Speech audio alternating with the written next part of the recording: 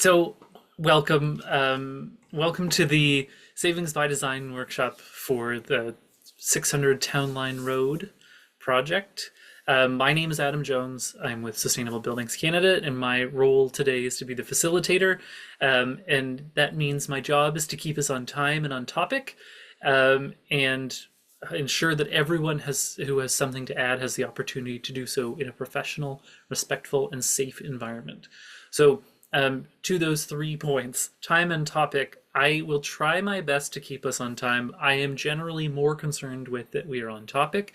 And so I will make sure that everyone has an opportunity to contribute. I will keep an eye on the cameras throughout the day. If you have anything to add, any questions, anything at all, I encourage you to just open up your microphone, interrupt politely, and add, contribute, ask.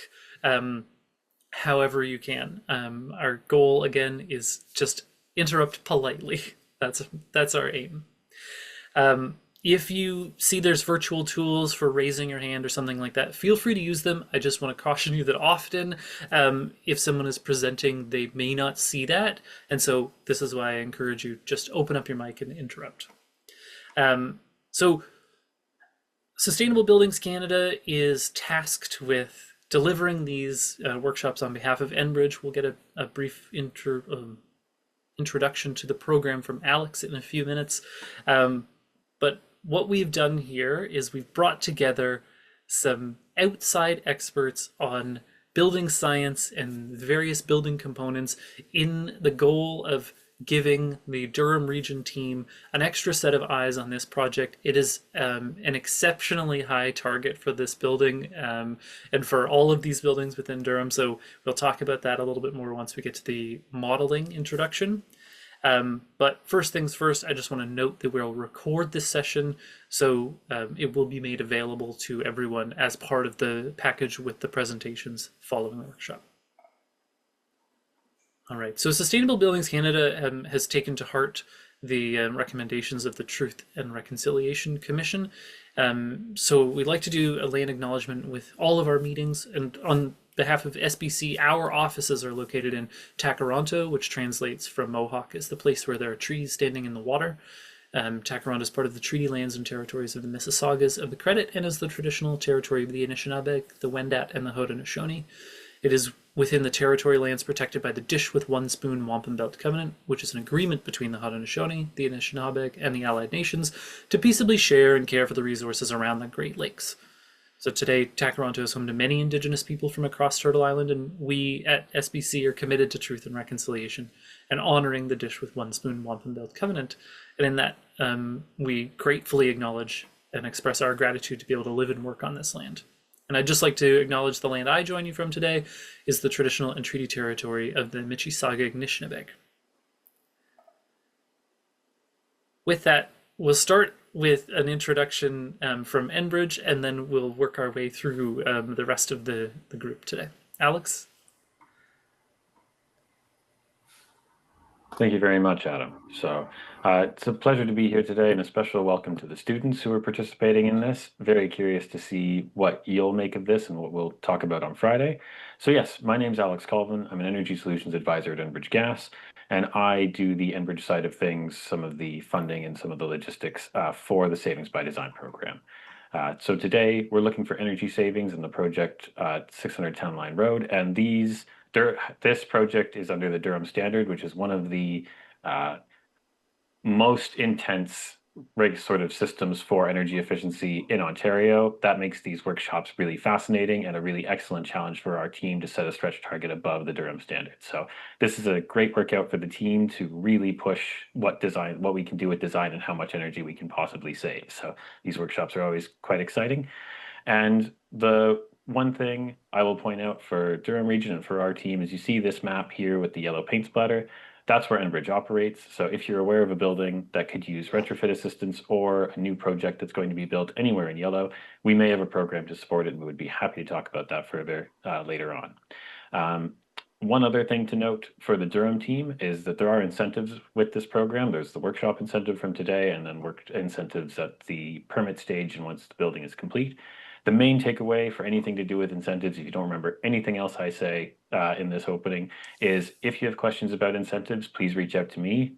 That's my job, is to help, and I can set a meeting and I can talk with you for as long as you need, go through the checklist, go through the documents required at any stage for incentives. We really want those to be claimed.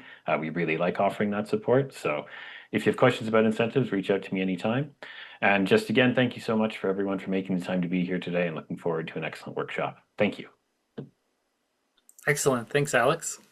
We will come back to that. I'll review some of the elements of the incentives as well, but that was a perfect introduction and always good advice. Stay in touch with Alex.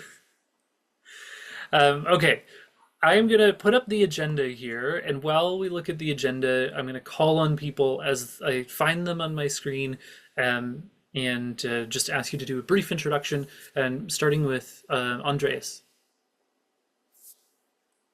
Hi everyone, I'm Andres Bautista. I'm a project manager at Durham with architectural background. I will be managing the design and construction of this building. Excellent. Thank you. Dave.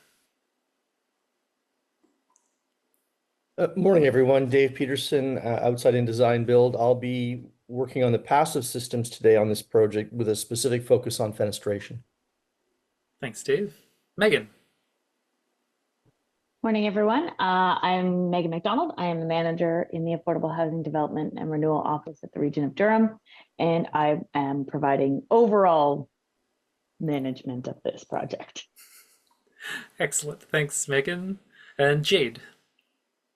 Good morning. I'm Jade Mellum. I'm joining from Beautifully Inclusive to talk about accessibility primarily through universal design today. Nice to see you all again. Thanks, Jade. Maureen. Good morning. I'm Maureen Farrell. I'm part of the Sustainable Buildings Canada delivery team, and I will be preparing a report, summary of the workshop, including highlights of the discussion, and working with EQ to include all of the energy modeling. Thank you. Have a great workshop.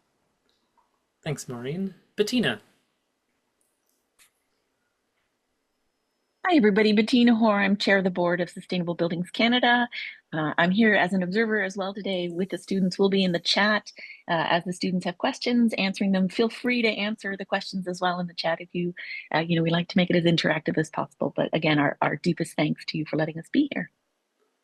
Thank you, Bettina. Gary. Morning, everyone. My name is Gary Mueller. I'm the Director of Affordable Housing Development and Renewal at the region, and very interested to hear about today's session. We want to improve our overall environmental performance and accessibility of all of our new buildings, and this is a great way to pull all of that together and learn. So happy to meet everyone. Thanks, Gary. Ryan. Morning, everyone. Ryan Vosik. I am the maintenance supervisor for housing services, so I would be the one that will maintain these systems when this project is complete.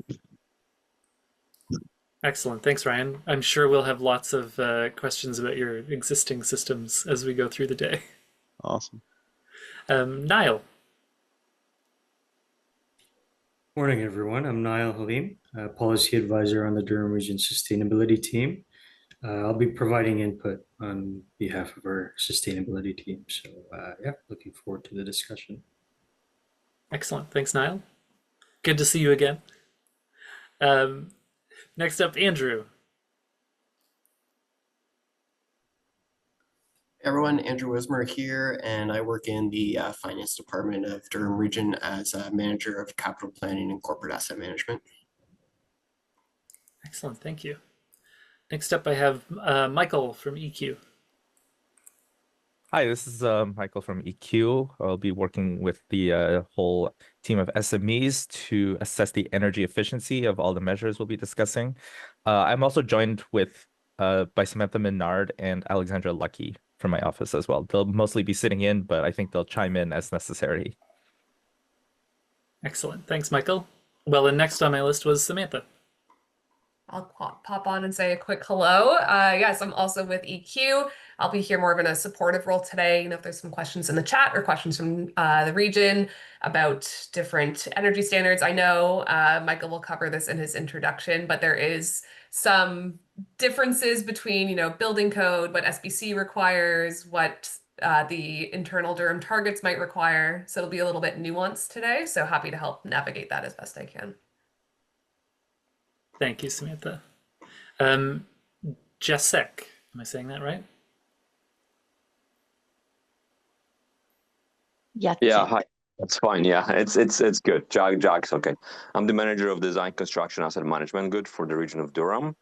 I'm just kind of sitting in, just following in. I want to see how you guys gonna align with Durham standards, which are on top of the building code, like I was just mentioned by Samantha before. And yeah, generally, I want to just kind of listen and see what is going to come out of this one. All right, excellent. Thank you. And then I see two more on our team. Diana? Hi, my name is Diana. I work with Sustainable Buildings Canada. I am the program manager for the Better Buildings Boot Camp. So I'm here alongside Bettina and our wonderful students. Thanks, Diana. And Amy?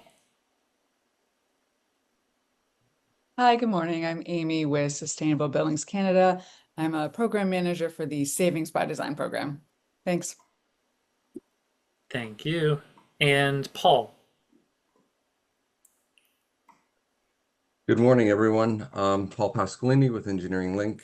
I'm the consultant that's going to be assisting with the opaque areas of the envelope. Thank you, Paul. Okay. I think that might be everyone from the workshop team. Is there anyone else from the region of Durham that I have missed? If you are here from region of Durham and you have not introduced yourself, please take this opportunity to jump in. Okay. Is there anyone from the Sustainable Buildings Canada team that I've missed? I think we oh, I see Bryn is on this list. Bryn, would you like to introduce yourself? Hi, everybody. Bryn Neely. I'm the Executive Director of Sustainable Buildings Canada, and I've been observing through the week and really enjoy watching the professionals get into it. So looking forward to the day. Excellent. Thank you, Bryn. Do we have Mudit?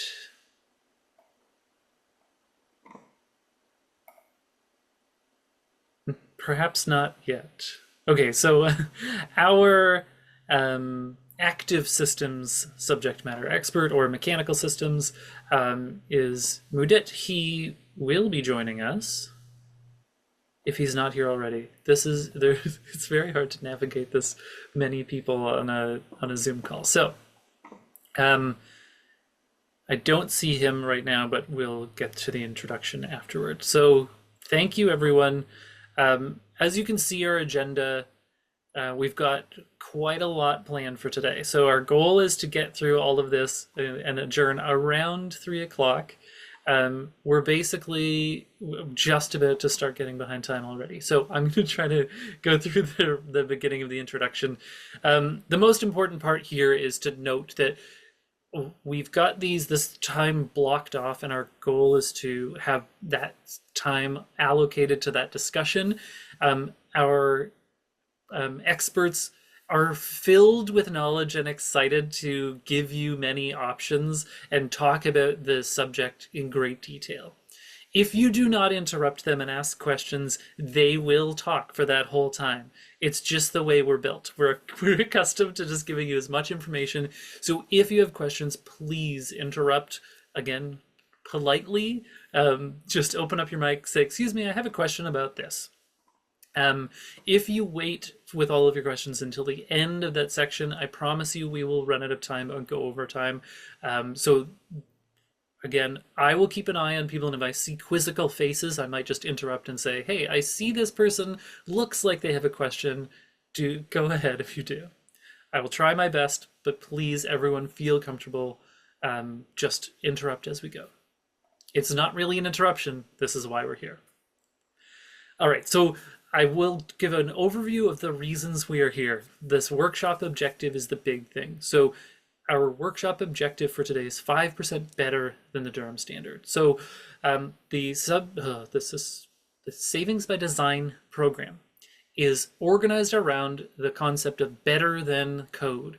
So everything that we are going to do with the energy modeling is expressed as better than the Ontario Building Code. However, the easiest way for us to understand this often is really just as EUI. So the Durham standard has a target of the EUI of 100 equivalent kilowatt hours per square meter per year. And so we've set our target as 5% better than that. Michael will give us a much better explanation of this once we get into the energy modeling introduction, but this is our starting point. We've wrapped this all around energy modeling. This whole day is around this idea that we can display or discover the operational energy savings from incremental changes in the building. So what our SMEs have done is provide in advance some ECMs, or energy conservation measures, to our modeling team. They are going to show us what the impact is on energy. Our discussion throughout the day, however, is not just focused on energy. We're going to talk about durability, constructability, accessibility, health and well-being, resilience, and then utility savings. Part of the design of this program is in contrast to the standard building approach, which is entirely focused on capital expenditure. So we are trying to force everyone on the design team to look at what are the operational considerations of other building systems. We understand that everyone is constrained by capital budgets, particularly in the affordable housing. However, if we never take this opportunity to look at highly efficient systems and how they can save energy over a longer period of time, we will never get to better buildings. So this for the Better Buildings Bootcamp team, you have been dealing with this all week. You've been seeing how we get to this. This is the IDP process that we're going to try to use today is intended to make us all start thinking this way. So stepping out a little bit for the program itself, as Alex said, we are at the third part there, integrated design workshop, fully funded by Enbridge with a $7,500 workshop incentive to the Durham region team, followed up by the follow-on incentives. So these are the energy performance incentives tied directly to how you actually design and build this building. So it is up to $120,000 based on the number of affordable housing units. This $1,000 per affordable housing unit is split into two parts, with half of that delivered at the as designed or permit stage. So once you get to the permit stage of your building and you're finalizing your drawings, reach out to Alex and ask, what do you need to submit to him to be able to access that incentive? And then the second half is after construction. So as you're nearing the end of your construction with the building, reach out to Alex again and say, hey, we're about to finish. What do we need to do to access that money? And he will tell you, essentially, there's a third-party modeling process involved. You will submit the as-built drawings. We have a company that reviews those, builds a model to make sure that it is accurate and the performance is achieving the target of the program. And then that unlocks that second half. From our team following today, you will receive all of the workshop presentations and the recording. In a little bit longer time, sort of 6 to 8 weeks, is our full final report. So it's a summary report, as Maureen said, of all of the discussion and the energy modeling results, and putting that in a package that makes some sense is the goal. It is, the energy modeling piece is complicated, but the intent is to get you results that you can then translate into a better building. All right, so I won't spend too much time on the context. I think everybody knows why we're here. The Durham region, as a regional municipality, has already recognized this and has put this into policy. But I really like this tool, which is climateatlas.ca. It is an effective way of looking at a collection of predictions for the climate in a specific areas. It's based on cities. So this is for Oshawa. But it shows us that the number of extreme heat days on an annual basis under a conservative estimate is intended or expected to increase from about 7 a year to more than 20 extreme heat days. So that's above 30 degrees Celsius. So one of the things that you're being forced to consider with CMHC in particular is cooling in affordable housing buildings. This in the past was not considered. It is an essential part of building design now. The chart on the right is the extreme cold days. Often we think of Ontario as a heating dominant climate, which is true. It is still, we have much more cold than we do hot in Ontario. But if you look at Oshawa specifically, extreme cold days, the 0.1 average per year. So it was never an extremely cold climate. You can see in the past, it has been going down significantly. But the projections are that this basically just won't happen. We're still going to have winter, but as a design principle, you should be thinking we're going to have more concerns about the health and well-being of the people in this building due to extreme heat than we are from extreme cold. So as we talk about energy performance, this is a big concern. You're going to need cooling energy. And so this will all wrap together with the envelope discussion about how to make sure that as you're cooling your building, it's staying at that temperature. Again, this is about the policy. We are dealing with, in this case, I would say probably 3, maybe 4 levels of government, right? You've got the sort of lower level municipal government, the upper tier at Durham region, then you've got the provincial building code and the federal climate change policies that are enacted through CMHC in particular. So you're dealing with a confluence of many different policies. It is a complicated place to be when you're also trying to get funding from different agencies. Part of what we will talk about throughout the day is how to consider this. So this program is using the Ontario Building Code. The CMHC Affordable Housing Fund uses the National Energy Code for Building or the National Building Code. And so luckily for me, I get to push this to our modeling team to explain. But I will say it's not an easy thing to navigate. So thanks in advance to Michael and Samantha for all of their work previous to this and their work that's about to come up as they explain how modeling works, what the rules are, and how we can use it to help understand what we're trying to accomplish. Okay. Feels like a bit of a marathon. For me, already it feels like a bit of a marathon. It's a huge amount of information. Our goal throughout this is not to treat it like a marathon, to be honest. We want to run all the same direction, but we want to continually help each other as we go. So again, I'm going to remind everyone, if you have a question, if a thought comes up and it is enough importance for you to think about it for more than half a second, please just open up your mic, ask the question. We are all here to help you at the Durham region get the best possible building that is both affordable to build and affordable to operate, and can deal with the climate that you're going to be operating it in for probably 50 plus years. So with that, I'm going to ask Megan if you can give us a brief introduction to the project.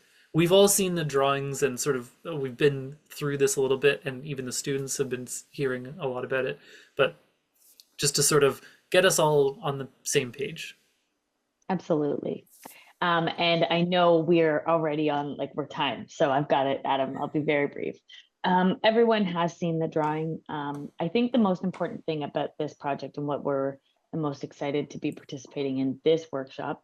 First of all, I just want to say thank you to the entire regional team that's here. It's so great to have so many people from so many different departments. It's also so great to have the SMEs, Sustainable Buildings Canada, and then the Better Boot Camp students. It's pretty cool.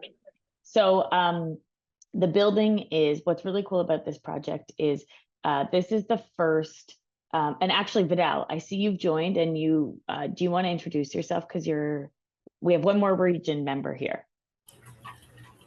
Good morning. Can you hear me? Yep. Good morning, Vidal Guerrero, Senior Economist in Business Planning and Budgets here at the region. Perfect. Thank you, morning, Vidal. So what's really cool about this building and what we're really excited about is this is one of the first times we're actually adding to the inventory of the Durham Regional Local Housing Corporation.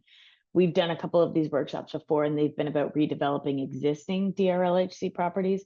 This one is where we're actually going to add units onto a project or a piece of land that the region has recently purchased. So everyone has seen it, but the most important thing about this building is, and there's a lot of flexibility. We're very early in the design, in the schematic design phase. So looking at where the orientation of the building, there's flexibility. The most important things that we want to achieve on this site is we bought the property with an existing institutional building that's going to operate childcare and other programming for families and children. And so for us, it's really important that the housing is able to operate in conjunction with that, so that obviously that there's good pedestrian and traffic flow that is safe for all residents. It's really important to us that we're adding family units into the housing that we build on this site.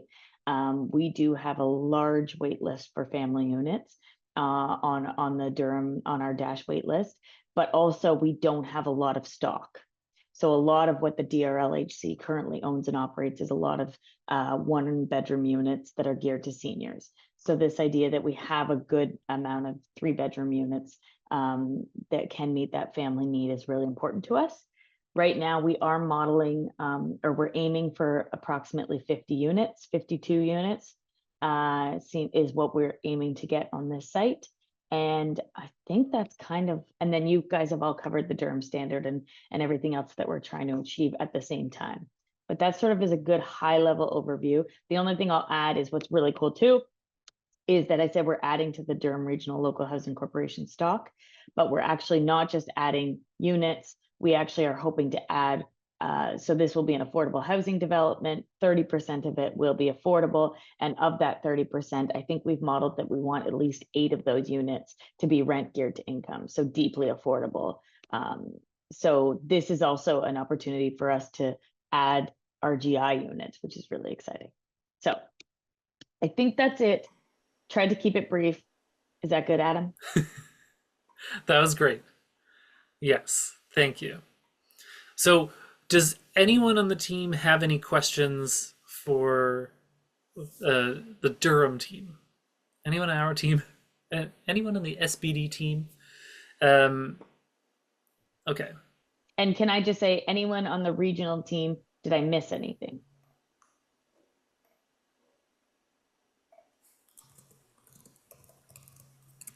Nope. Sounds good to me. That was really to Andreas, so perfect. Excellent. Yes. Okay, great. Okay, so that I think that gave us a great context for it. It is really there's a question. Approximate how many employees will be in the daycare and admin building? Good question. That's a great question.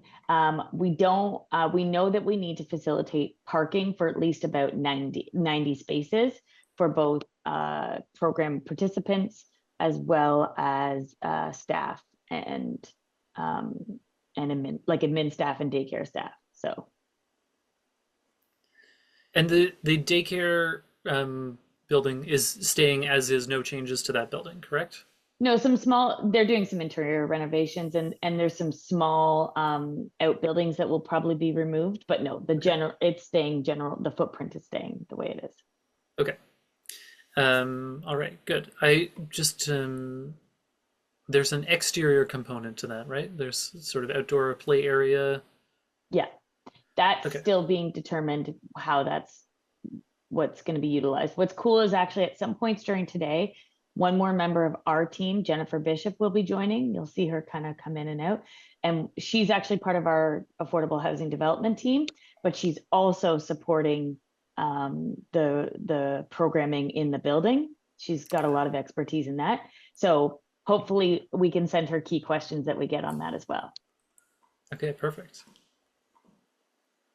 All right. Well, then, if no one has any other questions at this point, we will turn our attention to accessibility. So, Jade, while you get set up, we'll just standard brief introduction. Jade is going to give you a huge amount of information. I know for anyone who's already been on the Savings by Design workshop with Jade, I know that she did participate in the previous Durham region ones. It's a huge amount of information. And again, I will say, if you don't interrupt her, she will talk the whole time and give you so much information that it is overwhelming often in a good way. But if you have questions, when there's a slide up that you have a question about, interrupt her as politely as possible and tell her, I have a question about this specific thing. And then she'll give you an incredibly detailed answer about that. Jade, Yeah. over to you. That is fantastic advice, right? Because if I'm already speaking to it, that's the best time to jump in. And, I don't have anything about parks in here. And now I'm kind of frustrated that I left that out, because I would have loved to have spoken about, sensory and accessible parks. So if you're interested in that, please do reach out in the future and I can have a chat about that if you're interested.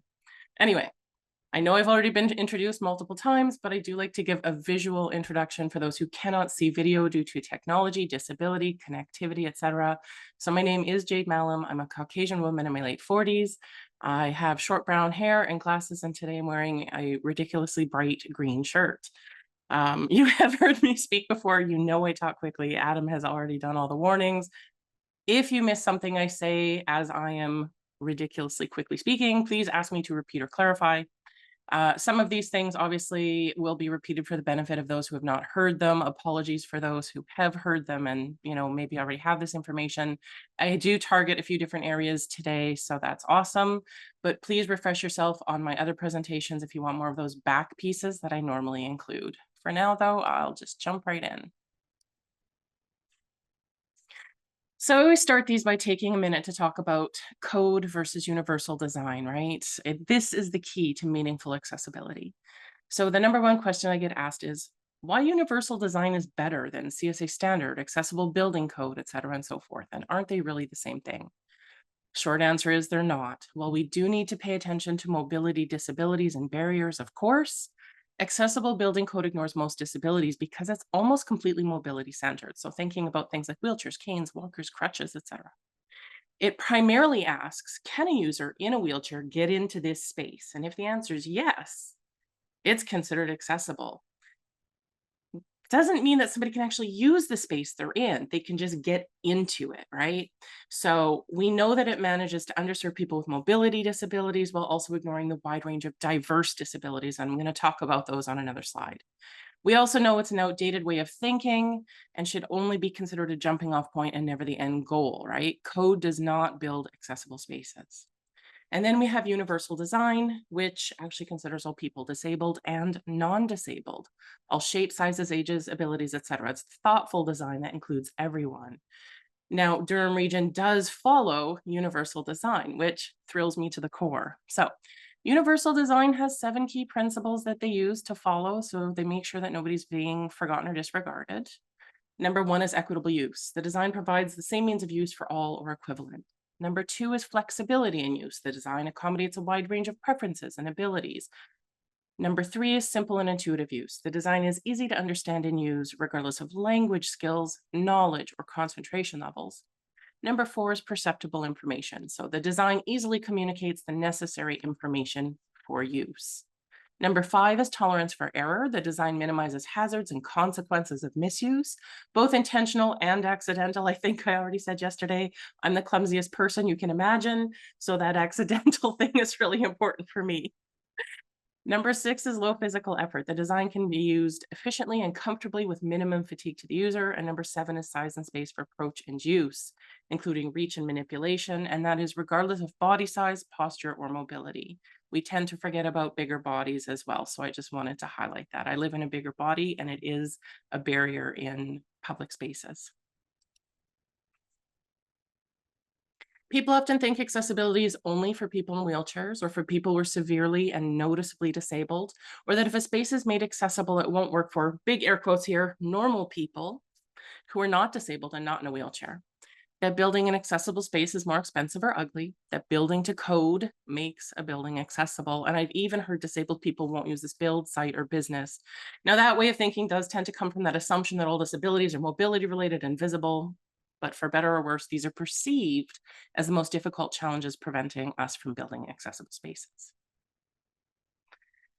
And I love to debunk these. So the first thing, disabled people are normal everyday people. We are everywhere, even if you don't see us.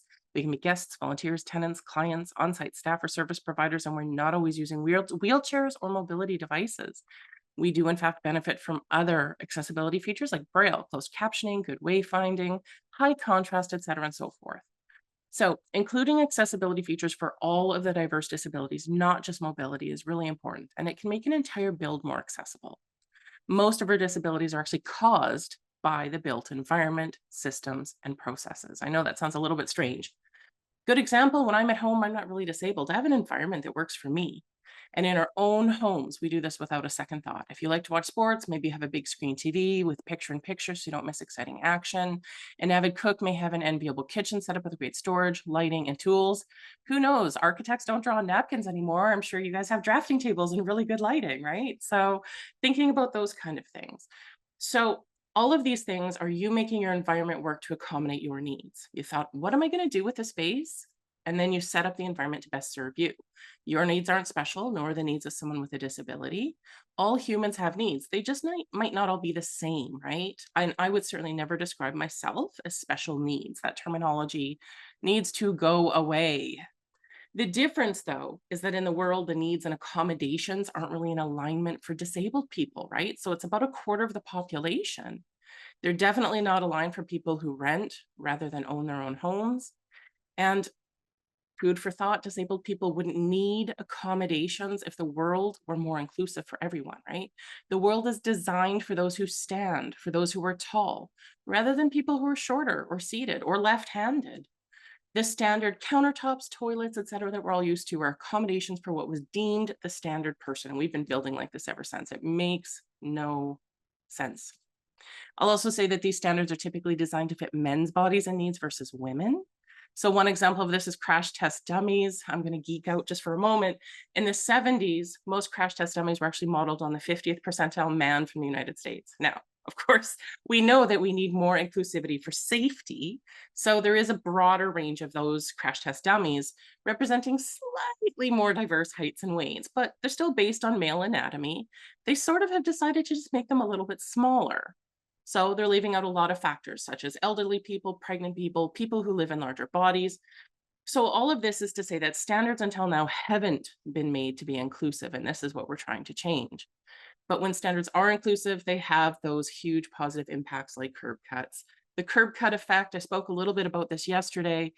That cool result of disability-friendly features, universally designed features benefiting a larger group than who it was originally intended for, right? It's not just people in wheelchairs benefiting from those curb cuts, people with strollers, kids on trikes, people using push bikes, pushing or pulling, kids, animals, wagons, carts, luggage, etc. We all use and benefit from these curb cuts, which were designed as an accessibility feature. We also know accessibility shouldn't be ugly. It really shouldn't even be noticeable. Spaces should simply be easy to use. We're not just lowering everything on site. That's an outdated misconception based on building code. And building accessible spaces does not typically cost more money, especially on a new build. According to the National Housing Strategy, 57% of individual universal design features have no or negligible extra cost. These accessibility struggles often come down to those basic design choices. So what color paint are you choosing? What height is your countertop? How much space is there beside the toilet, right? So the average increase in construction cost to achieve, and this is just an example, the Rick Hansen Foundation Accessibility Certified Gold, compared to the Ontario Building Code is 1%. That's peanuts, right? So when building to an Ontario Building Code, here's a more interesting fact. 42% is the average accessibility rating achieved under that RHF program, and it would be considered a fail or inaccessible. So 60% is the minimum pass under most universal design programs. So Ontario Building Code is not cutting it. We know accessibility is important. We know it gets pushed aside. I've shared these stats before, so they're just here for your reference. The critical piece on this to note, 1 in every 4 people has a disability. The number is increasing quickly. And the other big reminder is 1 in 5 people experience mental health or addiction problems in Ontario. These are big numbers.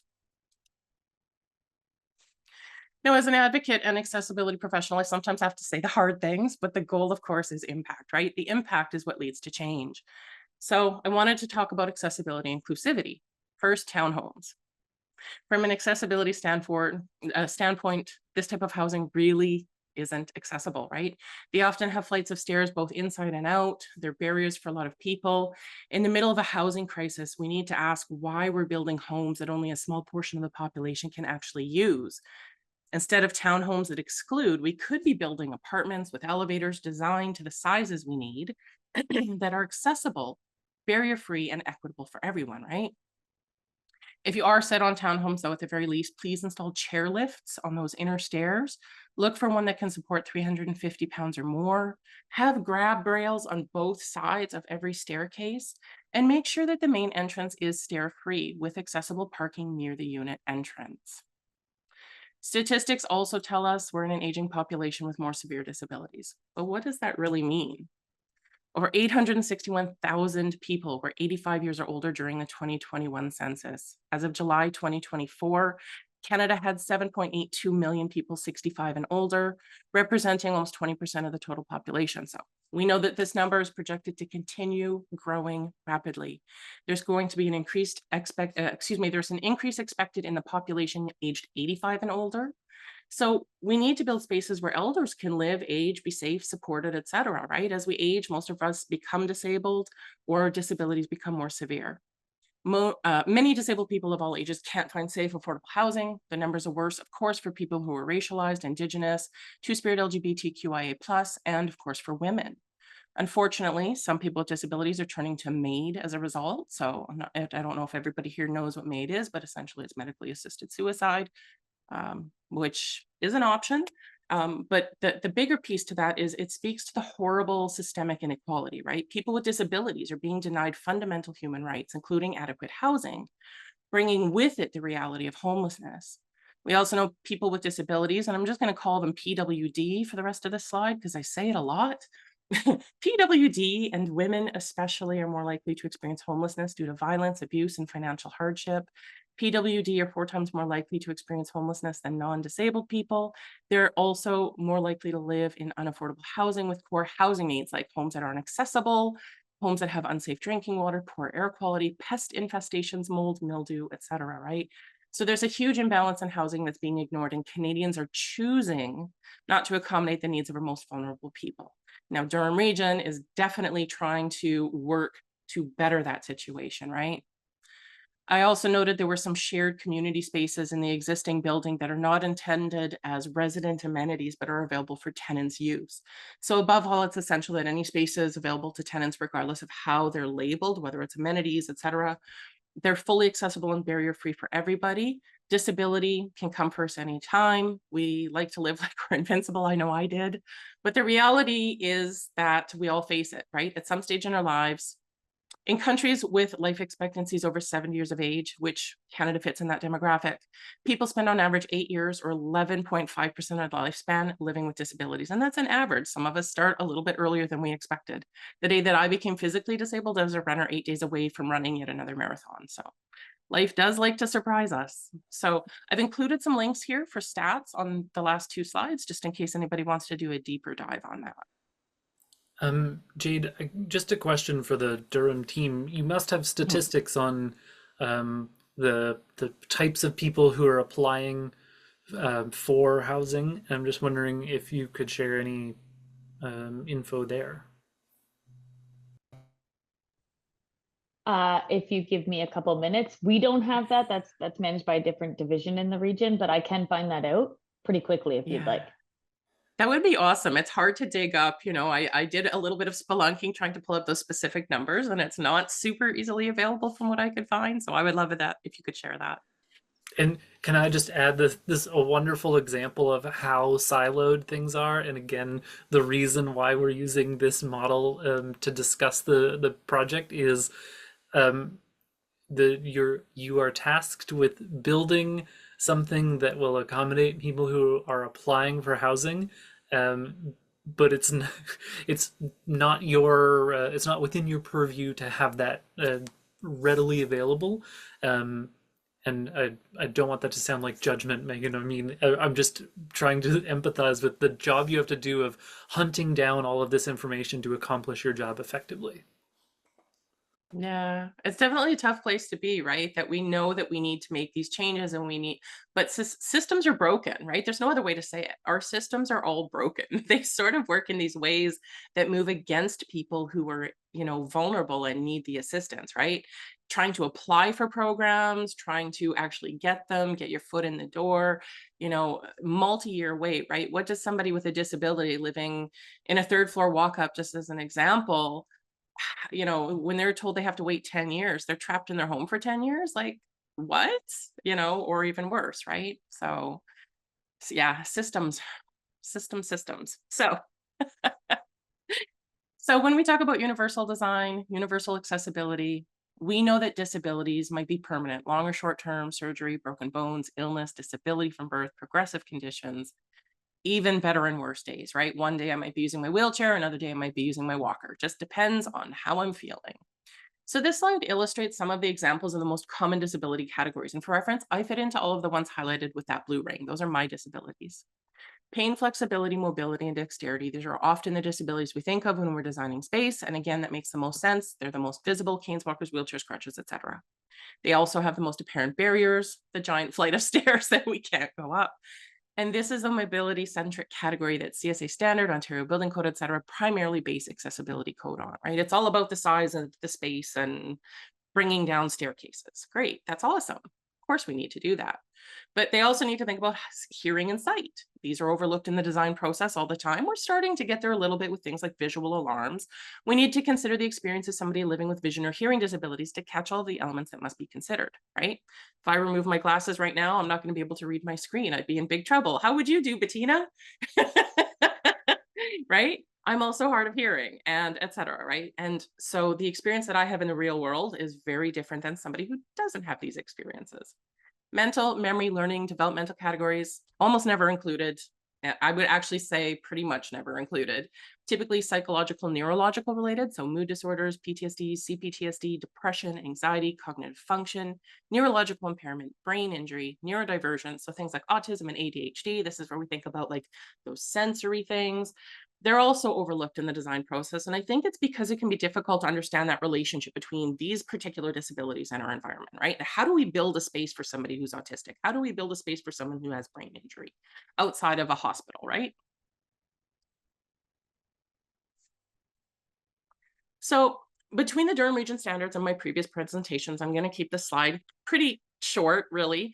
The important pieces often get missed. So again, look back to those older presentations for a little bit more information, but there's a lot more we can do about accessibility. I wanted to give a reminder about signage mounted on the wall beside the door on the latch side, not on the door itself. This of course includes suite numbers, 70% contrast, Braille, and tactile information. The information should stand out, similar to Braille. We don't want to have that information cut out, engraved, recessed, backlit, etc. You can improve the heights of things over code significantly. This one is still getting missed on a daily basis. Most power outlets are around 400 to 460 millimeter from floor. If you bring 1 or 2 per room up to the 600, 700 millimeter from floor range, they're a lot more reachable for people who struggle to bend, lean, and reach. You can plan to have them in areas where someone will likely place a desk, a nightstand, or a table. This is a fantastic way to immediately give more access. Having outlets with USB, USB-C ports are also helpful. Standard technology power source, we should have them available.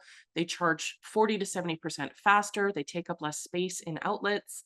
And when we use USB, USB-C ports, when we have these available, because it creates more usable receptacles, it can actually reduce the risk of fire, right? And which is super important, especially in a build like this, where we're talking about vulnerable populations and having, you know, a lot of people on site, right?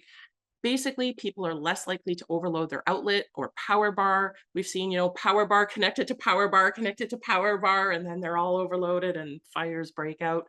So again, even one of these per room would make a difference with USB, USB-C outlets, and having some extra in common areas is a nice touch as well. And in bedrooms, consider adding a two-way light switch. This is a really simple one by the door and another where somebody is most likely to place a bed. So for somebody with a disability, if the light switch is over by the door, they've gotten into bed, they use a wheelchair to navigate between the two spaces. Their room is dark once they turn off that light, and maybe they might have some struggles. So just having that option beside the bed makes it a lot easier for them. Also trying to choose those larger rocker switches that somebody can hit with their wrist or fist rather than those teeny tiny toggle. Yep, smart switches are a good option as well, as long as they have tactile and or audible information. If they are like not controllable by somebody's cell phone, where they can turn on their audio features and things like that for accessibility. Basically, if it's just a touchpad, things like that don't really work for people who have vision disabilities. So again, just kind of going back to, if we have smart devices, we want to make sure they're controllable by voice, by phone. And in fact, the more ways we control them, the better. There should still be the manual switch, right? So we want to really think about more options being better. In the case of accessibility, I would say more is more. So, but good, really good point. All common spaces, we want to be mindful of chairs and tables, right? Making sure that they're accessible heights. This one gets missed all the time. You pull up to a table and you can't get your knees underneath, so you're stuck sitting sideways. A mixture of seats with and without arms to help accommodate all bodies. As I said, I live in a larger body. If a chair has arms, there's a good chance I can't use it, right? So we want to make sure that those chairs are available and that they're mixed all together. If you have a space that has chairs, you want to have with and without arms both in the space. Don't ask somebody, don't require that somebody need to ask for you to go and get a different chair for them. It's embarrassing and it's exclusionary, right? Thinking about adding bariatric chairs again in some of those spaces is another helpful hint. Those are larger chairs you can see on my slide at the bottom right. Those typically can have handles, which without a problem, because they have more space to accommodate, right? Tables should have 4 legs. Pedestals are easier to tip. It's harder to get your legs under depending on what your wheelchair situation is or your walker situation. And we want to be mindful not to put too much furniture in the space, right? Keeping space for people with disabilities to navigate more easily without having to ask every single person to please let them pass. And let's imagine that situation twice, once on the way to the bathroom, once on the way back. It gets uncomfortable, right? And the final one on this slide is really to pay attention to how sound and smells travel throughout the building, take steps to reduce them wherever possible. I know the team, of course, will address good air filtration. It's important to remember that many people with disabilities are higher risk from airborne illnesses, such as COVID. I still mask, I still don't participate fully. So this is because everybody else has unmasked, right? So thinking about air quality in vulnerable populations. So parking lots are one of our biggest barriers, and I didn't note any drawings this time around for parking. So I kept this one down to very basic information, knowing that I've talked to you about parking before. So I'm not going to touch on every single item, but parking does have a huge impact on people who are disabled, right? We know that there's often not enough stalls, they're poorly designed, they're in bad locations, et cetera, and so forth. So I know you guys are pretty good with your parking, especially, you know, I'm hearing you talk about the parking for staff, and then I'm wondering, do you provide accessible parking for staff as well? You know, how many accessible stalls are on site, et cetera, and so forth. But the key thing here is designing accessible stalls with 2 primary things in mind, right? Minimal effort required, so needing to walk or wheel long distances when disabled can be really challenging.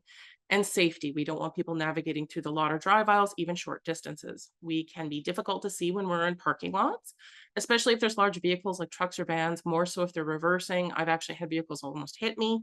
It's scary. I'm lucky I can hit the back of the window and shout to get the driver's attention, but not everybody is able to do that. So we really want to just try and keep people out of those drive aisles. And another thing to do as well is make sure that every single access aisle to every accessible stall has a curb cut onto the sidewalk at the front of the access aisle, right? The sidewalk would then lead to the accessible entrance. The curb cut would have tactile indicators for people with vision disabilities. You can see an example at the bottom of my slide. We still see a lot of new builds with that central curb cut, which forces users to navigate through the drive aisle until they reach the curb cut. So that's a bad habit we need to actually change. For safety, we also want to avoid having accessible stalls right at an entrance or exit to a parking lot or garage. Cars and trucks really aren't paying enough attention to see where people are as they're driving in and out. Lighting conditions could make it more challenging to see vulnerable people who may be in the drive aisle, and it can take people with disabilities longer to load and unload from their vehicle. We also have to think that there will be vehicles with back ramps, right? So we prepare for the side exit, but we need to be aware that some people will be sitting in the drive aisle as they unload from the back of their vehicle.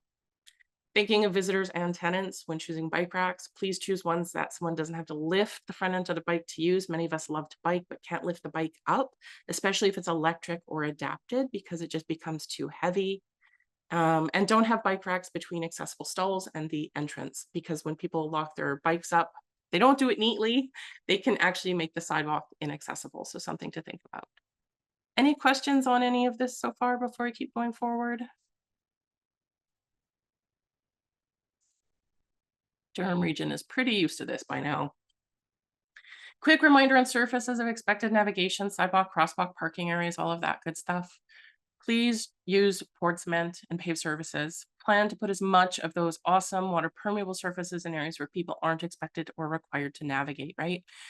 It's always best to choose a pattern that's not visually overwhelming as well. You can see on the right of my slide, some of these, the gray and black one, I would have loved Carrie's opinion on yesterday. Because it's horrifying. Anyway, include a space for animal relief near the entrance if you haven't already done so. This is really helpful for people with service animals or visiting animals. They have a readily available, clearly marked space to use. Don't forget to have an accessible trash can. No spring-loaded lids, please. Spring-loaded devices are not accessible.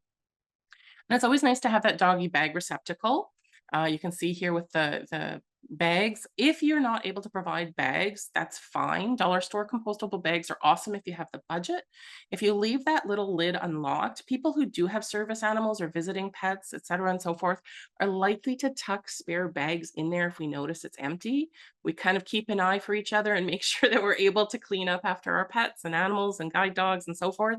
So just making sure that that's available can already make a difference. And having one of these pet relief areas can actually help the entire build, especially when we're talking about an area where there's going to be kids running around. It will stop a lot of surprise gifts from being discovered on the lawn. So that is a nice touch. I've spoken about elevators before, so really quickly just highlighting. If you have a trash can, please inset it into the wall or have it mounted to the wall to keep it from moving around the space. We also want to avoid having the entire back wall of the elevator mirrored or reflective. Putting a full mirror in a path of travel creates a lot of confusion and accidents. Convex mirrors in the upper back corners, though, are fantastic for security and visibility. Tricky maneuvers in and out of the elevator with wheeled devices, etc. If you're not able to turn around once you've wheeled in, you can at least see what's happening behind you. For those with visual or cognitive disabilities, please use high contrast colors inside your elevator to help differentiate the wall, door, and floor. And we always want to put the lightest of colors on the floor to reduce confusion. Means a bit more cleaning in the wet seasons.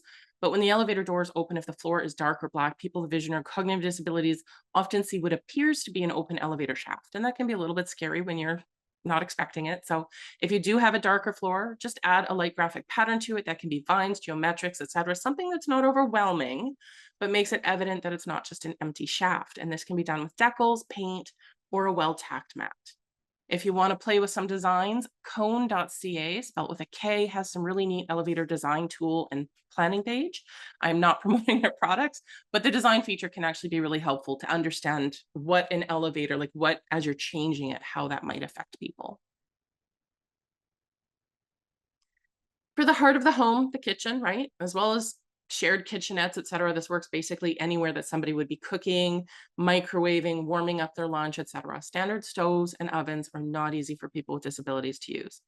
Instead of a standard stove, I do recommend that raised wall-mounted oven, side opening door like the photo on the top right. Adding a pull-out shelf underneath it to place those hot items in transition is helpful for many people. Just note you can't get knee clearance under the pull-out. It would make the controls too high. Have the oven and oven controls at the proper reachable height, and then the pull-out drawer is an excellent addition that helps most people. It's also helpful to have this next to an available countertop, again, so that somebody could easily move that food over there. Keeping in mind, you want to make sure that's on the open side of the oven door swing, not the hinge side. This is fantastic for everyone, disabled or not, right? So kids can explore cooking from a young age, be more independent and help their families with cooking. My child was helping me cook quite young because I struggled in an inaccessible kitchen for several years before I was able to get a good accessible kitchen. Elders can have and use more easily these ovens. They can participate in family cooking, and when they're not having to reach or bend hot ovens and stovetops, it's a lot safer. Cooktops with knee clearance are great, again, for people using wheelchairs, walkers, anyone who needs to sit while cooking, great for cooking with kids as well. And instead of heating the entire surface, if you're looking at the electromagnetic fields of the induction cooktops, those are fantastic, right? The surface stays cool, aside from a bit of residual heat from the pan, reduces burn risks. So again, great for kids, older adults, anyone with disabilities, and it's energy efficient as a nice bonus, since we're here to talk about energy.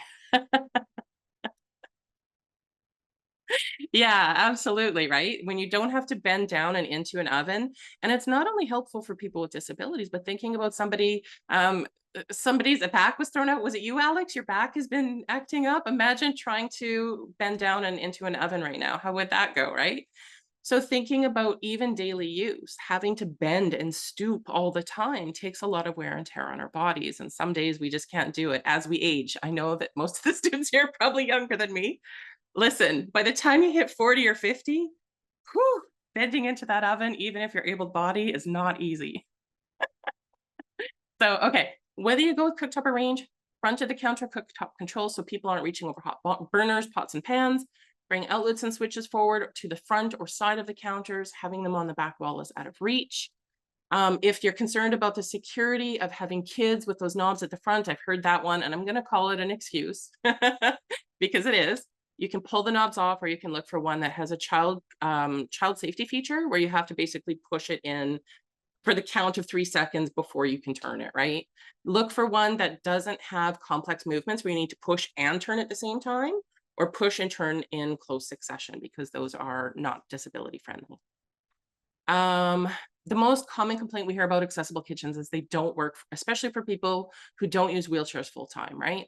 And honestly, this is because building code isn't cutting it. It's outdated, it's rigid, it doesn't really reflect the needs of real people. So we need to stop treating code as a gold standard. So from Universal Design Standard, the best thing you can do that code does not tell you is to have countertop variety in every unit, not just the accessible ones. I'm 6 feet tall. If I'm standing in the kitchen, I often need to use a walker or wheelchair, right? So depending on the day, as we were talking about earlier, using the wheelchair makes me about 4'10". I'm 6 feet tall if I'm standing. My wife is 5'3". So with the mixture of 6 feet, 5'3" inches, 4'10", etc., how are we all supposed to use the same counter height in work surfaces or reach storage? That, of course, means that a standard counter height or even accessible counter height is really unlikely to work for all people, right? All people have needs. My wife's not disabled, she's just cute. So when we think about one height of counter working for everybody, it's just unrealistic. So we can choose to have countertops that are a mix of accessible and standard heights in all of our units, all of them. We can have those multi-level counters. They're great for all sorts of different reachabilities, but also every person can use whatever area of the counter works best for them. It can be half the counter, an island, a pull-out prep shelf, all of these things, and I'll show some examples on the next slide. The best kitchen layout you'll find typically is the work triangle, and you can see that on the bottom right. So basically the appliances and sink are each at one point of the triangle, and the workspace is in between at least 2 of them typically. Cabinets, we want to look for pulls that can be used without needing to grasp or use fingertips, right? So we're looking for those D-shaped handles that stick out. Faucets should have temperature indicators, so the little red, blue indicators, and be easy to use with a closed fist wrist. We don't want something you have to twist with your fingers. Another huge takeaway is having adjustable storage that eliminates the need to reach. Shelves that slide in and out, up and down, rotate, all of those help with reach and dexterity disabilities. And they're super affordable. I could walk into a dollar store right now and buy 10 of them if I wanted to, right? Super easy, super quick solution. And without these solutions, a lot of us can only use the first few inches inside of any of our cabinets because we can't bend, lean, or reach far enough. They're too high, they're too low. We end up buying furniture that we can reach, we overfill our spaces, or even worse, we store things in unfortunate ways, such as in the oven, on shelves on the balcony, right? This is again helpful in family units where people of varying heights, disabled or not, right? So again, can be done in all of the units. Double door fridges, freezer on the bottom typically is preferred, and paying attention again to the handles on our appliances that they're operable closed fist wrist. They stand out, stick out rather than inset. The last piece on this slide is please never install microwaves above cooktops or ranges. I can't stress this one enough. I say it in every time I talk. Not only is it too high to reach easily, but if somebody with a disability can reach it, it creates a massive burn hazard. It's really easy to spill a hot bowl of soup on yourself, your child, or your pet when you're reaching above your shoulder height. And it's not just a problem for people with disabilities, but all people. So microwaves should always be on a countertop with clear space to transfer hot plates. Any questions on the kitchen so far?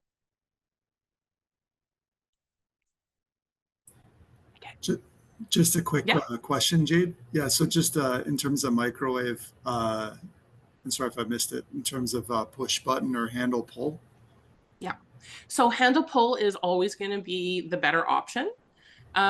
Because with the push button, depending on how it's set up, they actually can require a lot of force, and they're typically pretty small, right? So if somebody has to use their elbow to open it, for example, they're trying to target quite a small spot. Whereas if the handle sticks out, they're able to hook it with their wrist and pull, their hand and pull, or a lot of us have grabbers and things like that we're able to use. So the handle sticking out is almost always going to be the best option. Thank you. Yeah, really good question. So this is just a few examples of those multi-height surfaces for you to kind of look at for reference. This one here on the back upper right is incredible. It is not cheap, I'm not gonna lie, but it is motor operated. You can, like my desk, you can push a button and change the height of that baby. So wherever you need, right? So we're not there. It's an expensive unit, but it's a beautiful thing if you ever get to that point. Here's another idea of using raised dishwashers to help create more of those raised surfaces for taller or standing people to use, right? It's a win-win situation when well designed. So we've raised the dishwasher up for accessibility, but then we've also finished the countertop above it, and that then creates that higher counter space. Washrooms, I know there's always a lot of discussion about bath versus shower, especially in family units. We know bathtubs can be more helpful for kids, right? So how do we do that? There are always ways to accommodate both, right? So the key is thinking about, is shifting how we think about these spaces and their designs. My next two slides really quickly will show you how to make those washrooms work better for everyone. First, doors, clear space. We need to make sure they're easy to open and close. Doors cannot magically pass through someone in a wheelchair. There needs to be enough space for someone to move into the washroom, turn around, maneuver backward, close the door, right? Durham region has this down. It's also important to remember, even though the tenant isn't disabled, their friends, family, or even their future self may be. This is a part of visitability. We've talked about that before, but if you need a visitability refresher, feel free to reach out. Showers, roll-on showers are going to almost always be the best choice in accessible units. So I'm going to talk about those first. Built-in shower benches are strongly recommended. They're more stable, easier to use, should support at least 300 pounds, avoid spring loads. Offset your drain to the back wall, trench or channel drainage, located under the bench, and all sorts of options there, but avoid center drains. They're a hazard. Due to the slope, the mobility device often hovers over the drain. It's unstable. One wheel or leg doesn't reach the floor. Older drains can also rust or flake. We know they've been spray coated with whatever it is. As that starts to flake, it can lead to injuries. We're standing on them, especially dangerous for people with disabilities, diabetes, numbness of foot, paralysis. They might not notice they have an injury until it's serious and they need medical intervention, right? They maybe have a cut or a sliver of whatever that metal is. Don't install shower doors. If you're using shower curtains, ensure the rod installation leaves several inches of clearance above the floor, so curtains aren't getting tangled in your mobility devices. I think the standard shower curtain is 72 inches long, so thinking about that, you would mount your rod at 78 inches or so above your finished floor. The curved shower rods are always best to kind of help give people more space within the shower. Place the shower head and controls as well as shower storage on that sidewall within reach of the bench. We're still seeing people design with bench at one end, shower at the other, or controls at the other, creating a completely unusable shower because people can't reach, right? Grab bars and surfaces, I talk about this every time. Peened and sure grip are your best textures. We're seeing more and more of that knurled, which looks like hash marks on the bar. It's actually a really aggressive texture and can damage skin, especially if it's thin or fragile. So thinking about young kids, thinking about elder people, thinking about people who maybe have Ehlers-Danlos syndrome or things like that, right? Where their skin is just a little bit different. So choosing the sure grip or peened is always the better choice. You can also choose to lightly texture shower floors for safety. Bringing outlets and things forward again, we've talked about that. Hot, cold water, closed fist wrist usable. Having a fold down shelf beside the toilet. This one gets overlooked a lot. This is super useful for people who have to do injections, battery changes, use medical devices, placing a cane, phone, hygiene items, or just holding on to something when they need a hand free. So they're awesome both in the universal washrooms and as well as the resident units. Reinforce all the walls around the toilet, shower, bathtub, etc. So grab bars can be added later without major renovations.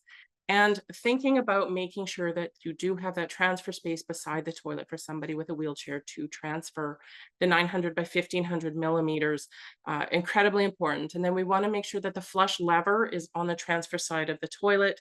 And we want to avoid back of the tank push button flushers. They are inaccessible for people with limb differences, weaknesses, missing limbs, pain, and limited mobility. They do have low flow tanks with the lever flusher, so please use those instead. I won't cover the universal washroom again, but please peek back to my previous material. And this is the bathtub slide. So this one is really important. There's a lot of things on here to consider. If you choose a standard bathtub, the first thing I can tell you is a lot of people won't be able to bathe because they can't get over the high ledge. So that means that they're going to find alternative ways to clean themselves, dumping pails of water over their bodies while seated on the toilet, using the handheld shower outside of the tub, or doing splash baths at the sink. Being able to clean ourselves is a luxury that a lot of us don't realize. These methods are really challenging. They take a toll on mental health and well-being. They lead to negative consequences, skin breakdown, irritation, rashes, infections, bacterial overgrowth, body odor, pressure sores, high risk of urinary tract infections, social and emotional impacts like depression, shame, and reduced quality of life. So being able to bathe is really important. There are workarounds, of course, that people use, right? And so we just want to make sure that if we're installing a bathtub, the walk-in tub is our best option. They are a little bit more expensive. Basic models typically start around $3,000 per unit, but they also offer benefits such as a hot soak and pain relief for somebody with arthritis, right? So roll-in shower is not going to give us that, right? So these are a lovely addition if they're a walk-in tub. So what you want to look for to ensure that it's accessible, closed fist operable taps and door handles, right? So making sure that they stick out. You can see the one on the bottom is a little lever style. I can't see what this one is, but I'm guessing it's also a lever style. Side mounted controls and shower head, ideally within arm's reach of the bench. So some of them, again, right, they put them fairly far across. So just being mindful if somebody's sitting on the bench, can they actually reach it? A raised seat. A lot of people can't sit down or get up from the floor of a tub. Some of these actually do have you sit down on the floor. So you can see that this has a raised seat, as does this one. That is incredibly important. Outward swinging door allows easier side transfer from a mobility device, and then enough space to transfer in and out with a wheelchair walker. We should also have grab bars in there that support at least 300 pounds, no matter what direction the force is applied, and have that textured grip, such as sure grip or peened, and a non-slip surface for traction and safety. We also want to pay attention to how those doors and seat align. The top left tub allows for a smooth side transfer from a mobility device. The seat lines up with the door. The bottom right doesn't align, making that side transfer difficult or impossible. So it may work for some people, but it won't work for all. I will also note that when we're talking about family units, these are fantastic for everybody, parents disabled or not, kids disabled or not, right? We often forget that kids can be disabled. The low step-in reduces slips and falls. It can help children learn to bathe more independently. No one has to lift a child over the high tub walls in or out, right? Every parent in this room has experienced how brutal it is.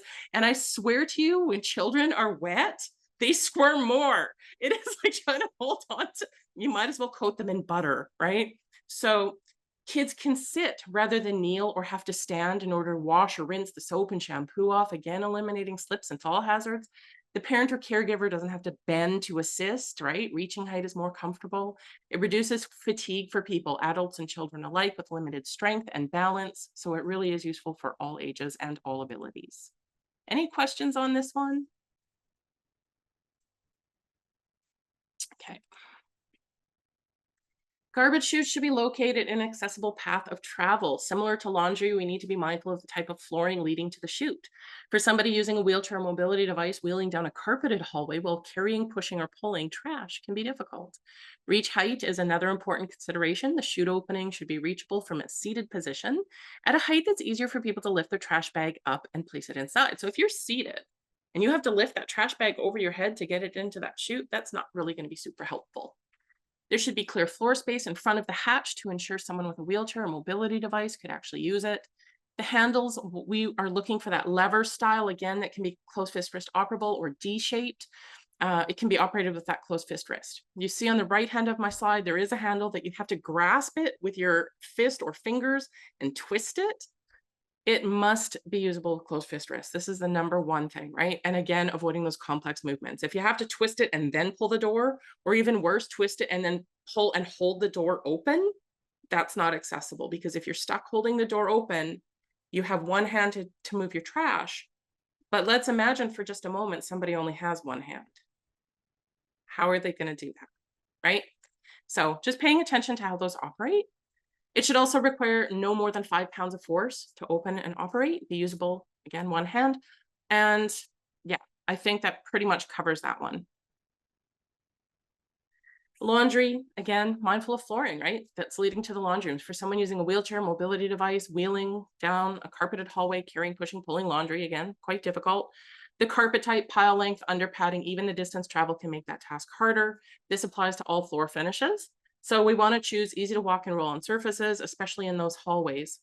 Create seating that somebody in the laundry room could use if possible. Somebody maybe is walking down to the laundry room and needs a rest before returning to their suite. Or maybe somebody's got their child with them and just needs their child to sit on the chair for 2 minutes while they load or unload the laundry machine.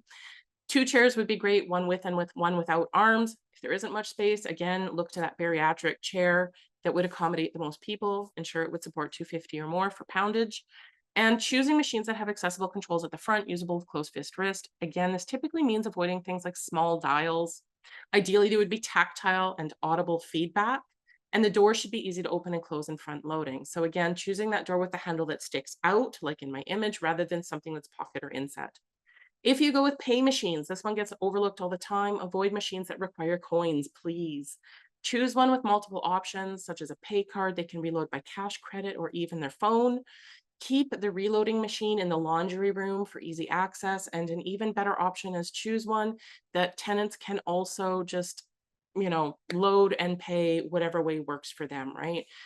Very few of us have bags of coins sitting around in 2025.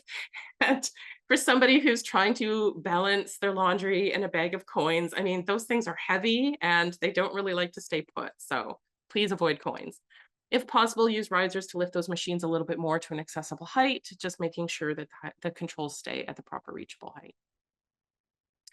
Pretty much done here. I just want to talk about emergencies. We've seen this slide before, but it is the most important one as far as I'm concerned. People with disabilities live in fear of the building burning down. So we often focus about how to get people into the building. We also need to think about how do we get them out, especially in an emergency. In any building over 2 floors, I do strongly recommend stair climbing evacuation chairs. Place one in the top floor stairwell and then one on every 2nd or 3rd floor on the way down to save lives, especially if elevators are out of service. Family, friends, physically able neighbors, etc., can assist before emergency services arrive. Fire crews can take 6 to 10 minutes to arrive, 30 to 60 minutes per building just to check it, sweep it, make sure everyone gets out. So let's give the tenants every possible second to escape safely. Best practices for vac chairs are to mount them on that stairwell, path of travel, easy to reach, attach clear instructions for use directly to the chair, simple terms, use Velcro, no zip ties, lock storage, closets, etc. So we're not wasting precious seconds looking for whoever has the key or the cutter. Emergency package should include the current evacuation plan given to all tenants at move-in, lease renewal, and every time the plan changes. Use high contrast text and imagery. So avoid red, green, and yellow-blue color combinations for people who have color blindness. Aim for 70% contrast. Choose simple language.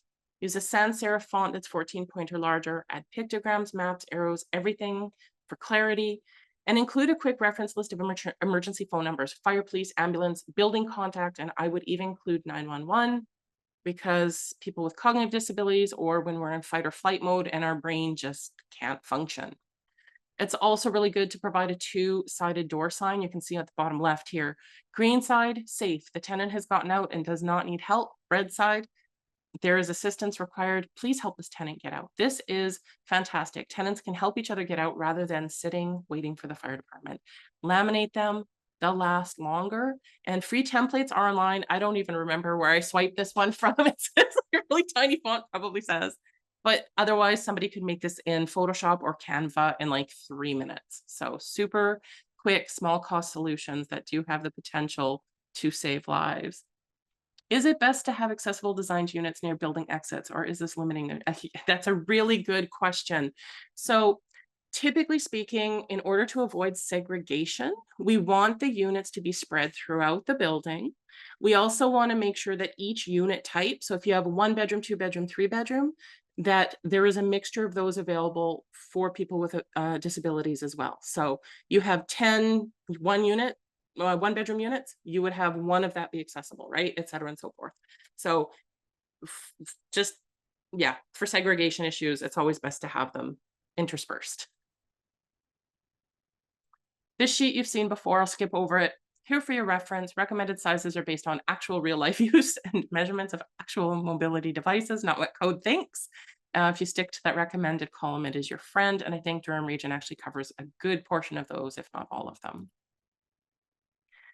Ensuring accessibility in every tenant space is not just a legal or ethical responsibility. It shows Durham County's true commitment to equity and its reputation as a leader in inclusion. So please use universal design to make every space in this build as accessible as possible, not just the accessible suites. I hope I've kind of illustrated how we can use universal design to enhance even, the standard suites, right? Thank you for letting me rip through so much information. As always, I wish you so much luck with this project. Please do reach out after today as well. If you have any questions, if you want to go over to anything that I didn't include today, like the playground or park. Other than that, are there any questions today?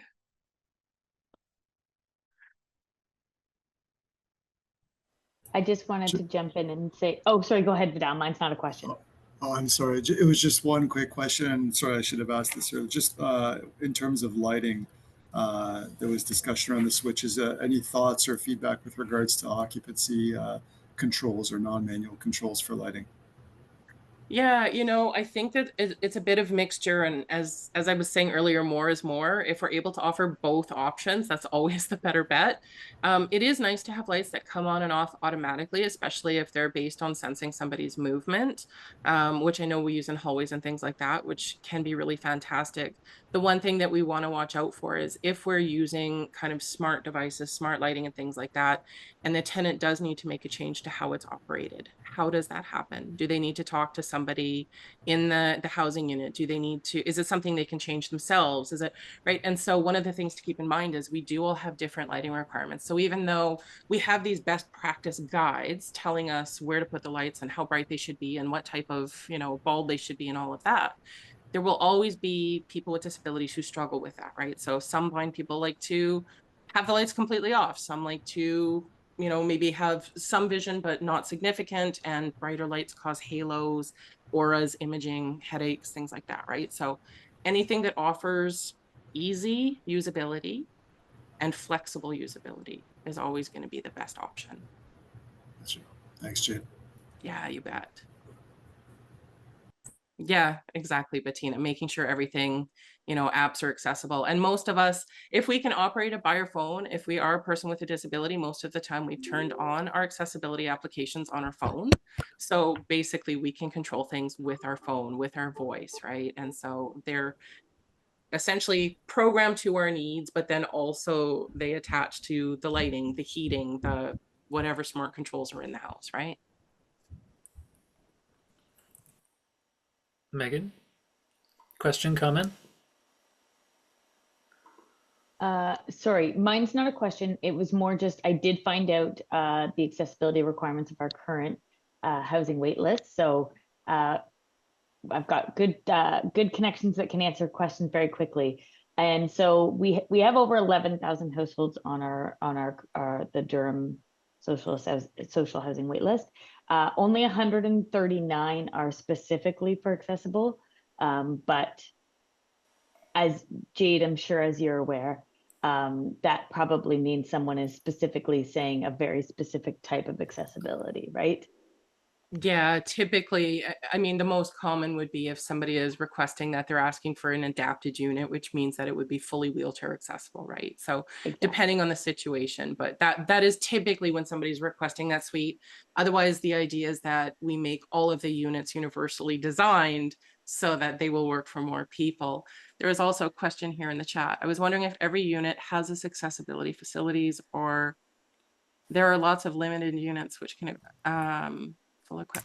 So with universal design as our design choice, let's call it, we're using more of those features in all of the units, right? So if somebody isn't in a wheelchair, but maybe they don't have vision, they don't have hearing, they don't have, they have neurological or brain injury or, autism, et cetera, and so forth, right? There's like all of these different disabilities.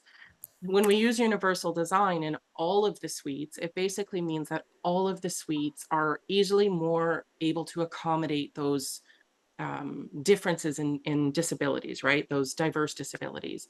But we do still need to also be aware that we need those wheelchair specific as well, right? So having the transfer space beside the toilet, having that walk-in bathtub and things like that, those are really important in those accessible units. So very specific to those accessible units, whereas the rest can be universally designed with a keen eye toward accommodating.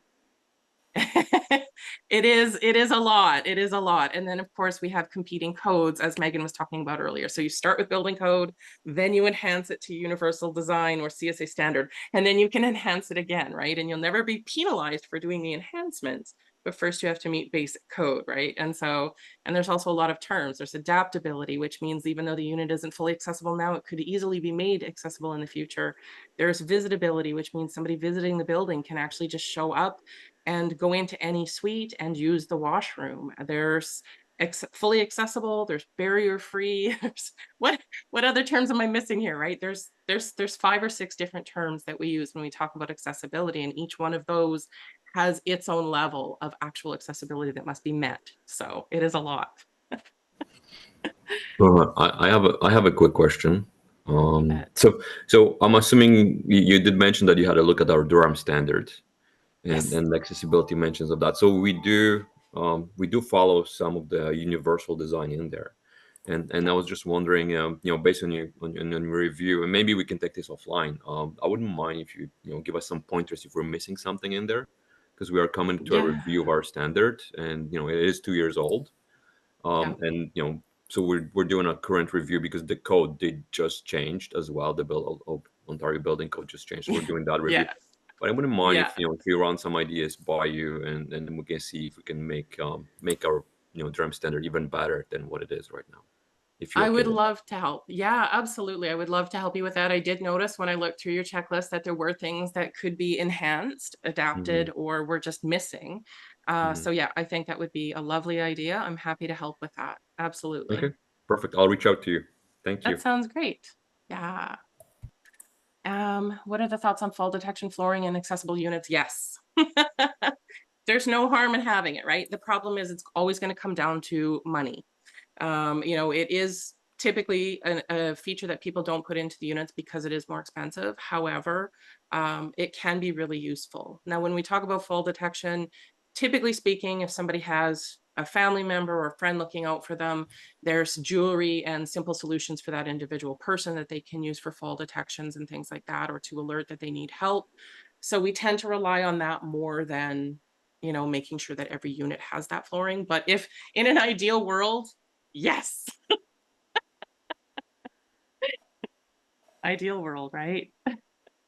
Good question. Okay. And one more chance. Any questions for Jade?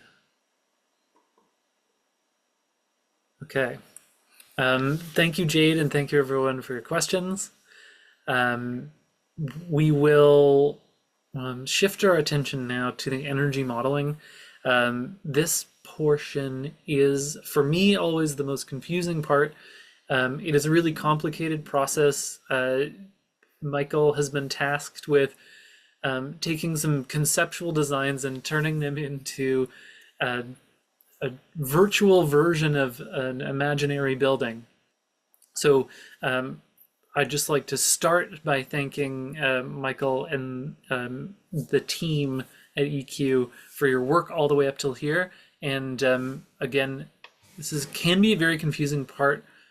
To understand this, though, is really important for us all to understand what we can get out of energy modeling and what our limitations are, how we can infer from the modeling results of what will happen in reality. So as he goes through this, again, I'll remind you all, please ask questions. We'll try our best throughout to try to make sense of it. Michael, I think the boot camp team have already met you once in a presentation, so hopefully everyone knows how good you are at explaining this. But I'll hand things over to you now. Thanks. Okay, awesome. Thank you. I do also agree, even as the person who has given this presented from this side, it is also still the most confusing. So I apologize in advance, but you know what? I think that just really speaks to how much there is to consider when we're really talking about the energy efficiency, because it's not siloed at all. It's always very inclusive of a lot of different aspects of building design. And I really appreciated Jade, all those comments too about like accessibility and like thinking about how, you know, we're not going to see those results necessarily in here, but always trying to keep those considerations in mind to try and have the most integrated design process.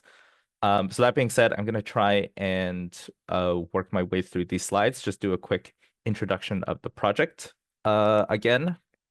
So it's a 5-story project. We're estimating about 49 units so far, about 5,000 square meters. We were given preliminary architectural drawings where we obtained most of this information. So we have a preliminary estimated overall window to wall ratio of about 28%. That is the overall building glazing ratio. And so when we're talking about evaluating our energy performance for savings by design, I know Adam up top mentioned that there are some, let's call it conflicting standards with the region of Durham. They have their own standards, and then savings by design likes to reach beyond that. So they like to say, we'll do 5% more than that.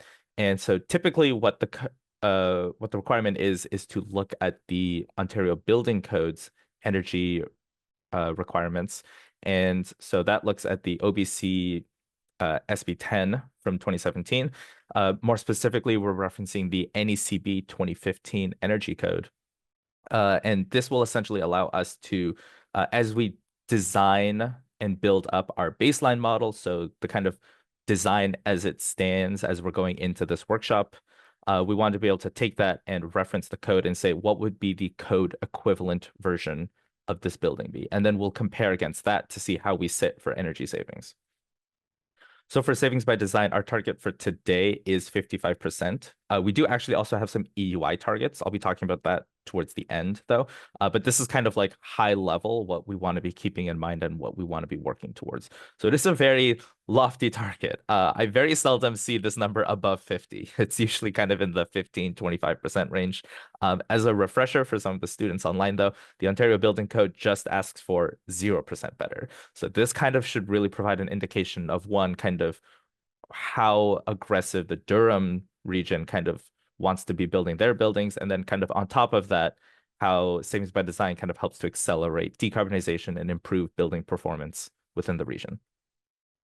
So taking a little bit of a step back, we'll be using energy modeling as a tool to evaluate our building performance. We take a lot of the inputs from architectural design and visioning, some high-level assumptions from the mechanical team, as well as kind of like what the intent is for the HVAC systems for the building, input that into the model with some different schedules and other assumptions to kind of get a high-level annual estimate for the building energy use, carbon, peak electricity. It gives us a whole bunch of representative metrics that we can use to evaluate the energy performance for different aspects of the building design. Yeah, I think this kind of speaks very similarly to that, as well as using, I should have said, as well as using predetermined climate data. So kind of one of the tools for that is, as climate change becomes more and more of a concern, we can actually start to use future weather files to estimate how this building might perform today versus how this building might perform in 2040, which sounds far away, but it's really only 15 years away from now. And then when you consider the actual anticipated operational start date of the building might only really be about 10 years away from when the building is fully occupied. So for this workshop, we'll be using Energy Plus. It's a very standard modeling software. Here's a render of the building that we had done. So the inputs are the same for both our baseline model as well as our code equivalent reference model for our building geometry, the location and the climate data that we're using, the size, the individual space uses within the building, all our various schedules and occupancy information that we have. The ventilation rates are the same because savings by design requires us to use design ventilation rates. The window wall to wall ratio is also the same because it is less than the code maximum level. So starting to look at some of the more detailed, nuanced inputs within our model here. I think a lot of these have already been said. We're estimating around 130 peak occupants just based on some NECB occupant densities. Building is heated and cooled with various set points with some assumed setback as per our energy model code assumptions.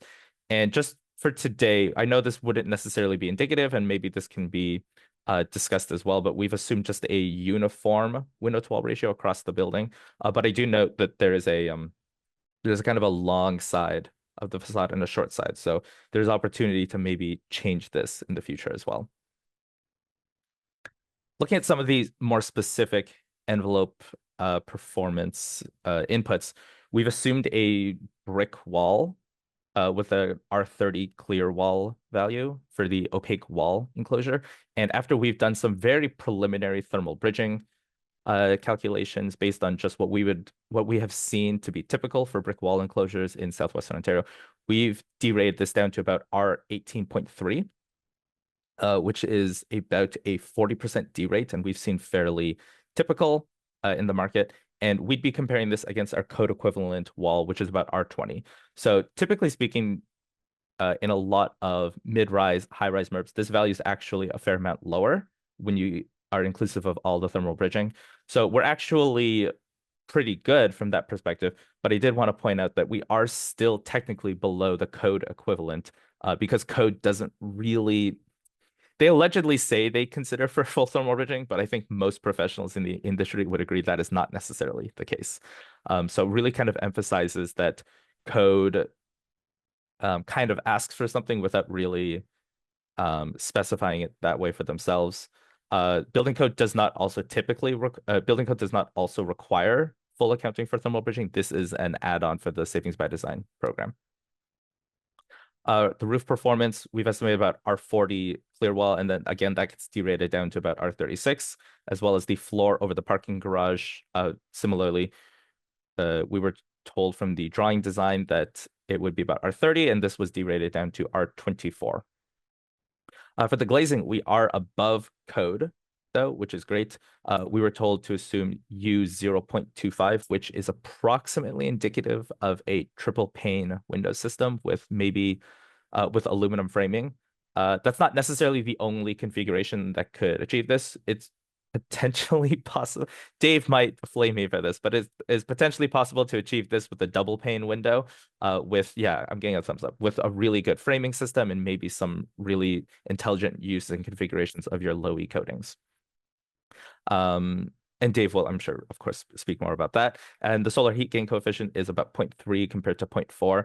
A lower solar heat gain coefficient results in less solar gains in the space, which is worse for heating, but potentially better for cooling and occupant thermal comfort. And then overall, once you consider the window to wall ratio, the overall envelope performance is just south of R10 compared to our code equivalent wall being about R11.4. So we are worse from an envelope perspective, but not by much, which is great because I've seen this number sometimes coming into the workshop being around 3 or 4 or something like that. So the enclosure already going into the day is quite good. Just as a little bit of a visual diagram talking about that very extensive heat loss, just to go back really quickly, through the brick wall specifically, we started with about our 30 clear wall and then moved down to 18.3 overall effective. That was about, what did I say, 40% losses. And so you can see here the heat loss, the majority actually goes through the glazing transitions because we had assumed punched windows, which is fairly typical for a brick wall enclosure. And so getting those punched windows aligned with the insulation is really key, because if not, you could potentially have massive thermal bridging and flanking across the edges of all those perimeters. And depending on the size of your building, somebody told me that the amount of window perimeters in a building could potentially be literal kilometers. So making sure that you actually, really sit and pay attention to the thermal details of your wall and not just the composition of the assembly itself is really critical when you're thinking about the overall whole performance of your building, inclusive of all of these different thermal bridges. A lot of the electrical specifications, just because we're working with a very preliminary set, we've pretty much assumed these to be equivalent to code for now. Fairly typical lighting levels based on the NECB. And so for our HVAC systems or our active systems, NECB requires us to essentially build our code reference based on what HVAC systems we're using in the proposed. So for our suites, they're usually equal to the proposed building, so the system is the same. And for our residential corridor, which is a pressurized makeup air unit, in the reference system, this would be a system 3, which is categorized as essentially it's a packaged rooftop unit. So because of this, we wanted to make sure that starting the day, we had something that could give us the opportunity to demonstrate great savings by kind of giving us a reference case that was fully electric, but not necessarily a very efficient system. Because if we had chosen air source heat pumps in our proposed baseline design, then our code equivalent reference would also be heated and cooled using air source heat pumps as well, which is a bit of a challenge with the Ontario Building Code, because as it was designed to be a pass-fail system, it doesn't actually really reward efficiency or decarbonization. It actually penalizes it in many ways. So looking at the domestic hot water systems, they're pretty equal because of how code wants us to model electric versus electric. So if we're assuming central electric storage tanks in the proposed, this is what our reference will be using as well. We do have some credit for low flow fixtures. They're not aggressively low flow fixtures, about a 5.7 liter per minute lav and 6.8 liter per minute shower. And a 5.7 liter per minute kitchen, I should say, compared to these NECB OBC code values. Our in-suite systems, we've assumed electric package terminal air conditioner units served by 75% efficient ERVs. So these are just fully electric units that use electric resistance and DX cooling to provide heating and cooling within the suite. And for our corridors, we've assumed a rooftop pressurized makeup air unit, also with an electric resistance heating coil and direct expansion cooling, sized at around 20 CFM per suite. The pressurization is mostly just to reduce some odor transfer between suites, but also to combat stack effect, something that I would imagine to be not as critical here, since this is only a 5-story building, but in a taller and taller buildings, combating stack effect becomes harder and harder and more critical for the makeup air unit. Just some other model inputs. We've assumed a typical operational infiltration rate per NECB. I've already said occupancy and equipment are also per our energy code, and the outdoor air rate, I think I didn't say this, we've assumed about 55 CFM, cubic feet per minute, in the suites through the dedicated in-suite ERVs, and the corridors are pressurized based on 20 CFM per suite. And so where are we sitting for now going into the day? Based on all of our preliminary modeling and based on this information, we're already in a good spot. We're starting the day at about 11.6 better than our code equivalent reference building here. You can see there is no natural gas anywhere in either the baseline or the reference. So this number will be 0, and all of our cost savings will be equivalent to our electricity savings, which are equivalent to our energy savings as a result, since this is a fully electrified reference and baseline. Just a little bit of a breakdown of the consumption by energy use. This is fairly a typical spread for a lot of the multi-unit residential buildings we see in Southwest Ontario. The majority of the energy load is from the space heating and domestic hot water end uses. And the energy cost is proportionately the same since we have only a single fuel. And so a little bit of the same information here on the left-hand side, maybe just presented different visually, but I did want to note some of the absolute targets. So translating these values from the kind of total consumption and spreading it out per unit floor area of the building. We have an EUI, or energy use intensity, of 125. Our TEDI, or our thermal demand, is 27.3. And our GHGI, the greenhouse gas intensity, based on the Ontario electric grid, is about 3.8. And our energy cost, based on, I believe it was around 14 cents per kilowatt hour. It's about $17.5 per square meter per year. This is our utility energy cost. And this is great because here's just a snip of the Durham standards targets. So Adam Jones at the top did mention that there is a percentage target, so 50% better than the OBC SB10. But Durham also has the flexibility, which I think is wonderful, of providing alternate targets. So they also have Passive House certification, zero carbon building, both great certifications for multi-unit residential buildings. But of particular interest to us is the TUI, so total energy use intensity, same thing as EUI, and the TEDI targets of 130 respectively. So unfortunately, we're not at the EUI target, which I think is actually great because we'll be able to explore a lot of different ECMs that will help us get there. But we actually, starting the day, are just below the TEDI target already, which is great. So, I'm sure we'll be hearing a lot from the different SMEs about ways to increase this buffer and improve our thermal performance even more. But I did want to highlight that, relatively speaking, we're maybe only about 25% away from our EUI target, 100 versus 125. But you can see from our percentage savings over OBC and SB10, we are substantially further away. This difference here is significantly larger than this difference here from an EUI perspective. So even though the building performance hasn't changed, just depending on which metrics we'll be using, we could potentially have a very different path to get to these same targets. So I did want to highlight this up at the front, and we'll be speaking about this a little bit more towards the end of the day as we come back to the energy modeling side of things after we've heard from all the fantastic SMEs. And so going into the rest of the day, I just want to reiterate that everything that we discuss and the final savings by design affordable housing model that we'll be presenting is just one simple pathway for the proponent. It should not be really taken as kind of like this is the way forward, or this is like the only way to move forward with this savings by design program. It's kind of just like taking some of the recommendations from the subject matter experts here, from what we were able to discuss in this very, very compact day, and kind of putting together one package that would allow us to achieve that 55% target. And we shouldn't be thinking about using this model to kind of give us an exact, precise level of the performance change between some of these ECMs. Should really be considered a guarantee, because a lot of modeling is, at this point especially, because it's very high level, is based on a lot of assumptions within the design. And everything that we discuss here is very specific to the scope of Savings by Design, Sustainable Buildings Canada.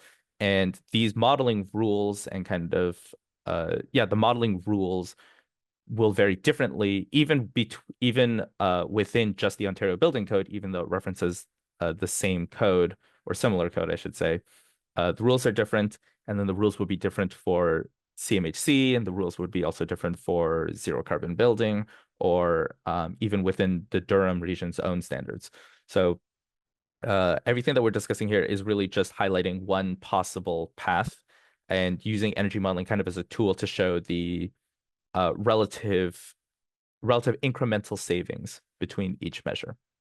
And so I think I'll stop for now because the rest of my slides are actually supposed to be presented at the end of the day. But hopefully that was clear enough, at least for everyone.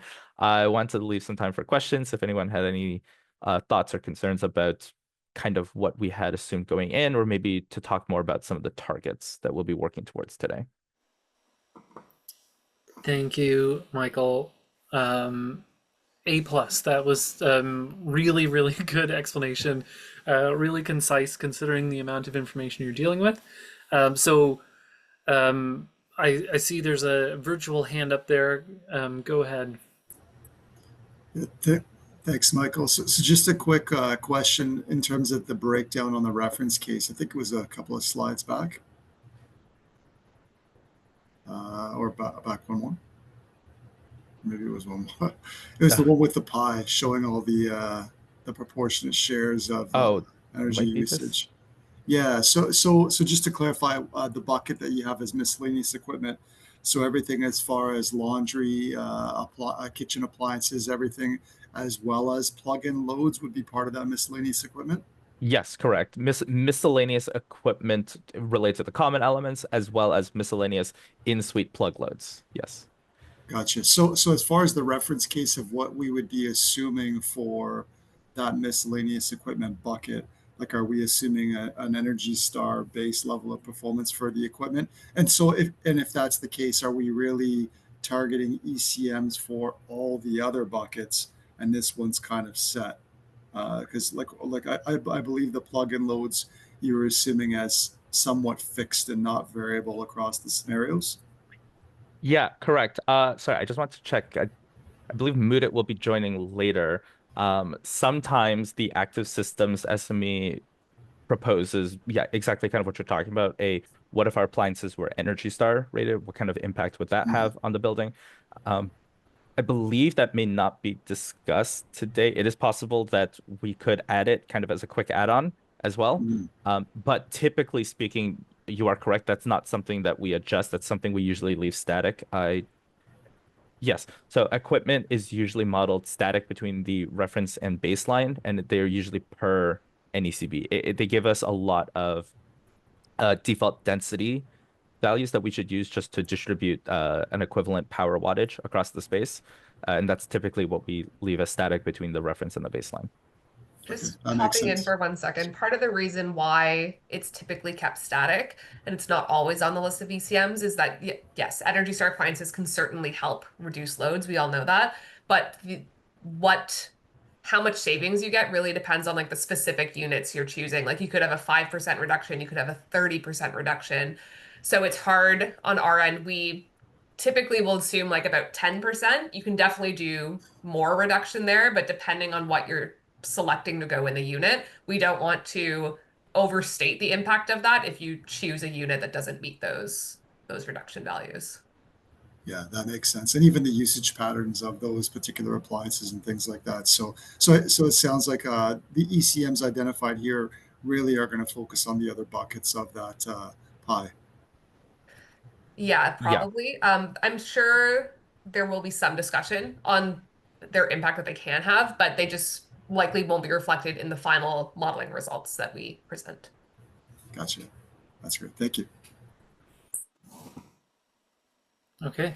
Any other questions for the modeling team? Okay, everyone, welcome back.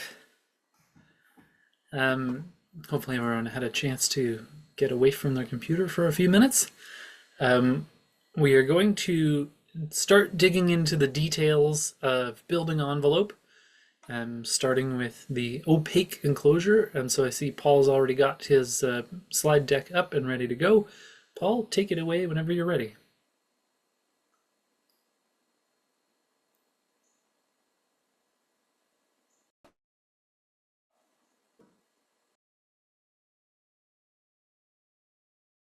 Paul, you're muted. Took me a minute to find you on the screen there. I was testing your lip reading abilities. Sorry about that. Thanks so much, Adam.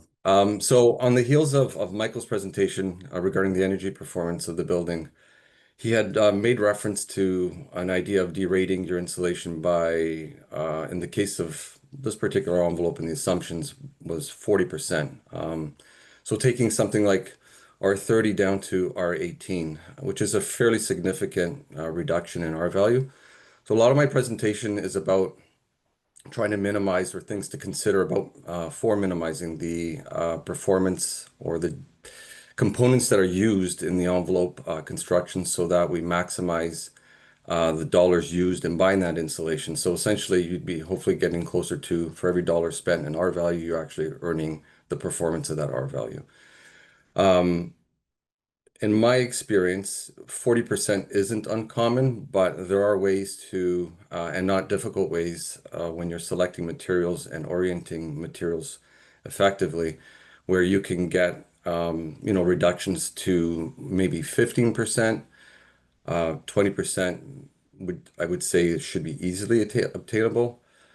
Again, depending on the cladding system types, you can also get less than 10% in terms of derating. So you're getting very close to your nominal value, if you will, of your R value, insulation. So I'm going to flip through a few slides here that look at different things to consider. I know for this particular building, brick is being considered. Brick generally is a great facade. However, when you get to the area of supporting the brick, the shelf angle, it can have a large impact on effective R value, hence the derating that Michael was talking about. So when we wanted to talk about what effective means, so at the end of the day, when you're looking at an energy model, you have to use an R value that represents essentially the insulation that's going to be fully utilized in reducing the energy flow through the envelope. So effective takes into account all the building components that would impact the exterior wall performance. So you'd be looking at parapet conditions. If you had balconies, it would be balconies. So it's like a 30,000-foot look at your building and auditing every sort of nook and cranny, if you will, that would be considered a thermal bridge within reason. So we call these things linear or point type thermal transmittances, and that's how they're essentially accounted for in the energy model. So with thermal bridging, I think it's important to, not a lot of people understand the difference in materials and, what's insulation. Insulation, when you look at fiberglass bats on this graph here on the far left, insulation is primarily air. When you look at it from a volume standpoint, it's probably around, say, 95% air. And that's how you get your R value. So when you start to look at materials that penetrate the insulation, and if it's typically steel or some sort of metal, even wood for that matter, but wood is fairly, I have here, and sorry about the cluttered titles, but this would be wood, soft pine. All woods are more or less in the same category. It's, fairly higher than fiberglass, but relatively speaking, when you're looking at these family materials, it's relatively a good insulator. It's when you get into the metals that you can see a large variation in performance. So stainless steel being on your left here, and then aluminum being on your right. There's a huge difference in performance for these two types of metals. And I'm highlighting the metals because they're often the materials or components that you'll find in an envelope. And we'll talk about trying to utilize stainless steel as connectors and whatnot, because it's typically, 3 times less than, say, carbon steel, and at least an order of magnitude less than aluminum. So using stainless steel actually goes a long way to making the thermal bridge a lot less impactful. Having said that, stainless steel is expensive, so you're selective on where you can use it. And you don't always have to use stainless steel to deal with thermal bridging. There's other ways, especially when we look at shelf angles for brick. I'll make note of that. So when you look at brick veneer, the shelf angle is usually what's used to support the brick veneer. And when brick veneer first came out to be used, the shelf angles were secured directly to the backup wall. In this case, it's being shown as concrete. Could be a wood system or a steel stud with concrete system. But the point is that shelf angle was connected right to the structure. With the idea of developing thermally more efficient systems. So this would be on the order of 50% loss in R value of your whole wall. So if you average the impact of this thermal bridge across your entire wall system for that given floor, you'd actually have a total of 50% reduction in R value, which means locally you're probably having like a 70-80% reduction in R value, if not more. So it's fairly substantial. And these shelf angles are typically mild steel, which on that scale was about 50 or 60 in terms of the K value. Since the day of this original type concept for shelf angles, which we still see used on occasion, although rare, it still does happen. They've come up with the idea of having an offset where you're pulling the shelf angle off the structure, and so you have a spacer. And that allows the insulation to travel behind the shelf angle. So it's a great concept because you're getting continuous insulation with very few thermal bridges. However, the devil's in the detail, and the detail is how do you connect this shelf angle back to the structure in order to transfer the weight of the brick back to the building structure. And this is where a lot of attention is not paid, and this is where you can make a difference between 40% and 15% simply by paying attention to how the shelf angle is being connected to the backup wall or to the structure. And the detail is the size of these anchors and the frequency of these anchors. Structural engineers aren't necessarily aware in the past, especially, their focus is on how to connect, and this is usually a structural engineer's responsibility, how to connect it back to the building. And there'll be anywhere between 600 and 800 millimeter spacing between anchors. And the idea is to try to get this at least to a meter.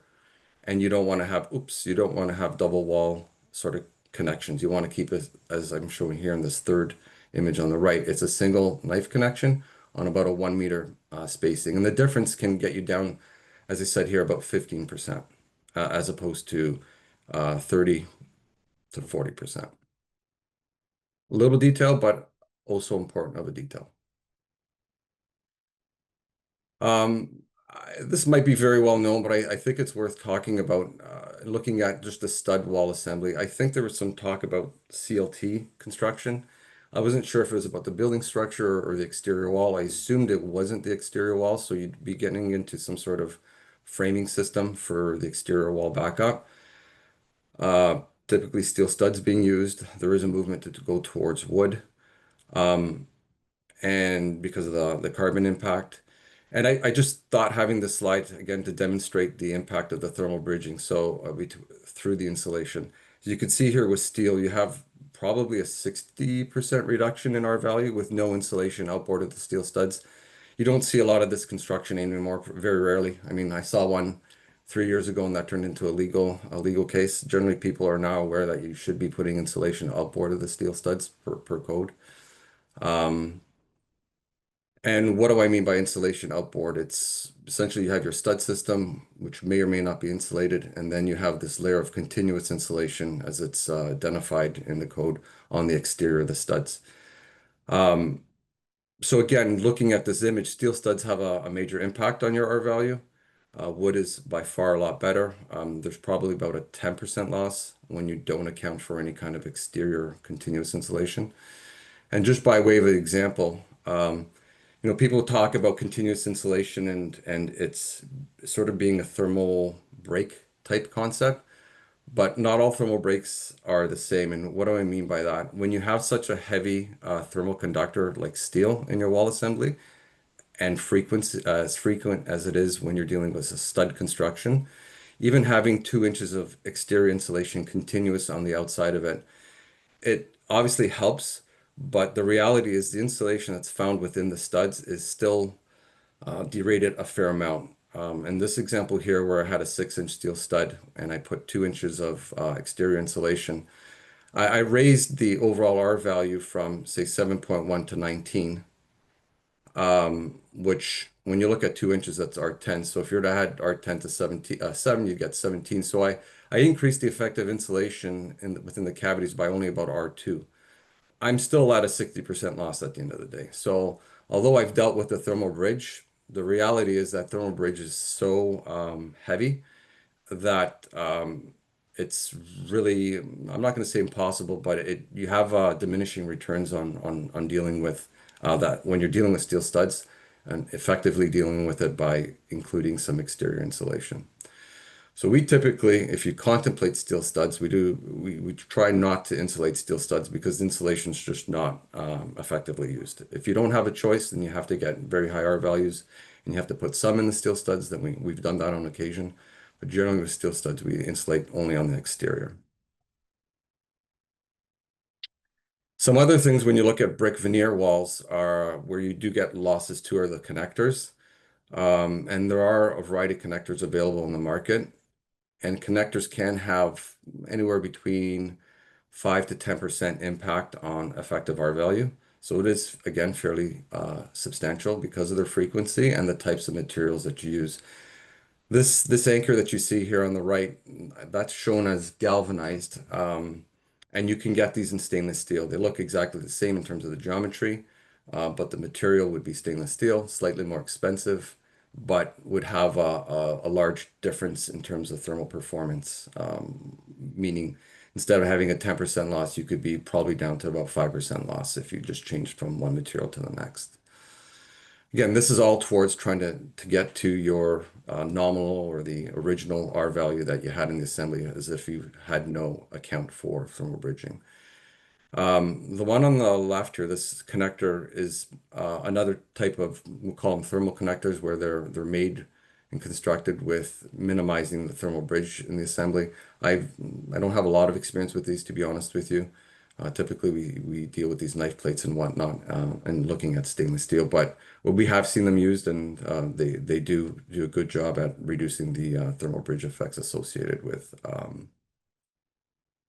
these ties.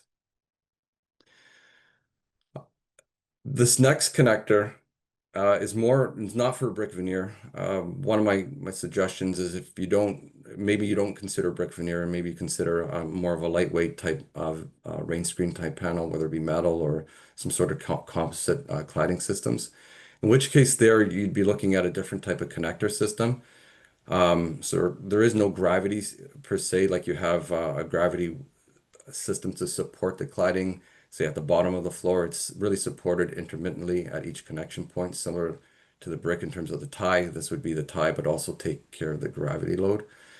And there's a variety of products in the market, but ultimately you're looking for sort of discrete connections. And if you were to go to continuous connection, then you'd be looking at fiberglass type connections.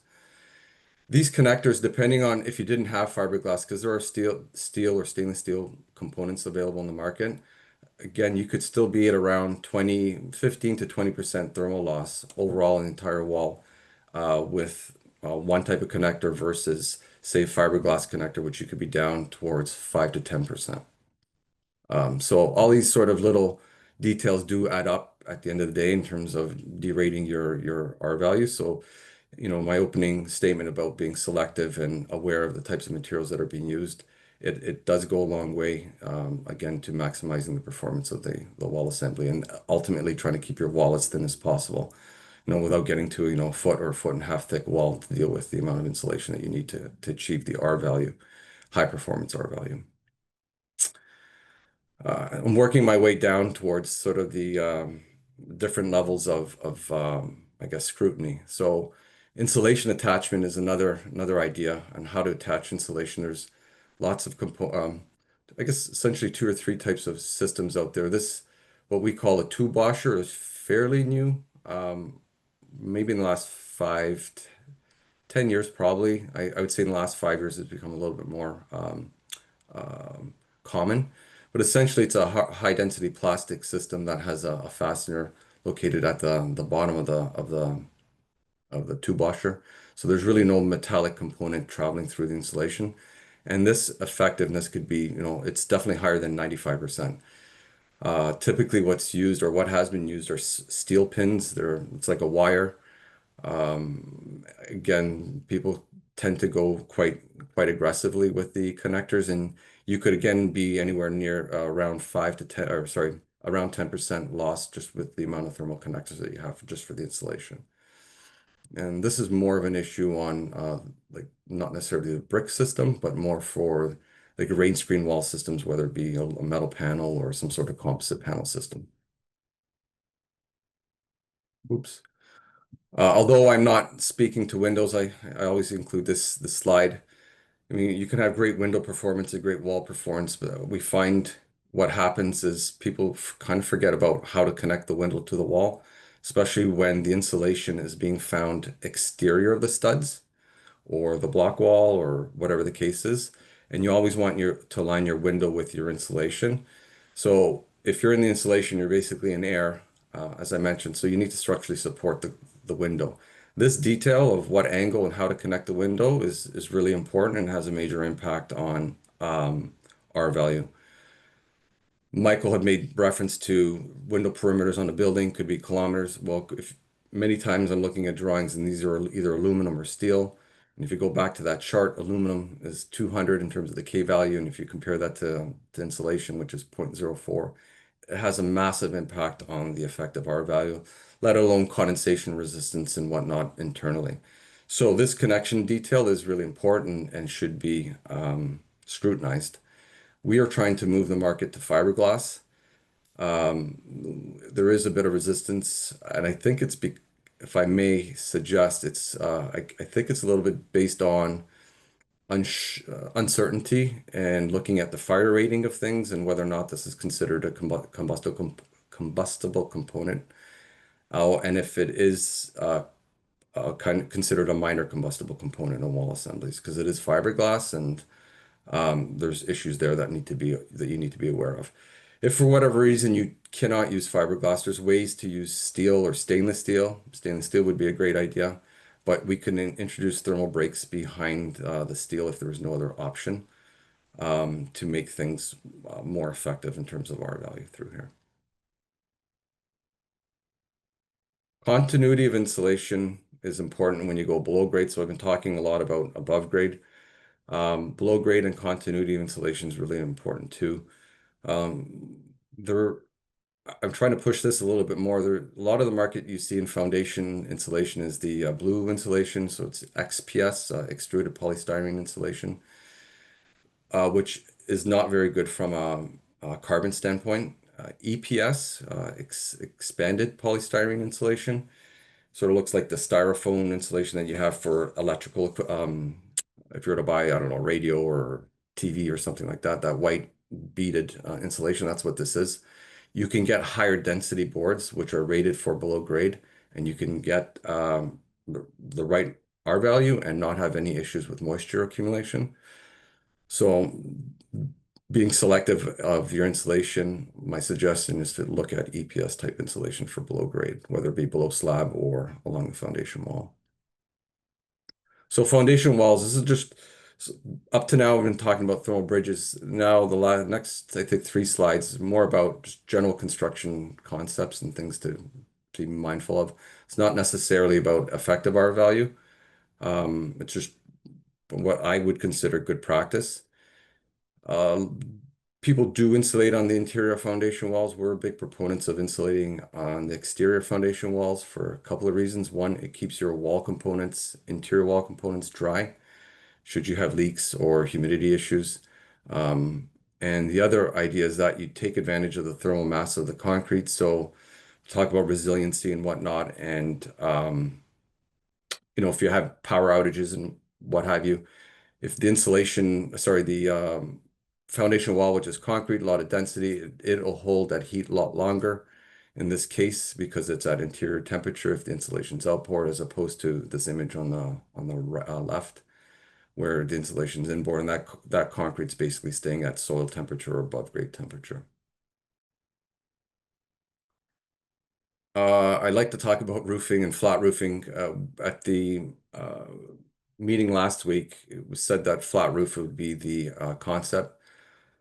If you're going concrete, or you have a concrete deck, my suggestion is to go to an inverted roof. From a longevity standpoint, it's a lot better than a conventional roof where the membrane's located above the insulation.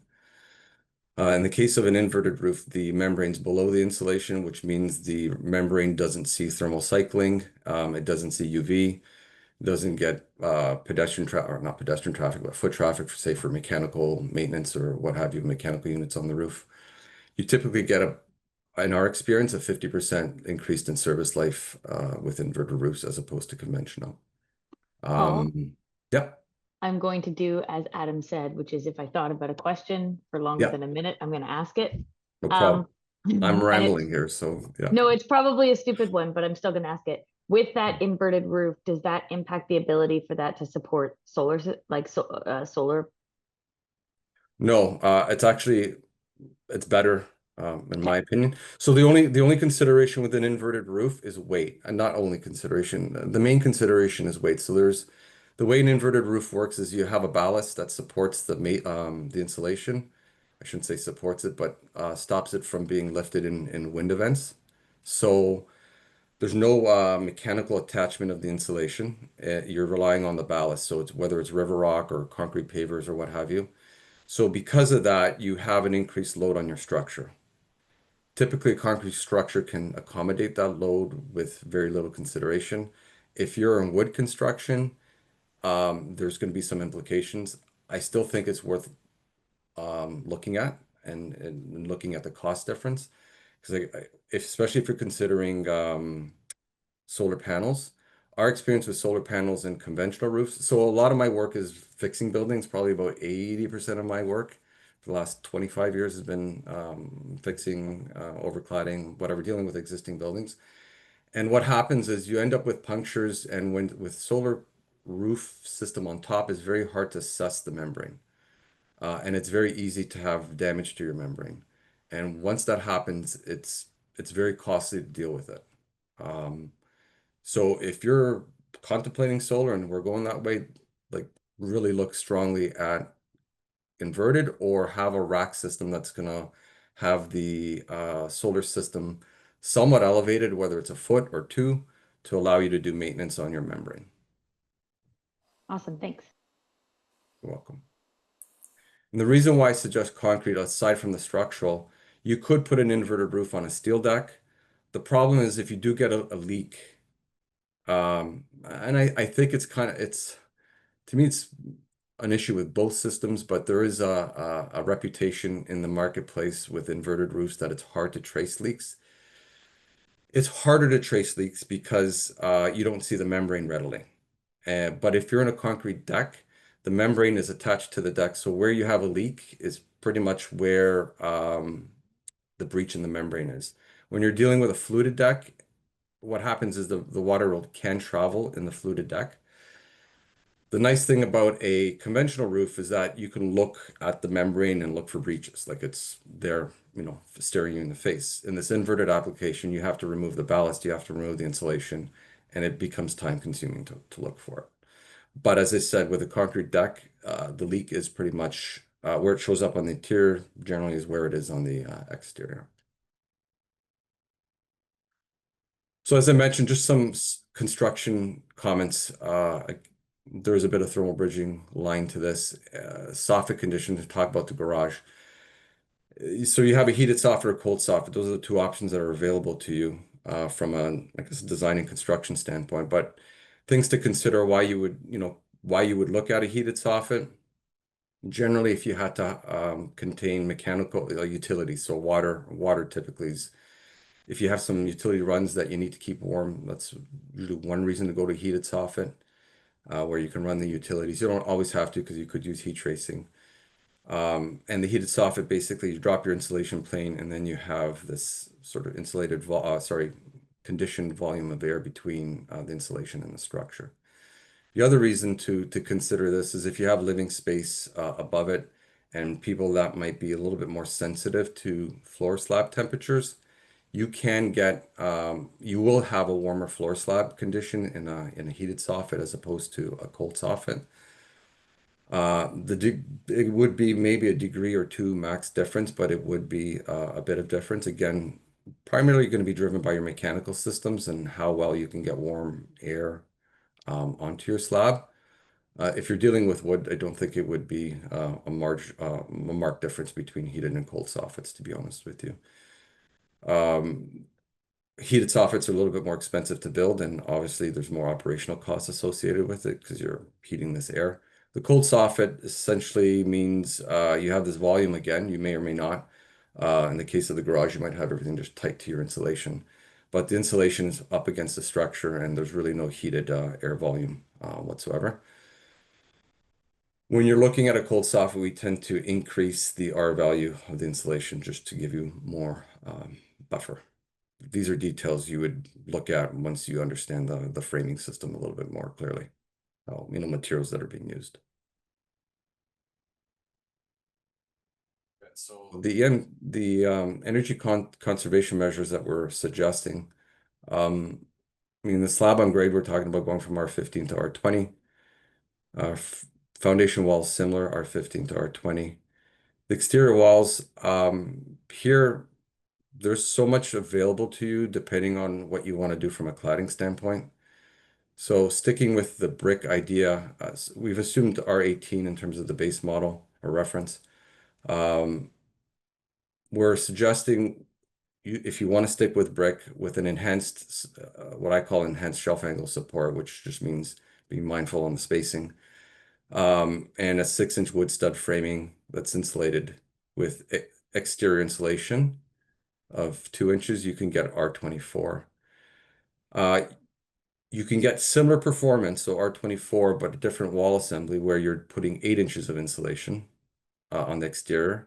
So still with brick, 8 inches of insulation, or even with a thin wall system, a rain screen wall system, whether it be, as I said, metal panels or some composite system, but having all the insulation outboard. So there's no stud cavity insulation in this alternate number 1 that I'm talking about.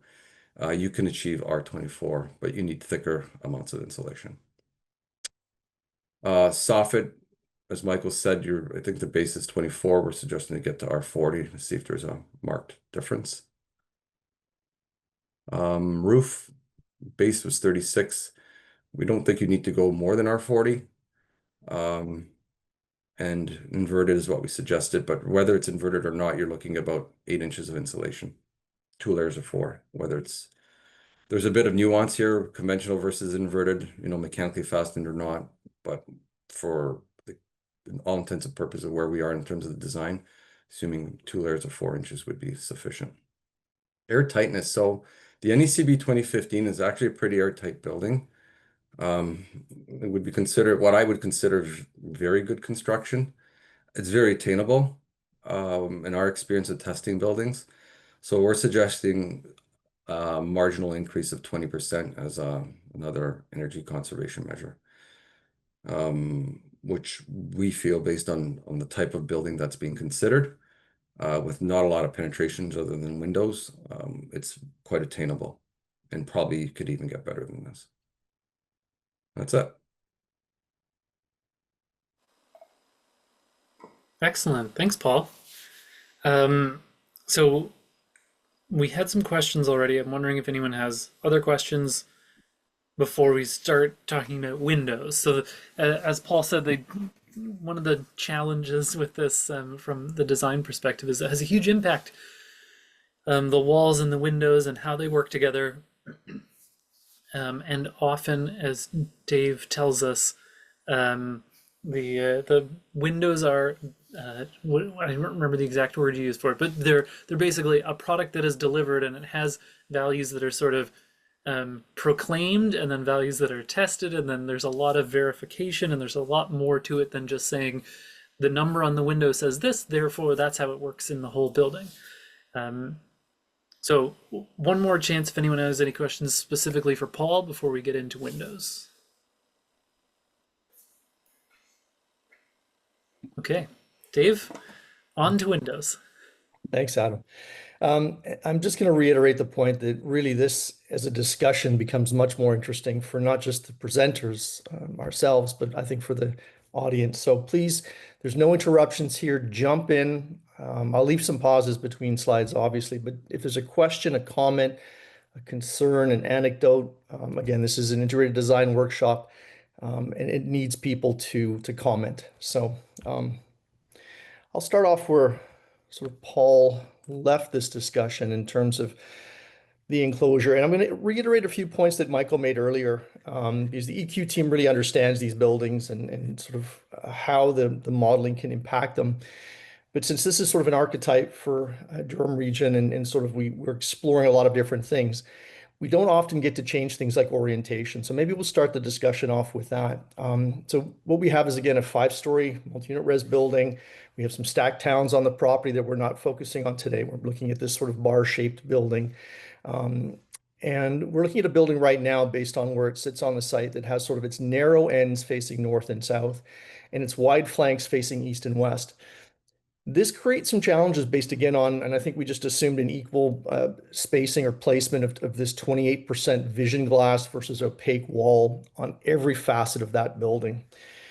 The modeling protocols allow us to really sort of define the performance of that building in its baseline condition, but orientation can play a major role, as can the building geometry and the height of the building and the exposure of that building. So we're going to be looking at shifting this building, let's say 90 degrees. If in fact we can do that on site, it may showcase advantages again specific to our fenestration design, our exposure of windows, and the opportunities and challenges that fenestration provides a building system.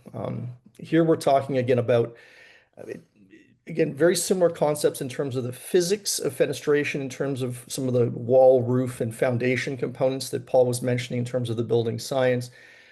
But generally speaking, again, these are the poorest performing components of your building system.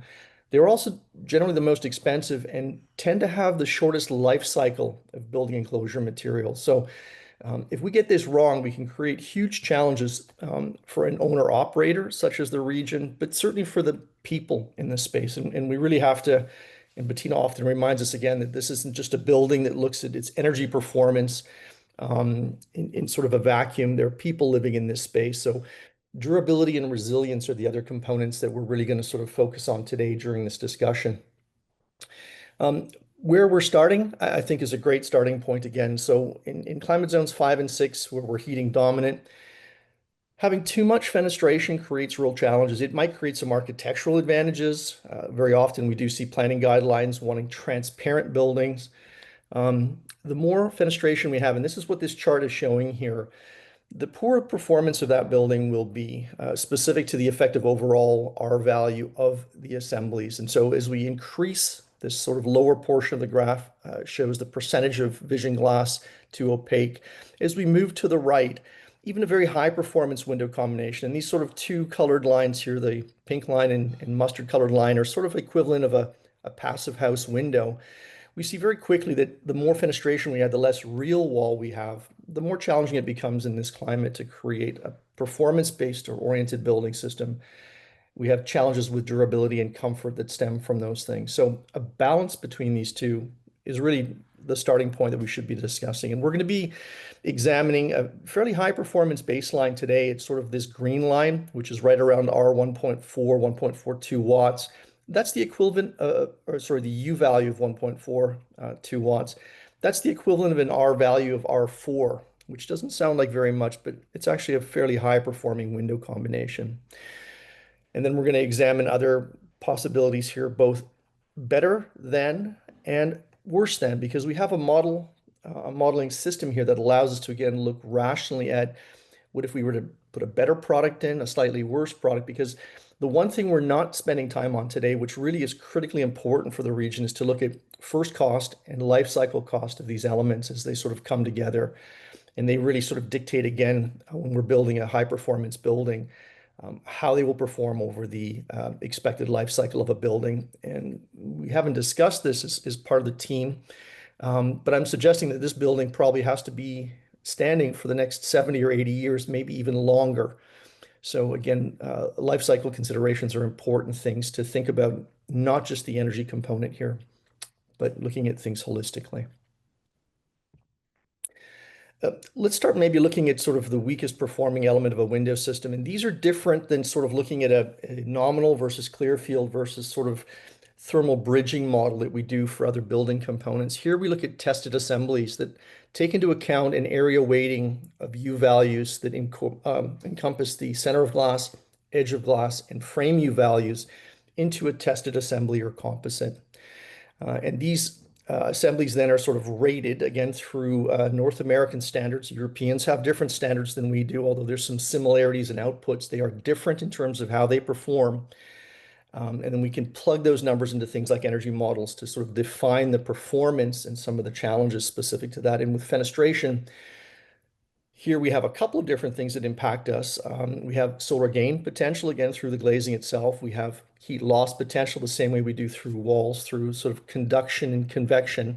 And radiation, again, primarily through the glazing system itself in terms of how we might lose energy.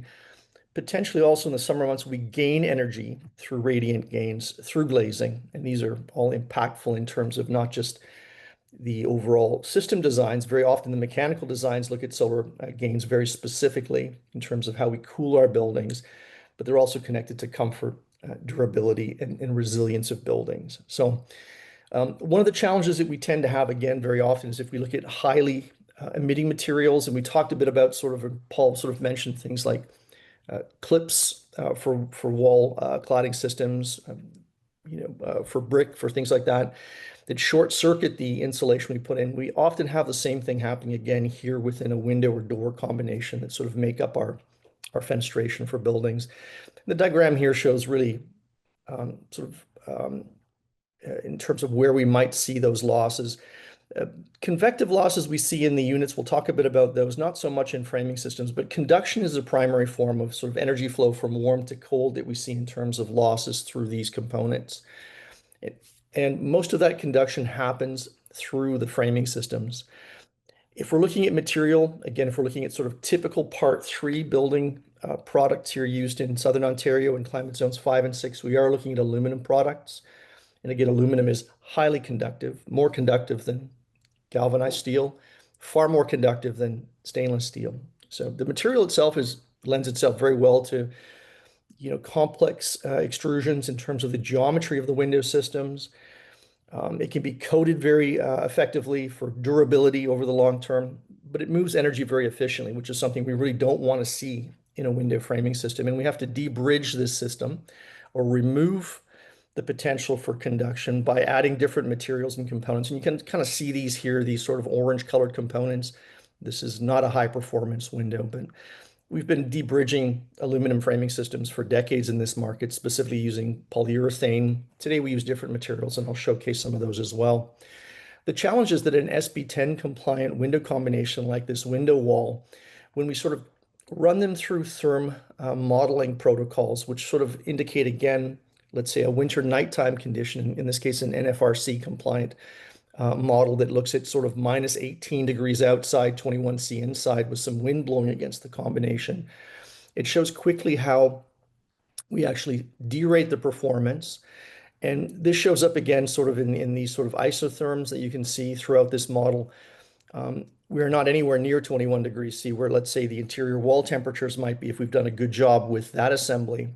We're seeing the coldest parts of that living space connected to fenestration. Specifically here, we can see the difference between center of glass, which might be hovering in these conditions around 9 degrees centigrade, versus sort of just slightly above freezing at the sight line here where the glass meets the framing system. So poor performance, certainly uncomfortable. And if we're not balancing RH within this space very actively using a mechanical solution, we're going to see condensation formation here, which creates its own challenges in terms of IEQ. So getting this wrong is a real challenge for us, not just in terms of, again, the performance, the energy use, the comfort, but durability is a big component here that we have to look at when it comes to discussing window systems. There are usual suspects here, and I had a chance yesterday to speak with the student group, just again, sort of prefacing some of the systems that we might see used in Part 3 buildings. And you can loosely define those into sort of mid-rise and tall buildings in terms of curtain wall and window wall systems. We're going to be looking at both of those again today, although this is not a tall building at 5 stories. And I think, again, with punched openings, we don't have to specifically go to these solutions because, again, it's not a single trade skinning the building here like we might have in a tall building. Here we have other options, but let's start with these because we might see some of these components still utilized on this project. Specifically, curtain wall systems often connect to entries. And this is something that might be, again, at the foyer, the main entrance of the building. We're going to see a combination, again, of durability requirements. And durability here is more about ingress and egress, about door systems being robust, and sort of up to the task of having, let's say, hundreds of people move through this building in and out every day. So we will see usual suspects. Here again, high performance framing systems are being pushed by code and certainly better than code standards now. We're sort of also adapting some of these profiles that have been around for a very long time in terms of looking at reducing the amount of conductive losses, creating, again, better condensation resistance and better overall energy performance as well. So these are all things that we can look to. Very often, again, the use of differential or different materials within these products are designed to, again, reduce the amount of energy flow through the path of least resistance. In this case, a curtain wall system might have a pressure plate assembly done not in aluminum, which again is highly conducttive, especially when it's directly connected to an aluminum structural frame member, moving away into, let's say, polyamide, which is a glass reinforced thermoplastic material, or into pultruded fiberglass, which we're seeing more of in the built environment, specifically connected to fenestration. And this can net sort of a modest increase at that sightline temperature of, let's say, 5C. And that doesn't sound like a lot, but it might be the difference between liquid water formation, condensation formation there, and not.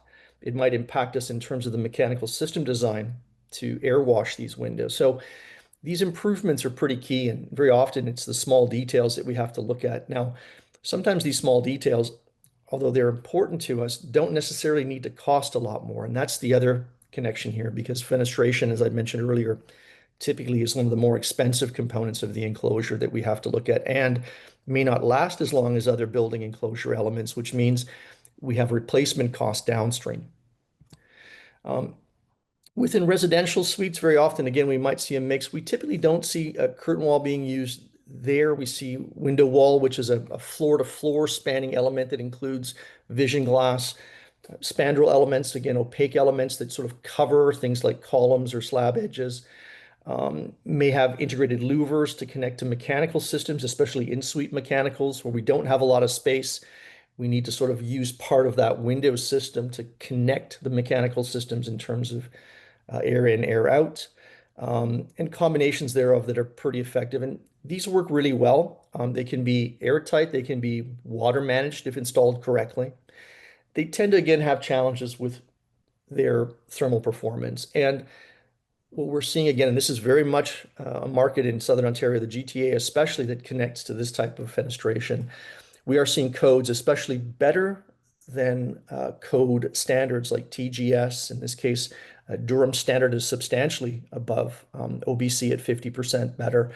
There are manufacturers that are looking to these standards in designing or redesigning these systems to incorporate much larger thermal breaks, multiple materials as part of those thermal breaks to further reduce those losses, to improve the framing system. And then when we put high performance glazing in those, which we'll talk about it in a second, we're going to see a lower overall U value. In this case, U value low is better, or higher is better. We want to reduce the U value. We're going to talk a bit more about the glazing in a second to sort of underscore the importance of that component. But typically, let's look at the weakest performing elements and we'll work our way through the other components of windows and doors. So with these types of products, which are sort of really sort of next gen or third gen, even in this case, we're looking at better U value performance with insulating glass. You know, certainly with triples, we're getting better again. We're going to talk a bit about and Michael mentioned this earlier, the combination between different framing systems and glazing designs. Not just using U value as a comparator, but looking at cost as well, because this is an important component. And first cost is certainly critical, but life cycle cost really is where we start to look to these assemblies in terms of how many years will they last, can they be upgraded? And as an owner operator of these spaces, it's really important to understand that things will wear out over time. Can they be easily and effectively replaced with tenants in place? And that's not always a given. So we want to make sure that, again, we're looking at this holistically, not just through the energy component that we're talking about today, but there's many more facets to this. Where we might be going, and again, these are components here that we're starting to see being used in very many mid-rise buildings and buildings sort of outside of that realm in terms of cast in place concrete with window wall that we've seen for most of sort of the multi-unit res sort of development in the city, going into very high performance building systems. Here, many of them sort of connected to passive house levels of performance or existing buildings being overclad to EnerFit levels. We are seeing sort of some usual suspects stand out. We're going to talk about those today. I'm going to just showcase fiberglass here. We would generally lump these into what are called non-metal framing systems. You can further define those into thermoset versus thermoplastic frames. Thermoplastic frames, generally speaking, we're focusing on what's called unplasticized PVC, rigid vinyl, vinyl windows that you see pretty much in every Part 9 project nowadays. Fiberglass has been around a long time in this market, and so as I agree with Paul that it hasn't quite gotten its due diligence at this point, it's been around for a very long time. So we're not saying it's a new product anymore.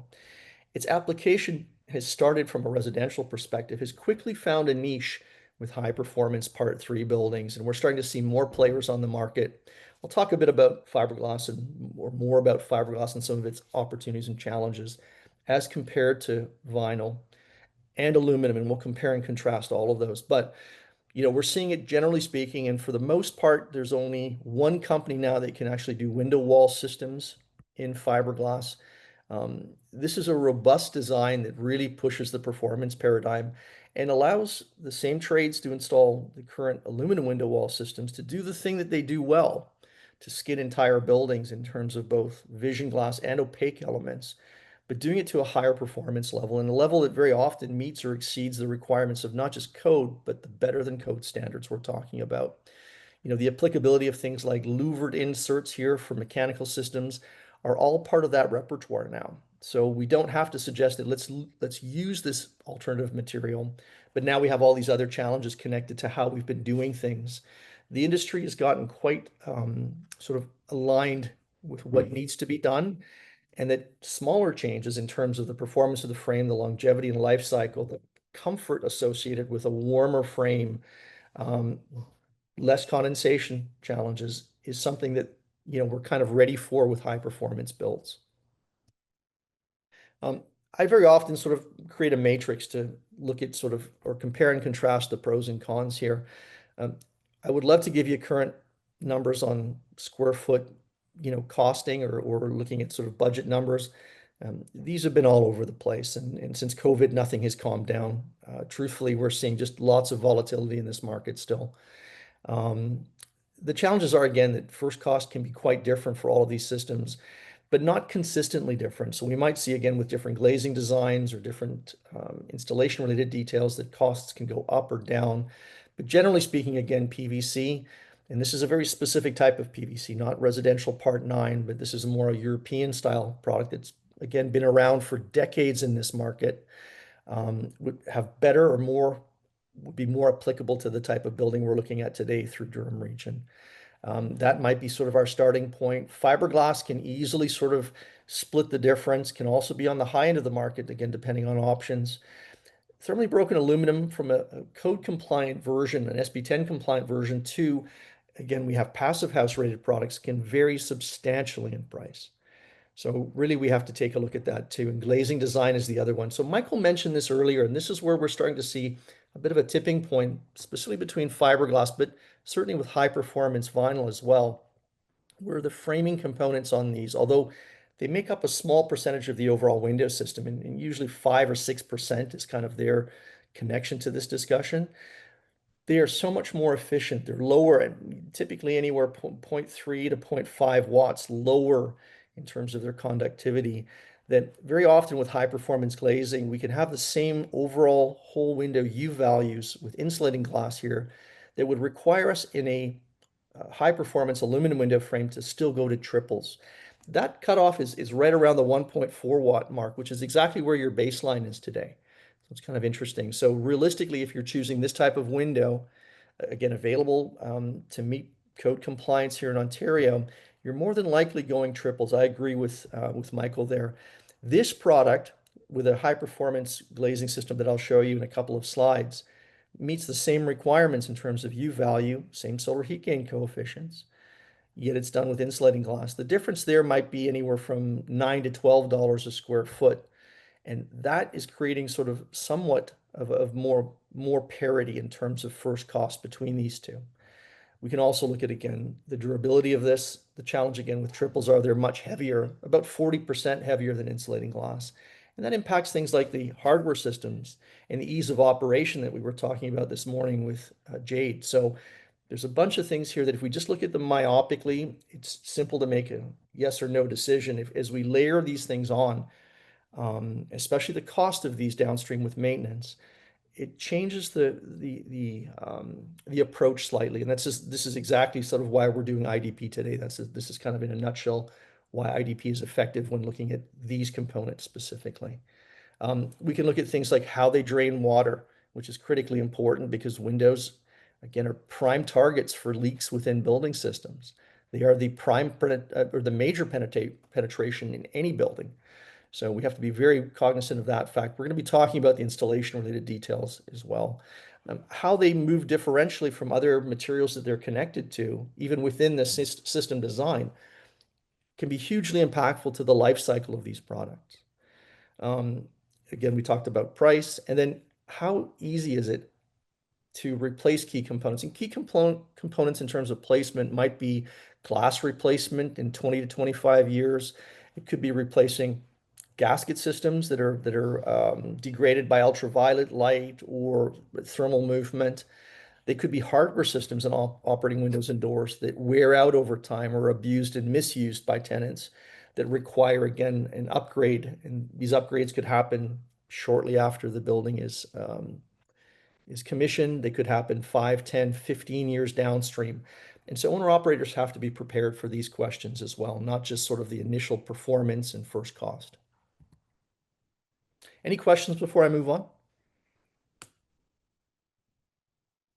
Okay. The other lens that we're starting to look through these products on very often now is connected to carbon. And we talk about life cycle carbon. We have code connections there in terms of the operational energy and the carbon footprint of the mechanical systems in buildings. In a low carbon grid such as Ontario's, we're often now looking at embodied carbon as well, which is sort of the materiality of this, where the materials are sourced, how they're produced into finished products, how they're distributed to site, and how they're sort of connected to the building system to sort of create a carbon quotient in terms of what we call GWP, or the equivalent kilograms of CO2 on a per square meter basis for windows. It's kind of how we can sort of compare different systems. The Europeans are substantially further ahead than we are. This is still sort of in its incept here in North America. We do have some studies, and I'm just quoting from a study here from 2019, which is the most current that I have from UBC, looking at fenestration specifically and its impact on the embodied carbon in building systems. We are top 5 typically. So when you talk about fenestration, you're thinking about embodied carbon, we might think concrete as being the heavy hitter here. We are certainly in the top 5 in any building component or product. And so it's important, if that's key to understand the embodied carbon, to think about your fenestration, because as you see here, it can vary widely, again, based on where we're sourcing the material itself, the key components that go into the systems. And we're seeing, again, if we looked at wood windows, which I haven't included here, they may be challenged from a durability perspective in your building. But looking at fiberglass, again, we're sort of seeing the lowest GWP. Aluminum windows fall in between that, with PVC typically being the highest, but each product might have a different requirement. And here again, we would ask manufacturers for what are called EPDs, or environmental product declarations, to help define, again, the carbon impact that the components of our building have in terms of the overall carbon footprint. Door systems, certainly important. And I like your design, although we're early stages design. I really like the design. We're seeing more of this, in that instead of having individual balconies, which are challenging in terms of thermal bridging and maintenance and first cost, we're having shared spaces where people can, again, collaborate, connect, get outside, enjoy, the shoulder seasons together. And I think that really creates a sense of community. It's a cost-effective approach where, again, we're limiting the amount of balcony or outside space. We still have to access that space. And so the question again is what type of door system is going to work here?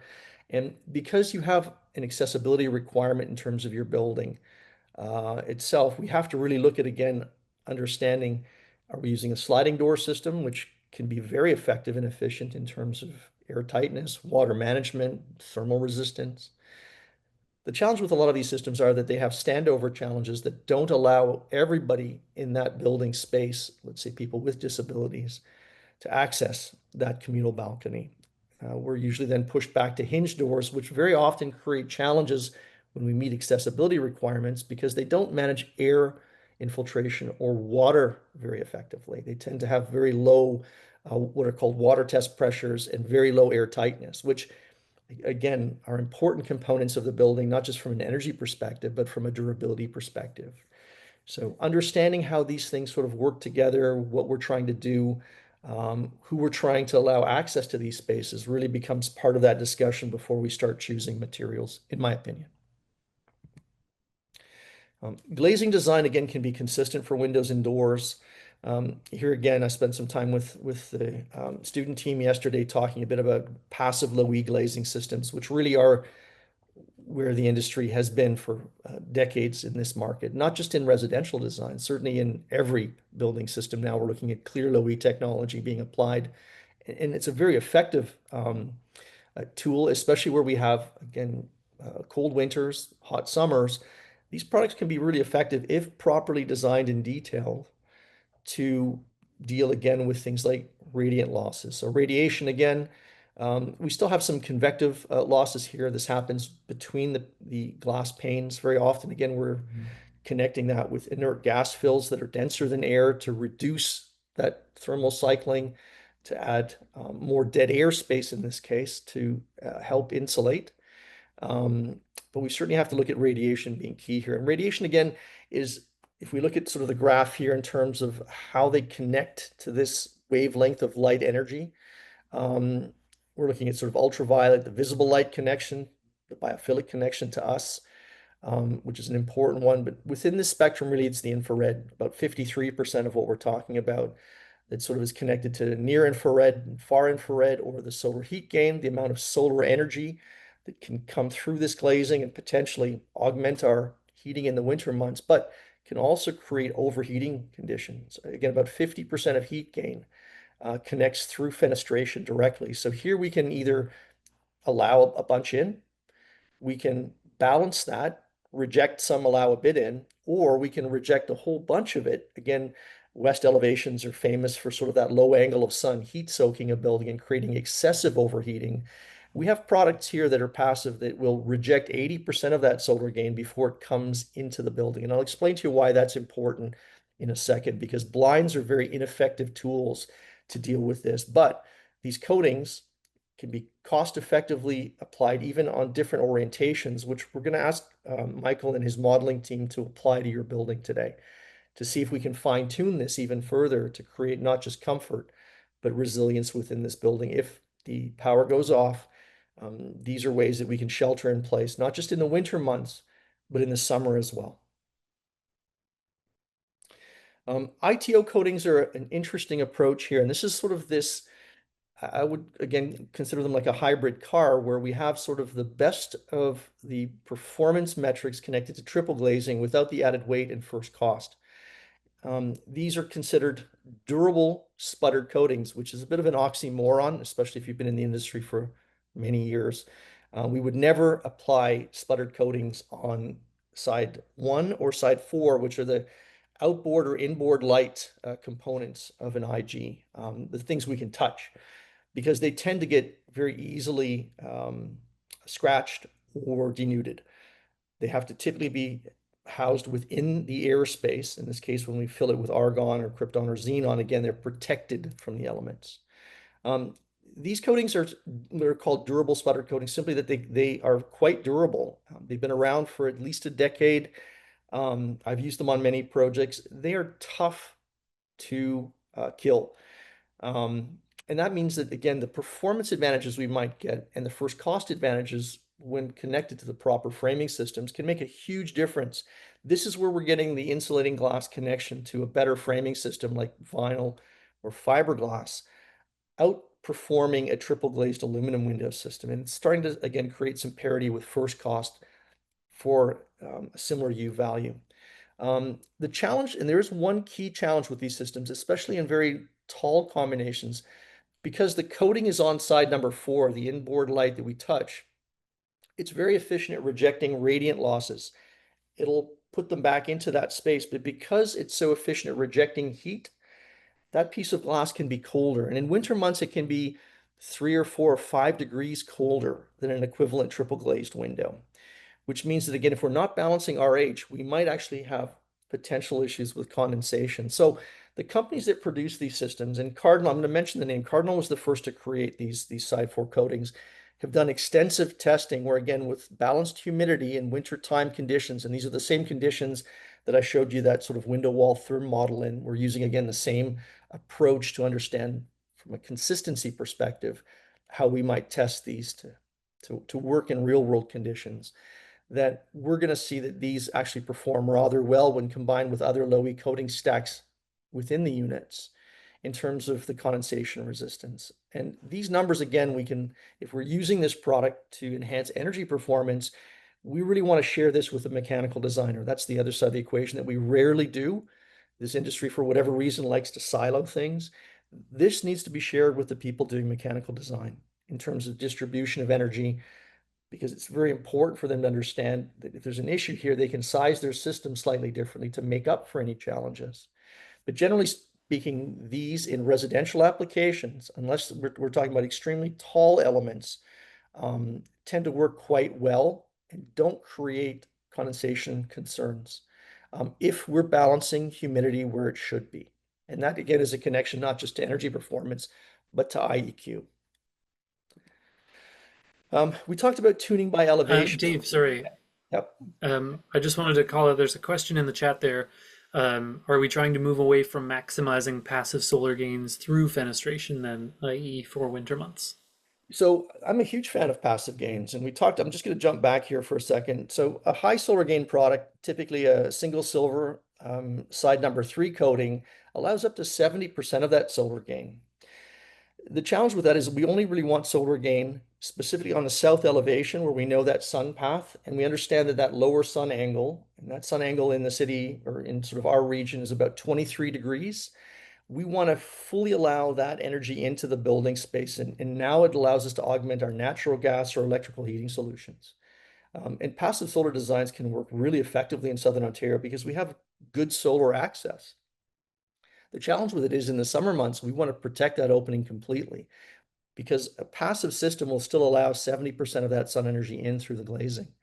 If we don't protect it with building integrated design shading, so the building geometry itself has to fully protect those openings. Fully protect, I mean right to the sill. Or we have to now add shading devices, either overhead shading or vertical shading or a combination thereof, which has first cost and maintenance concerns. High performance buildings with passive solar design, we have them out there. They can work extremely well, but the cost of this from a passive perspective is that we have to add more components into our building design, and first cost then changes. So the question is, are we saving heating dollars? Are we more actively looking at cooling? I think we again talked about sort of a reduction in heating degree days, an increase in cooling degree days. Active shading is really sort of more part of this discussion. Now we can still do that with building integrated design components, with building applied shading devices, but we have to then weigh the cost and the constructability concerns and the thermal bridging issues through those as well, which connect to the enclosure again, with the benefits that we're seeing through passive design. So there's been a marked trend, and again, as much as I think these buildings are amazing, there's a lot of design detail that has to go into them, and orientational siting has to be correct. I'm a bigger fan of, again, conserving energy. And so the mid to low solar gain products have really been very effective there without connecting to building design strategies or adding extra components to shade that building system. And that's kind of what I'm showing here. So the challenge again is let's say we're in the winter months, it's cold outside, we have a sunny day. This guy's probably happy. He's got some free solar energy. As long as there's no glare coming on and he can't, see his computer screen, we're okay with that. In the summer months, the same situation. Now, if we don't have our solar heat gain coefficients well balanced, the only thing that tenant can do in this space is to try to close a blind system. And internal blinds are very ineffective in terms of solar gain control. Radiant gains, we might control some, but the convective gains that we're showing here, and the convective gains basically is that air between the inboard light piece of glass and the inside of the blind heats up, creates a bit of a plenum. You can see that in this CFD analysis here. So here's the pretty drawing. This is what it looks like if you run this through a complex computer model to showcase how quickly that air gets heated, becomes buoyant, stratifies to the top of this space. Now a mechanical system is dealing with this, again, at the cost of electricity to cool. And we may not be able to cool it effectively based on the amount of heat gain, especially if, let's say, this aperture is facing west, where we have afternoon sun to late evening sun in the summer months that heat soak the building. So my suggestion is really low solar gain products are where things are at. And as we move forward into sort of, again, a more changed climate, this I think will become even more important from a discussion of comfort and resilience.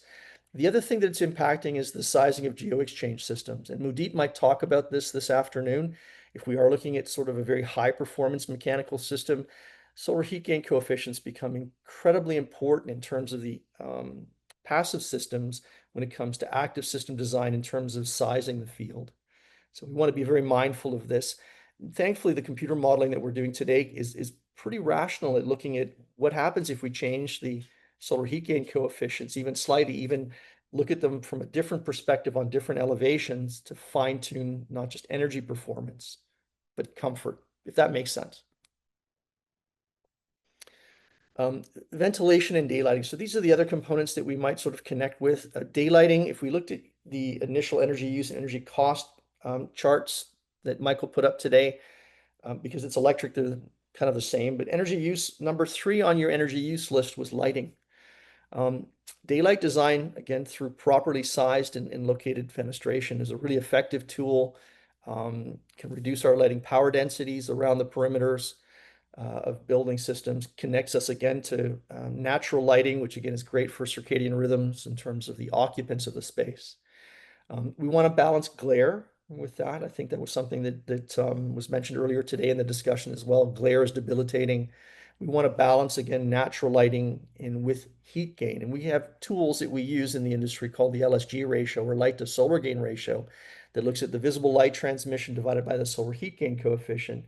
And when we're sort of looking at numbers that are sort of 2 to 2.2 in that range, it gives us a sense, again, we're letting usable light through this assembly, again, helping us with our electrical power potential.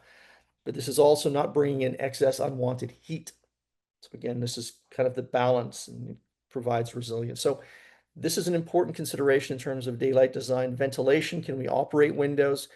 Operable windows create challenges with the mechanical systems, especially if we forget to close a window or door and then try to get cooling or heat. And this is typical, again, in many building systems where people sort of aren't getting the connection that really we should close windows and doors before we actuate or ask for heating or cooling. The other component, as I mentioned earlier, is we have ergonomics, and that came up in Jade's discussion today. Again, closed fist or wrist operable. Some Windows systems don't meet those requirements. Some do. So again, I'm showing a hopper type window with a lever set style. Very simple to actuate, open and close. Even if you do have pain disability, even if you do have mobility issues, these kind of meet those requirements. Very durable, very simple to operate. They tilt in, although the way that they tilt in and connect to drainage within the frame system, they're quite effective in terms of keeping things dry. Even if it is raining, this product can be left open and is quite dry. So there's different things you might look to. Again, specifically as an owner operator that also looks at the maintenance intensivity of these products. The one thing that they have over other Windows systems that project outward is that the screens on these are outside. And it's amazing, once the screen is outside of the assembly, how much longer it lasts than screens that are inboard of that are exposed to the occupants of the space.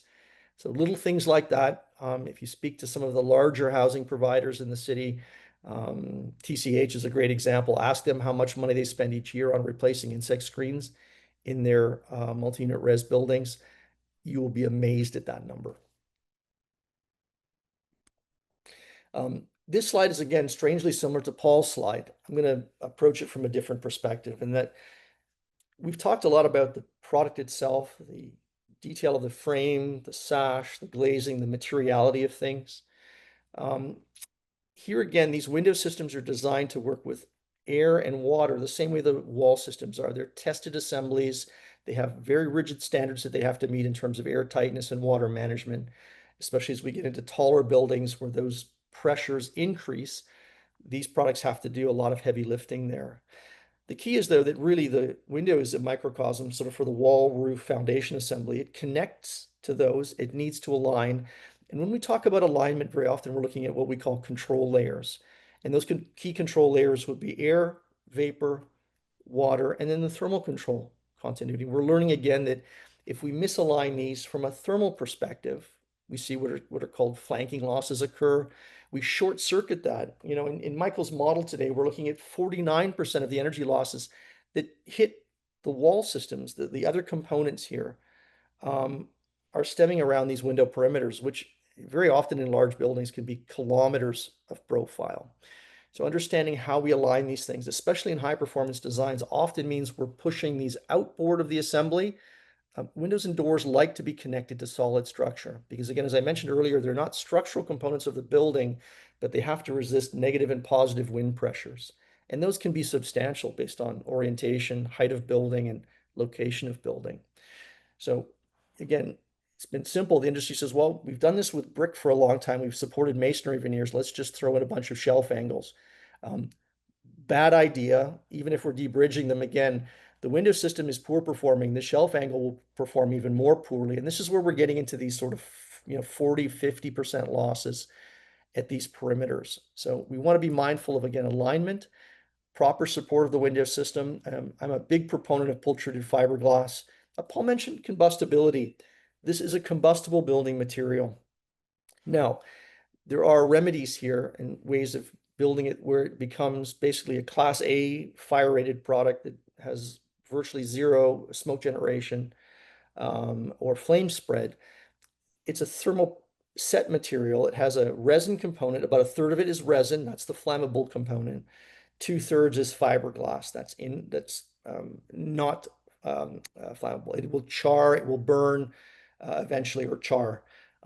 These products have been used for generations in other applications. Specifically, fuel storage cells have been built in fiberglass. Again, combustibility is a challenge there. There are resin systems with admixes that, again, the industry, the built environment now who's using these products have now specified to reduce things like flame spread and smoke generation so that they can be effectively used. Structurally, they can be engineered again very effectively. Thermally, they're efficient. From a durability perspective and life cycle perspective, again, understanding the installation details, the materials that go into that opening, how we're detailing them, is directly connected to the life cycle of the window. And a window with an 80-year life cycle poorly installed will never see that being met. So balancing the window specifications with the installation details, the materials, these key control layers, the continuity of those is critically important. And we're slowly but surely sort of coming around to that way of thinking in this industry. Our trades and installers have had a challenge the last 4 or 5 years as we're asking them to do way more than they have in the past. But these are critical elements that even the best Windows system will not perform in accordance to its potential life cycle if it's improperly detailed. So this element, in my opinion, should be weighted equal to everything else we've talked about today. And I'll leave you with one last set of details here. This is off a current therm model that I'm working with one of my clients on. This is a very high performance precast wall assembly with an EIFS exterior. So again, all insulation is outboard of the assembly. We've cantilevered the window out. This is a high performance aluminum window. Might be similar to the base design that we have in your building. We followed all of the best practices here in terms of the thermal control alignment. We look at water management, air management in these situations. But when we run therm models, one small difference, which actually is a benefit to us in terms of longevity, can create challenges in terms of the thermal or how temperature moves and how it connects not just to durability, but the comfort of this space. And I'll showcase this by suggesting that the one difference that we see here, and you can kind of see this darker blue line here, which is substantially cold outside air. It's much colder out here. Again, these are using those same test conditions, -18°C out, 21°C in, to simulate the performance here. Showcases the difference where we have a continuous aluminum sill. This creates a panning system underneath the window, which again is a best practice. If we have moisture coming through, let's say, or driving through the face seal, this panning will collect it, ideally with a positive slope outwards, will allow it through gravity to drain away from the wall system. It's an excellent sort of device to sort of enhance the performance of these windows when it comes to water. The challenge is, though, a piece of aluminum, even just at the sill, and this is not very thick aluminum, this is roughly 1.3 millimeters thick.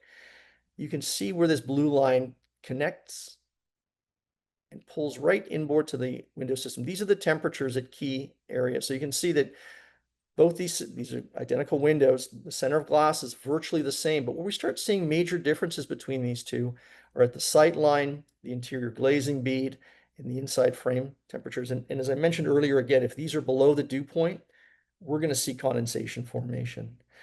The primary difference between these two is to remove that continuous piece of aluminum right to the inside edge of the window, to keep the aluminum on the cold side of the assembly.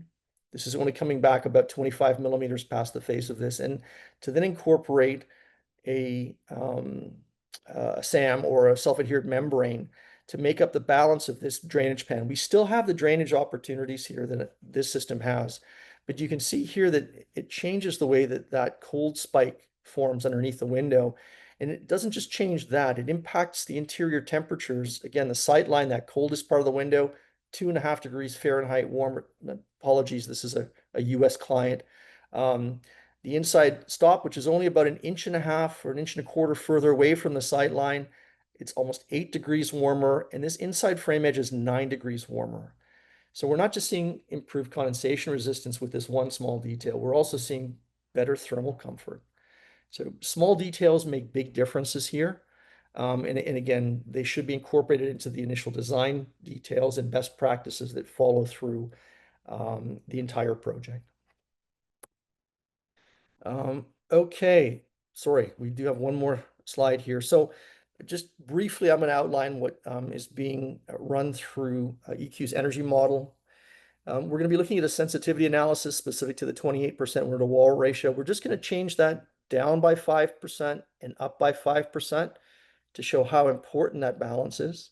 And we're not going to suggest you change it. I do think this is a great starting point, but let's use the modeling team and sort of allow them to do some work here to tell us what we might already know. Again, looking at sort of where we're at here, we are looking at a much better project baseline at 1.42 versus the 1.9 watt NECB default. What we often do with these modeling protocols is that we actually start with maybe a lower performing framing system, better than baseline, better than code, but these are more typical of what we might find in terms of performance for these products that I've been talking about with you today. Let's look at those. Sometimes we actually derate the system to get a sense, because these might be less expensive than, let's say, the next ECM. Let's look at their impact in terms of the overall energy model of the building, and then we can decide again when we balance cost, constructability, and performance. This is again why we do modeling as part of these workshops. Right through to a more high-performing element here. Again, same glazing in these two, but we can see a substantial decrease in U value because the frame itself is doing a much heavier lifting here. Similar solar heat gain coefficients. 0.27 is considered sort of on the cusp of low solar gain. 0.30 is kind of where we start talking mid solar gain. So it's right around that point where we're conserving energy very effectively. We're a very resilient approach if the energy is not available to us to heat and cool the building. Beyond that, ECM Fen 3 is kind of your baseline right now. That would be, again, a composite window in insulating glass with this ITO coating, or it would have to go triple glazed if it were an aluminum frame to reach that metric. So this is sort of your starting point. We're going to show you sort of two options below that. They are less expensive. And we're going to show you another option better than that. So triple glazed, again, moving away from aluminum framing into fiberglass or UPVC composite is going to get us into sort of where we would see typically passive house-like performance. This would be right in that sweet spot of where we might see an EnerFit retrofit in terms of its glazing systems. And we're seeing many, many companies in the market today being able to provide this level of performance. So you're not single sourcing, you're finding a robust market that can supply that level of performance today. Selective solar heat gain by elevation. Again, we're going to use that from a baseline perspective and just change the solar heat gain coefficients. It's a very inexpensive way of fine-tuning performance. And then the last thing we're going to look at is if we do have a small quotient or component of the building that's connected to entry systems, typically we're looking at curtain wall products or in storefront systems. They're not great performers. They usually really don't impact the building substantially, but if we're doing them, let's use at least the enhanced aluminum framing systems, which again are pretty much ubiquitous in the market today and don't cost really any more. So from that perspective, that's what the team is going to be running in terms of my ECMs. Are there any questions or comments at this point?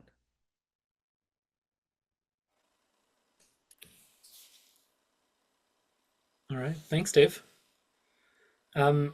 So I'll just ask if there are any questions at this point about opaque or fenestration, anything about the envelope.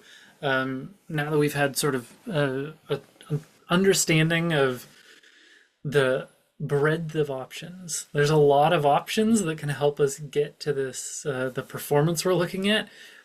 We'll see the energy relationship of those, but I'm wondering just about what both Dave and Paul talked about there, about the types of wall systems, the types of windows. Any questions or thoughts about that level?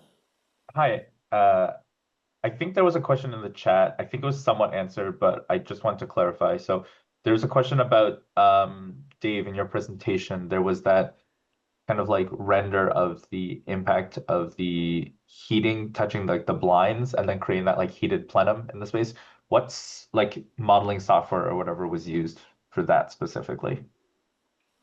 That's a great question. So that's a piece that I've taken off of a US engineering firm. They haven't called out what they were using, but it's a CFD analysis, a complex one. Michael, you might actually answer that question better because I'm not sure even if your tools allow that level of detail. But again, it's looking specifically at the heat gain and how that heat moves through that space through air movement and other components. And it is a suite that has, it's a smaller suite with 50% window to wall ratio. I didn't mention that. So again, larger aperture, smaller size, but that's why we're seeing that stratification and that heat gain so quickly based on that specific model. Okay, thanks. Just to clarify, I don't think our modeling software is typically that advanced there, because when you get to the building level, you lose a lot of that resolution that would occur within like the space and getting into the nuance of 4 feet away from the wall of the window, 5 feet away from the wall of the window. I feel like, yeah, there's a lot of like custom CFD software that would be able to do that though. It's above my pay grade as well. Yeah. I always think it's interesting that with rain screen claddings and the with using an air gap, you're using the same principle, right? That there's a little gap, and that gap can help you if it's in the right spot, and in other places it can be a real challenge. So thank you for that. I just thought I heard someone jumping in, but I think it was just my computer making a weird noise. So any other thoughts about walls, windows, floors, roofs? I just wanted to really reiterate, when we get to the solar, based on what Paul was saying, I have essentially the same comments about the roof. So I've put together 2 different options of the sort of flat roof solar for that exact reason. It can change depending on the compatibility with roof types. Yet again, a really good point with buildings. If you don't set out at the beginning to make a high efficiency or a net zero or a solar ready building, it's much more difficult to do once you're 80% of the way there and decide that you want to do it. I have a quick question. All right, go ahead. Okay. Have you guys seen, or when you guys model this, like when you install a PTAC units on, to heat each of the units separately, right? You do roof, you kind of do wall penetrations. Now, do you guys see this? Do you have any special details for that are different than? Because I've seen, like, when I looked at this, I see this as a huge area of air leakage, right? And then heat gains, those kind of like almost like a hotel, similar to hotel ones. I've seen them. They're both like, you can do either use heat pumps or something, but essentially it's a PTAC unit that you install almost underneath the windows. Do you guys see this? And then do you guys, like, how do you deal with that particular detail? So just from the like, ignoring the machine itself, I suppose, is your question, right? Like, how do you make sure that it's sealed really well?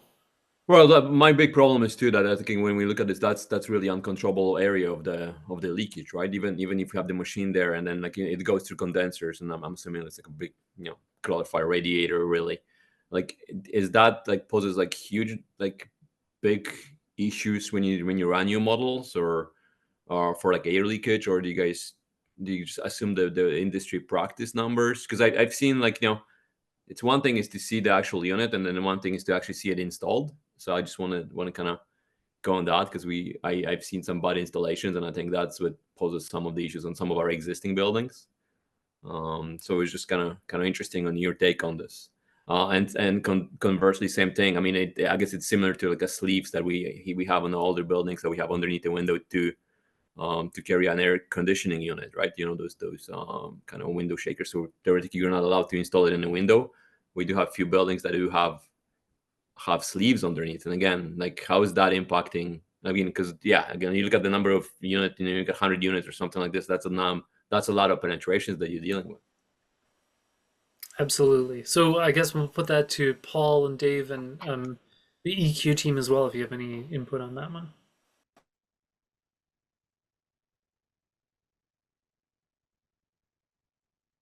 Not quite a PTAC system per se, and this is by no means a support of this one product, but we have seen on the market these new vertical air source heat pumps that are kind of fully integrated units.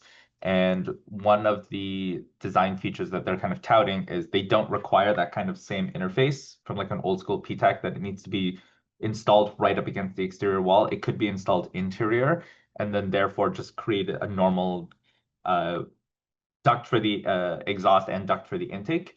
So it would be no more penetrations than in a straightforward fan coil building with ERVs, because they can actually use the same ductwork for the ERV intake and exhaust, as well as for the heat pump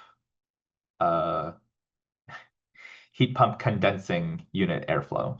So from that sense, I feel like the air tightness aspect would be pretty similar to any kind of like terminal unit packaged within an ERV. I can't speak confidently about like you're saying, the old school PTACs that are installed right up against the wall. I do know that those traditionally have more leakage problems. I feel like that usually just comes down to the specification and construction control, really. And I'll add a point regarding the window shakers, because these are certainly challenging for most building owners today, and many of them have actually outlawed them because they tend to be a fire hazard and certainly a risk in terms of how they're mounted and how they might impact, let's say, safety if something were to fall out of an opening. So what we are starting to see, again, in replacing those are these room side air conditioning units. Again, they have to have a connection. They are typically ducted to the exterior. Very often that requires a panel or something to be connected to the operable window systems. It's not always easy to do that. Those are certain areas, if you're not detailing them correctly, that you're going to see increased infiltration and exfiltration losses. You're going to see pests potentially coming in through those areas, and it can create some real challenges. So again, if you're looking at solutions there, or as part of sort of a window replacement strategy, if that is a solution moving forward, great to get your window company connected to that, because they may be able to use, again, rational sort of connections where we have properly sealed ductwork, again, used in the summer months, can be disconnected and resealed in the winter to allow those products to be used. We are starting to see, and to Michael's point, There are companies, especially in the US market, in the New York City market, where there's, again, a huge a vertically sliding or double hung window market in existing buildings, where we actually have these really cool little heat pump systems that are designed to plug in and fit within a window opening, with the sash then sealing them into place, and they can both heat and cool very efficiently, very safely, and quietly. A company called Gradient, if you want to take a look at them, is really making inroads in that market in terms of not just sort of the ability to work with existing windows and proper cooling strategies, but also to do that in a very low energy way. We haven't seen them north of the border yet. I'm not sure if they've done testing here in Canada, but those technologies are going to lend themselves well to the existing building portfolio side of things. Yeah, no, I'm aware of that product. Actually looks pretty cool for the sash. So my question on this is, and we have been dabbling into interior, I guess essentially it's called an indoor air conditioner unit, right? When you go inside. Now, my problem with that is really when I'm looking at the window portion of it, it's really almost, it's suited more to a slider type of window, because typically what we have, like we only allow like 4 inches of opening, right? 100 mil. By code. So whenever you have an awning, it's always problematic trying to install those. And I don't know how we're looking at from energy performance, because generally those windows, like whenever we have a slider, it's not going to have as good performance on assembly wise as you're going to have on the casement or awning window, right? Am I correct on this, or is this something changed? You are. So air tightness certainly is the challenge between those two. Substantially more infiltration, exfiltration losses through sliding windows, even performance-oriented ones. They don't have the same weather seal capacity. But when you're using those systems again, then you have to think about the fact that now, because the entire sash is open, it's not just a discrete section that we can block off. You've got sort of an angled section that you can't use. So now you've got excessive energy loss or gains through that open section, yet you only need a small section. So what we are seeing, and again, window replacement is a prerequisite for this, is that part of the assembly, let the operator do the operator, but you might have a small insulated panel that has these 2 vents, or the vent component where you can plug these movable air conditioning units into.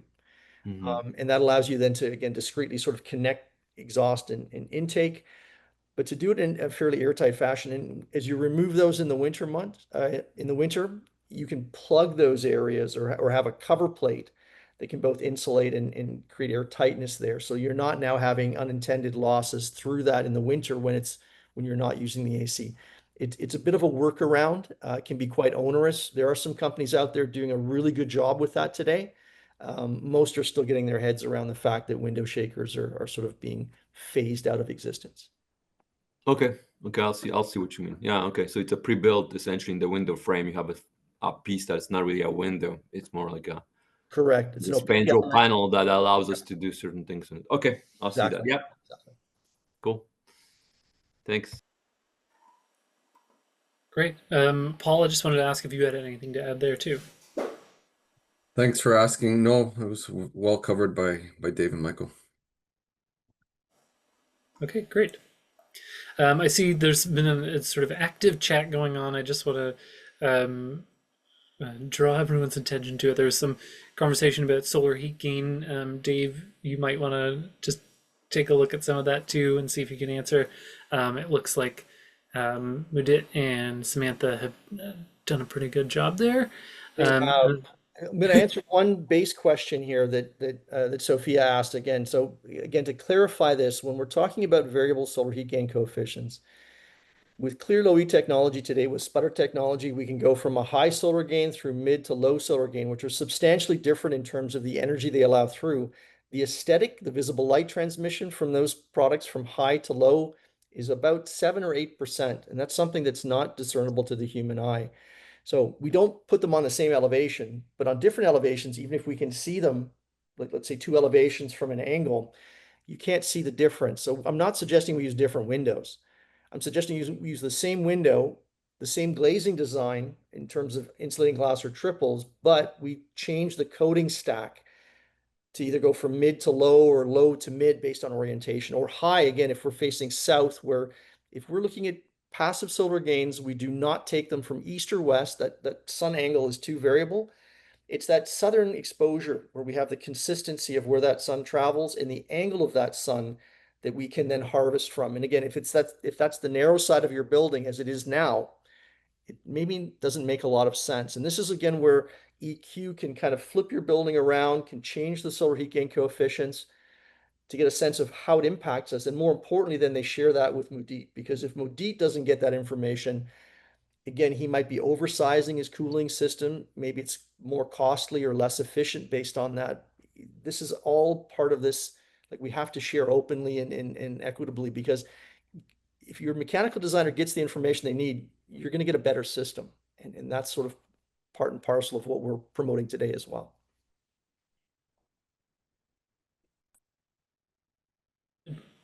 Okay. Perfect. And then there's one other question there from Marzia. It's, could you please confirm that the improved efficiency of new window design with the angled door LSG equals 1 to traditional windows which can completely open? So I guess that's the sort of tilt out sort of thing.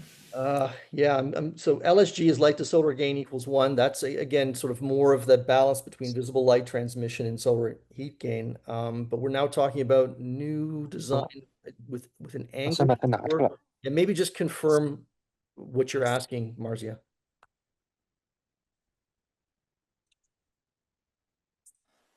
Yeah, why don't I'm going to suggest that feel free to explain that further in the chat there, and then we can keep things going for that further explanation. We've got just a few minutes left before we're scheduled for a lunch break, so I'm wondering if there's just any other questions about anything so far that we'd like to just.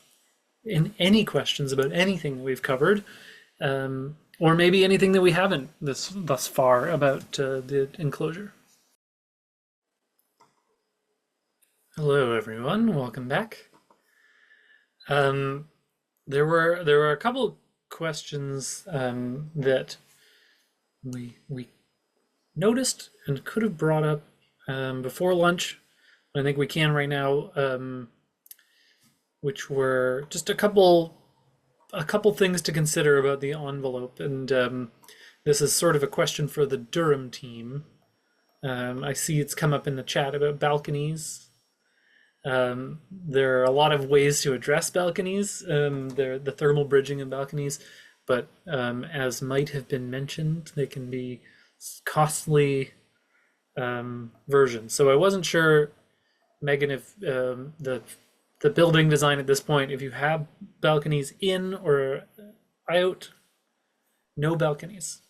No, so on all of our new development projects, we are not including balconies. What we're trying to do is have outdoor space, but in a different, so without personalized balconies, we're looking at, actually in this design right now, LGA, the architect, it likes the idea of shared balconies every other floor. So they're proposing that concept. In a couple other developments we've made sure that there's really active outdoor space for communal use. So yeah, that's our approach. Excellent.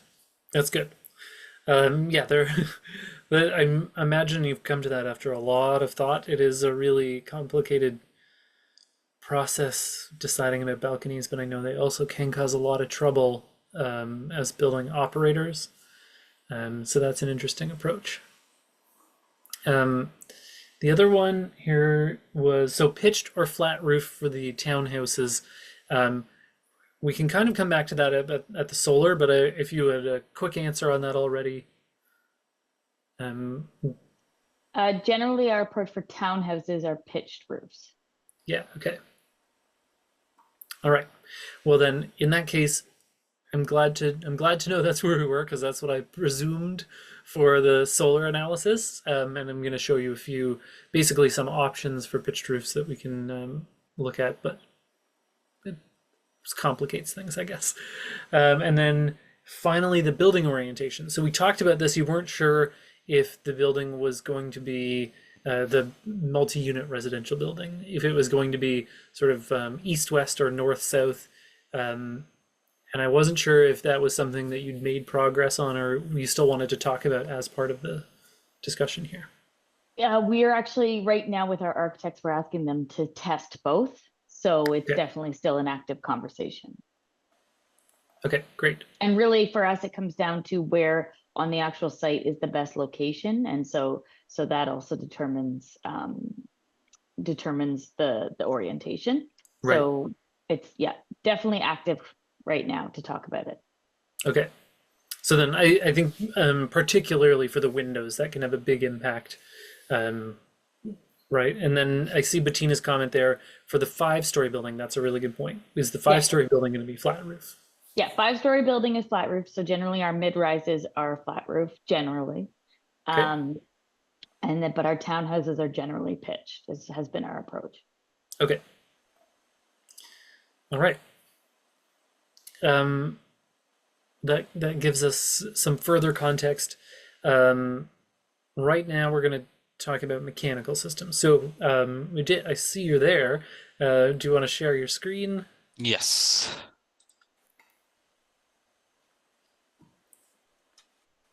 All right. Can you all see my screen now? It's just still loading. There we go. Now we can see it. Okay. All right. Good afternoon, everyone. I'm Mudit Srivastav. I'm a mechanical project manager at Hammerslag and Jaffe. I've been designing high-performance building for about 10 years now. It is something that I'm very passionate about, and let's look at how we can design active systems for this building. Here's a quick agenda. I'll talk of some good design strategies to begin with and how we can become resilient for the future climate, talk about some best practices in the industry. And then for this project, I considered 3 different options with a variation of a 4th option. So I'll get into that. Some corridor pressurization strategies, domestic water heat pump systems, and some miscellaneous ECMs. So here's the project that we're looking at. We have 52 suites. It's fairly typical. Most of them have residential apartments. There's some lounge area, amenity space, storage lockers, and garbage rooms. And then we have 1 level of parking garage. And I think most primarily, I will focus my attention in this presentation towards the central plant, which will serve the heating and cooling needs for the building. So let's look at the future climate, and I'm sure this was brought up earlier as well. As we all know, the climate is warming up. For the Durham region, I think we're anticipating about 12% higher dry bulb temperatures in the next 30 to 40 years, and about 15% in the last 30 years. So I think like any buildings that are being designed, I think it becomes very it becomes a responsibility for us as designers to be designing keeping that in mind. And you can see here, this is just a graph depending on different conditions on how people would, if we were to design the systems business as usual, we can see very high temperatures in the Durham region towards the end of the century. And then even when this blue line, what that indicates is even if we're putting in all the efforts, like the city, the municipalities, and the government are all putting in the right kind of efforts with the high performance designs, we will still see highs of 35C, 36C. So just keeping that in mind, like we recommend designers to design for the 10-year max design dry bulb and wet bulb temperatures, because of what we've seen this year. Like there have been 4 and 5 heat waves, and what that has caused is the systems that were designed like 30 years from before, they were not sized to handle it, and there were some buildings which ran out of cooling. And just to provide that resiliency, like designing for this number, it doesn't add too much capital cost, but it becomes a resiliency factor in your design down the road once the building is occupied and running. For the heating, I think we're, as you all know, we're seeing warmer climates. I think we're still okay to design for -5F for the Oshawa zone. And again, before we get into the active mechanical systems discussion, based on what Dave presented earlier, I think it's really important to invest the money in passive elements even before looking at active mechanical systems, because the whole point is to conserve first, and then whatever we cannot conserve, address that by active mechanical means. So I just want to, as a mechanical designer, the best kind of system is if you don't need anything in the building mechanically. However, with the realities, that's usually not possible, but it's best to minimize the system that you have, which also has a direct correlation to the capital cost and the funding for different projects. And there was significant discussion about SHGCs. So yes, I just want to highlight that SHGCs, when you do get passive gains during the winter time, but when it's summer, the gains are so high that it increases the overall peak sizing of your mechanical plant, and that is adding not only cost, but it is also adding, even your internal suite units can be higher. So it is also adding cost, and it will result in higher or more uncomfortable temperatures inside. So again, overall, when we see like a low SHGC, is what we've seen is the way to go for high performance systems design. Let's look at low GWP refrigerants. I think this is one of the key elements that was significantly missed in some previous times. Like, refrigerants do add a lot of carbon emissions to our atmosphere, and what Canada has ratified to is to reduce the use of GWP refrigerants which have a GWP of higher than 750.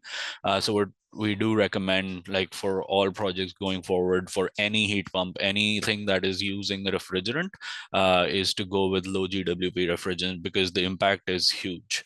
It's when refrigerants leak, we don't see them, and when we don't see them, we don't actually realize how big the impact is. So here's just a graph indicating like what 100 pounds of R410A released in the atmosphere does. And there are in the market, like, there are many low GWP refrigerants that are available in the industry now, and they also have a very low atmospheric life. So this is another thing, that for R10A, 410A, if it's released, it stays in our atmosphere for about 17 years. Whereas some of these low GWP refrigerants, they also have a very low global warming potential, and they also don't stay in the atmosphere for a longer time. So overall, this is very significant. Like, most manufacturing companies are opting to go for 514A in the low pressure systems, 513A, and 1234ZE for the medium pressure systems. And then for really big, like for the high pressure systems, usually most of the companies are going with 454B and R32. So we would highly recommend the design team to, if they're selecting heat pumps, please select the low GWP systems, because it'll have a huge impact on the climate overall. Okay, let's look at the first system that I considered that would be appropriate to meet the energy targets of this building. This one is it's a VRF style air source heat pump. So it has heat pump units that are located on the roof, and it has a refrigerant to water heat exchanger. The best part about this system is, and for the longest time, the limitation with air source heat pumps was that they could only operate down to 7F temperatures. When the ambient temperature was lower than that, the heat pumps would just stop working and they would not operate. And because of that, we needed to have a backup boiler system to provide the heating needs for the building, which also adds, not only adds a capital cost, but it also adds ongoing maintenance once the buildings are being built. So with these type of systems, they operate down to minus 30°C, which is really great for this climate. And it also reduces the amount of refrigerant charge that you have overall in your building. So usually where these are located on the roof, you have the refrigerant to water heat exchangers on the mechanical penthouse as well, or on the roof. And from there on, it's typical hydronic system throughout your building. I think one thing with these is it does require a minimum loop volume to maintain the runtime for these heat pumps. So I think that is just something to consider. These are very compact. For building this size, you might only need like one or two of these, and then it would handle all the heating and cooling needs. The great part about this one was also, it comes with dual compressors within it, and not both compressors run their defrost cycles at the same time. And this is critical from an electrical sizing perspective, because when both of your compressors are running in defrost mode, it adds up the electrical load significantly. So the peak draw is really high, but with these type of units, the peak draw is limited. Again, this is just like, it comes with protective coverings. There are some installation instructions here. These are suited to your project's needs. So if your peak load is 20 tons, you can have the refrigerant to water heat exchanger in 20 tons. It creates like water at 105F, 115F, and on the cooling side to 45F. Again, this with these type of temperature ranges, the COP is very, very nice with these type of heat pumps. So that is the other advantage of utilizing these. From the inside of your apartments, you can have these vertical style integrated ERV fan coil units, and the major advantage these provide over non-integrated ones is during the construction phase. Because this is a unit which comes all packaged from the factory, you install it on site, and then you have less equipment to be installed in the ceiling. So from the construction capital cost perspective, the coordination between different trades that is required is much less with this, and the risk with delays is significantly less. And it has front exposure. You can have anything that needs to get serviced can be done from the front of the unit, and it has the ERV built into it, which is also a high performance ERV in terms of dimensions. Like it's decently compact. Like it does require some space for the risers, but this can be easily achievable in a small closet area. Along with this, the best part about this is it comes with a really high performing ERV core. As you can see, like at 60 CFM of airflow, which is, it ends up being the average for between like one bedroom to 3-bedroom suites. You can see it has a sensible effectiveness of even 84%, and in cooling mode it is 78.7%. So these type of ERVs are designed for this cold climate. For I think maybe a year ago, like these were not available a year or so ago, but now with improving technology, like most manufacturers have realized that a really high performing ERV is what is the need of the hour, and like they're stepping up, and most of the manufacturers are now providing this high performance ERV cores. And the good part about this is like it also doesn't come with a huge capital cost upgrade. Like it's insignificant when you look in terms of, I think it's only $100 per more, $100 or so more. So your return on investment is, I would say, is almost immediate with these. And some manufacturers are now are only offering this as an option, like as a standard option, which is also great to see. On the ground floor where you have non-suites spaces, like for those type of spaces, we do recommend utilizing these kind of fan coil units. They have EC motors in them. They have a fresh air inlet option. So if there is a space where you have variable occupancy, you can implement demand control ventilation directly with it, because it comes with a damper installation already there, and with CO2 levels or occupancy sensors, you can modulate this damper very easily to change the outdoor air that is going to each space. For air quality, there is an option for more 30 infiltration, which we also recommend to be implemented. And again, for the non-suite spaces, we also have an option of going with these decentralized high-performance ERVs. Again, these are meant for cold climates, and I think if these type of equipment is used, it's also, there are various different types of accessories available as well. You can have CO2 sensors in the wall, IAQ sensors, so there's various options available. Now, the other two options that are appropriate for the project are based on ground source heat pump, and just looking at what the ground source heat pump potential is. So in most of Canada, we have a very, especially on the west coast, we have very hot sedimentary basins. Then in the central part of Canada, there's low potential for ground source heat pump. The ground temperatures are not warm enough, and like in here, what you see in this light blue color in southern Ontario and like eastern Canada, we have the capability of doing a direct heat exchange. So direct heat exchange is what we use in the built environment to heat and warm our buildings for areas where you have hot sedimentary basins and like really warm sedimentary basins. Those, like, you can run power plants from them, so it's at a massive scale, whereas like our region is actually appropriate for doing heat exchange within the buildings. And this is just a map of the temperatures that you get at the ground level at different depths.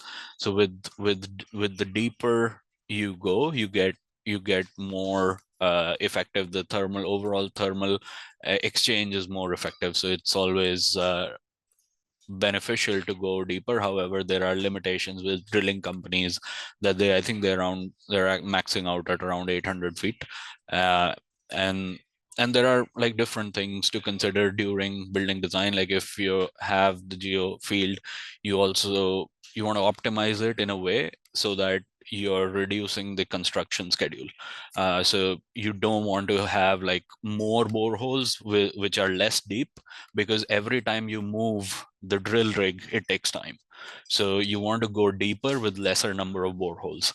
That ends up being very optimum from a construction schedule point of view as well.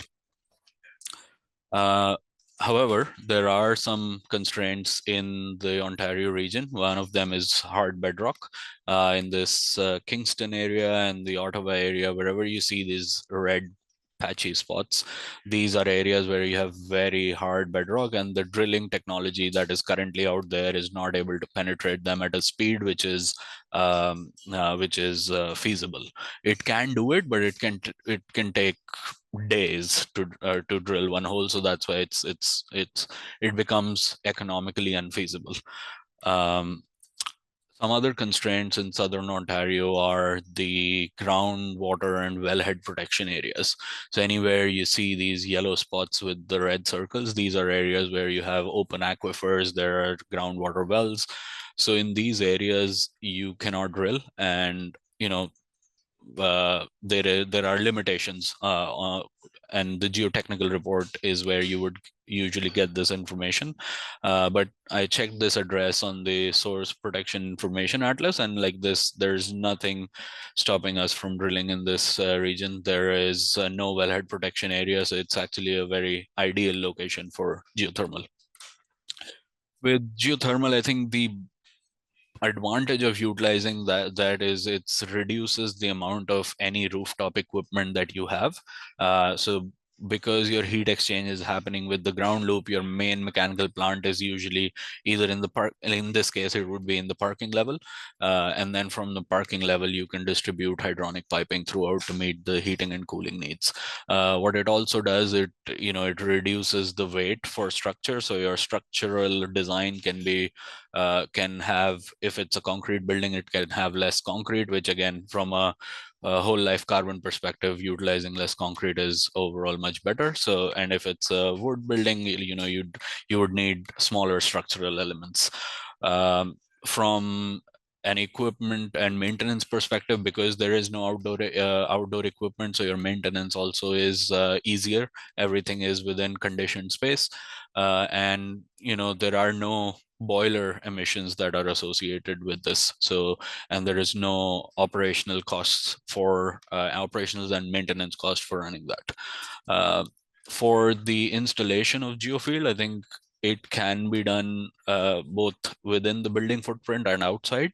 Outside, if there is space available, outside is better, because you can remove that from your construction schedule. You can do it well in advance of your construction starting.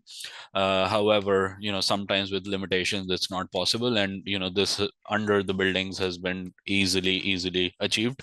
It just has to factor in the overall construction schedule. A few things to keep in mind with the geo design is to never finalize the design with like a rule of thumb. I think you drill a test hole, and then you do the thermal conductivity analysis test for it. And once you get the result, only then finalizing the design is the way to go. And we highly recommend engaging the geothermal contractors and engineers as soon as possible in the design phase.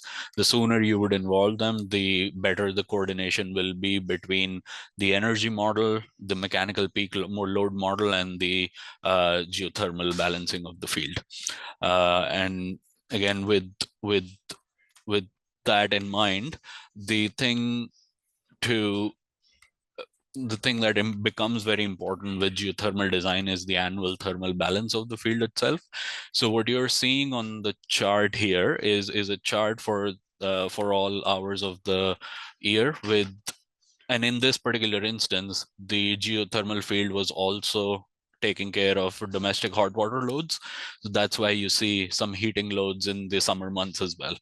So as you can see in this graph, your overall cooling heat exchange is much less than your heating heat exchange. And what that does, it makes the geothermal field annually heating dominant. And when your field is heating dominant, it is absorbing more energy from the ground than it is discharging in the summer months. And when you absorb more, what you're essentially doing is you're cooling the ground a little bit. And when the ground becomes cooler and cooler over time, your loop temperatures that you get from the ground becomes really low.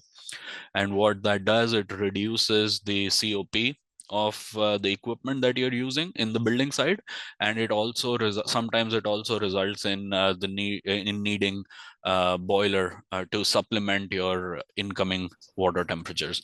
So we highly recommend when we were working with the geothermal engineers to get them to balance the field. And there are various ways of doing it. Usually for high performance buildings, if domestic hot water is not on geothermal loop, they are usually annually cooling dominant. And you actually want the field to be cooling dominant, because in the summer, when you have when your field is annually cooling dominant, you have more heat to reject elsewhere to balance it, and you can reject that heat to preheat your domestic hot water. So again, this is all a balancing act between the energy modeling team, the geothermal team, and mechanical team, and a very appropriately sized geothermal field, which would also result in some domestic hot water preheating in the summer months, is the most optimized one to go for. And what it also does is as the climate warms up, you will have more cooling needs for the building in 20-30 years, which means that you will have more energy to reject for your domestic hot water preheating. So balancing it is key, and it can also have some other advantages. I have a quick question on that end. We run different simulations on the different things, and historically we looked at doing solar heating for domestic as well, in a smaller capacity. And actually, so like it works in the winter, because it's designed generally for the winter, but in the summer when we have to, right, you can inject additional heat into the ground, right? Because that's what we need. Yes. So is it something that we're going to be doing at this phase, or you kind of or is it more you guys just telling us, yeah, we have to look at some additional system to make sure that we No. balance it here? So it's basically you size the field to meet all your heating and cooling needs, and all you're doing is when your field is annually cooling dominant, you reject some heat into your domestic hot water preheating. So you don't need any other equipment for balancing the field. So the idea is to only have the geothermal field when it's annually cooling dominant, you reject in the summer months, you reject some into the domestic hot water preheating, which is done with a heat exchanger. Okay, so but in that case, would you not? Oh, okay. So instead of like we've been also discussing like snow melting pods and stuff and keep them running during summer or whatever, like fall season. So when there's still no snow, so reject some heat. Yeah, snow melt, I think because it would actually be detrimental, because when it's happening in the winter months, your peak, it's actually in peak heating season. So what it would do is it would move the balance of the field more towards the heating side, which is not optimum. So like that's the idea, is to you actually want the field to be annually cooling dominant. Okay. Yeah. All right.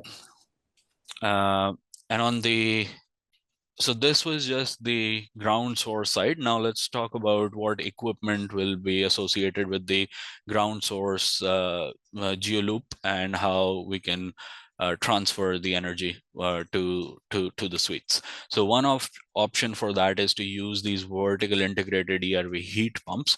So it's very similar to the product that we saw earlier. It instead of coil, it just has a heat pump built into it, in this chassis here that you see.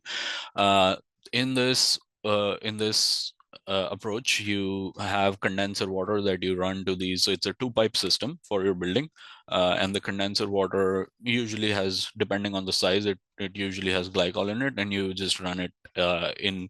If your suites are stacked, you just have risers that connect to it. It does have, because it has a compressor in it, it does generate noise. So it is noisier than the fan coil version, but usually it is within the STC limits and the NC values of the design. For the ERVs, again, like we have a high performance ERV option available with this one as well.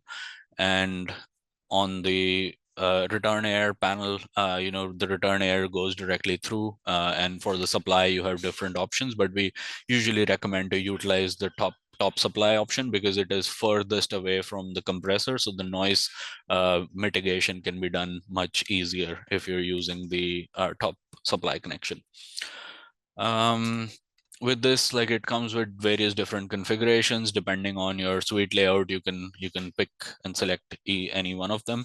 The closet or the space that you need for these heat pumps is also very similar to the fan coil that I mentioned earlier. So it's 18 by 21.5 inches, and for most instances, if it's a high performance building, with the size of the suites that are on this project, we wouldn't need to go beyond 1/4 of a ton, or maybe 1.5 ton.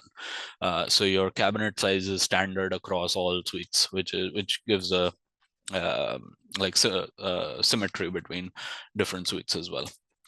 And again, I think one thing, and tracking it back to the high performance envelope, what we've been seeing, like initially, when the envelope wasn't good, there was a need to discharge air right at the glazing for thermal comfort. However, what we've seen with really high performing envelopes is that you don't really need to do that anymore.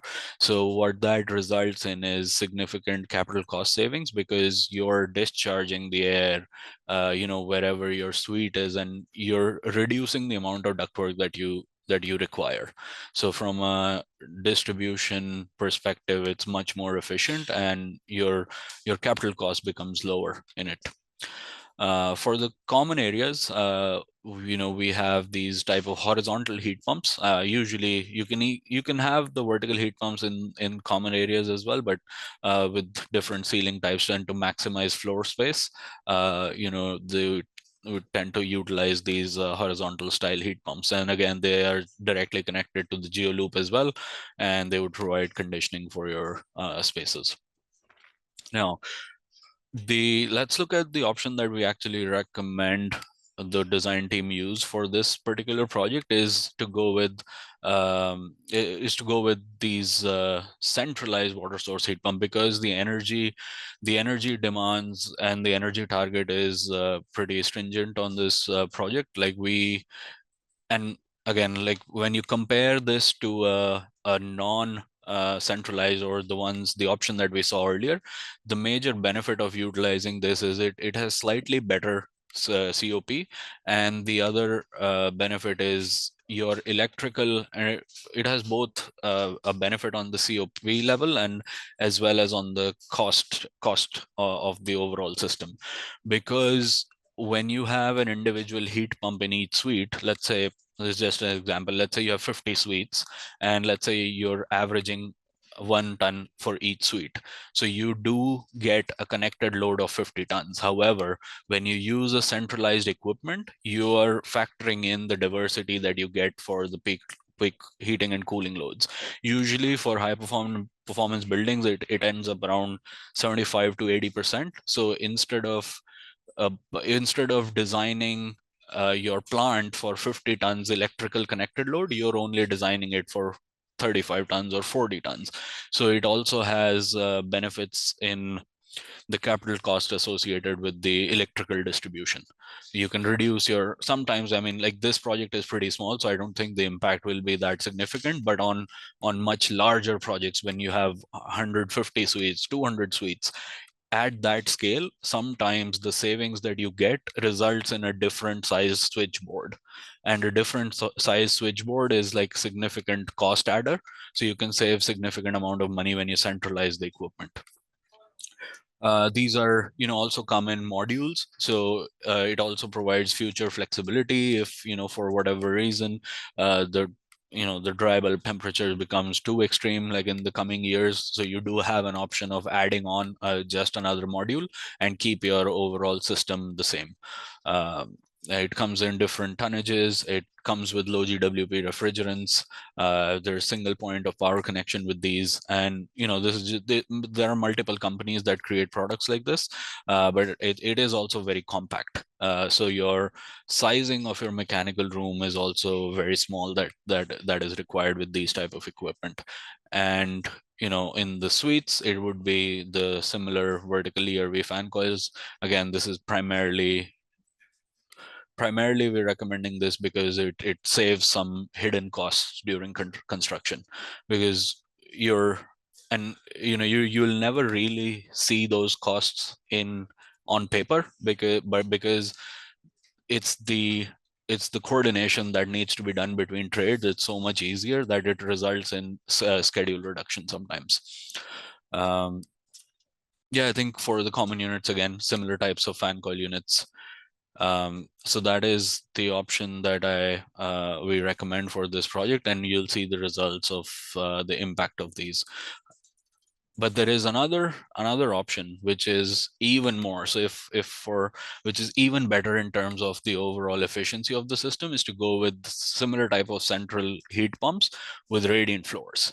And I wanted to put this option here as something for the design team to consider, because so basically the only difference with the previous one that I shared and then this one is that you're switching your terminal equipment.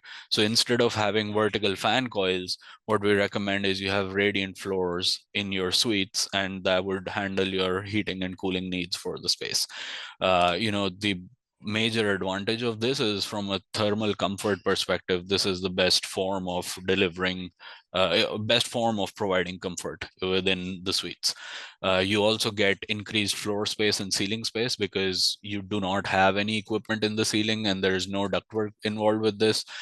So the only thing you have is these radiant tubes in a gypcrete topping or a concrete topping. The topping is usually 50 mm to 75 mm, and these traditionally used to be the centralized water source heat pumps with radiant floors used to be extremely expensive systems. However, when you look at these holistically, what we are seeing is with the increasing drywall cost, the amount of cost that you save in drywall with this, and especially if you're building, like I think in the in the discussion that we had in pre-workshop, there was also a consideration of going with the CLT, CLT fabrication. So with CLT, what happens is you can expose the CLT as much as possible in your suites and have drywall only at the entrances and the in the washroom. So the amount of savings that you get in drywall is pretty significant. And with this, because there is no equipment in the ceiling, you're also reducing your overall construction schedule a little bit, because your finishing can happen faster. So there are overall, mechanically, if you look at this only mechanically, this will be more expensive. But when you look at it holistically from an overall building perspective, it actually ends up pretty nicely. This is being implemented in a few projects, and the other very good part about this system is there is zero maintenance required in suites. So once it's built, there is no moving mechanical element in your space. So there is nothing to maintain, which is, if you're owning and operating the building in the long term, this is a huge cost saving, like an operational cost saving. So I have one quick question then as a follow-up to that. So you said this is the bestest, I think the slide said. But you guys, this is not the one you're recommending. And can I just ask why? Is it a cost factor? It is a cost factor, and like I'll tell you why. Like it is a cost factor, and I would highly recommend to do a overall cost analysis for this. Like this is being implemented in a few affordable housing projects that we're working on, so it's not like it wouldn't work. But if it's a balance, right? If you need to get to a certain level, I think you might be able to reach the energy target without using this. But if you don't, this is like another upgrade that can be looked at. But it has significant operational benefits, and even the construction schedule, what we've seen, it reduces it significantly, because once these tubes are in, like all that is left for the team to do is to install the outdoor air ductwork that enters the suite.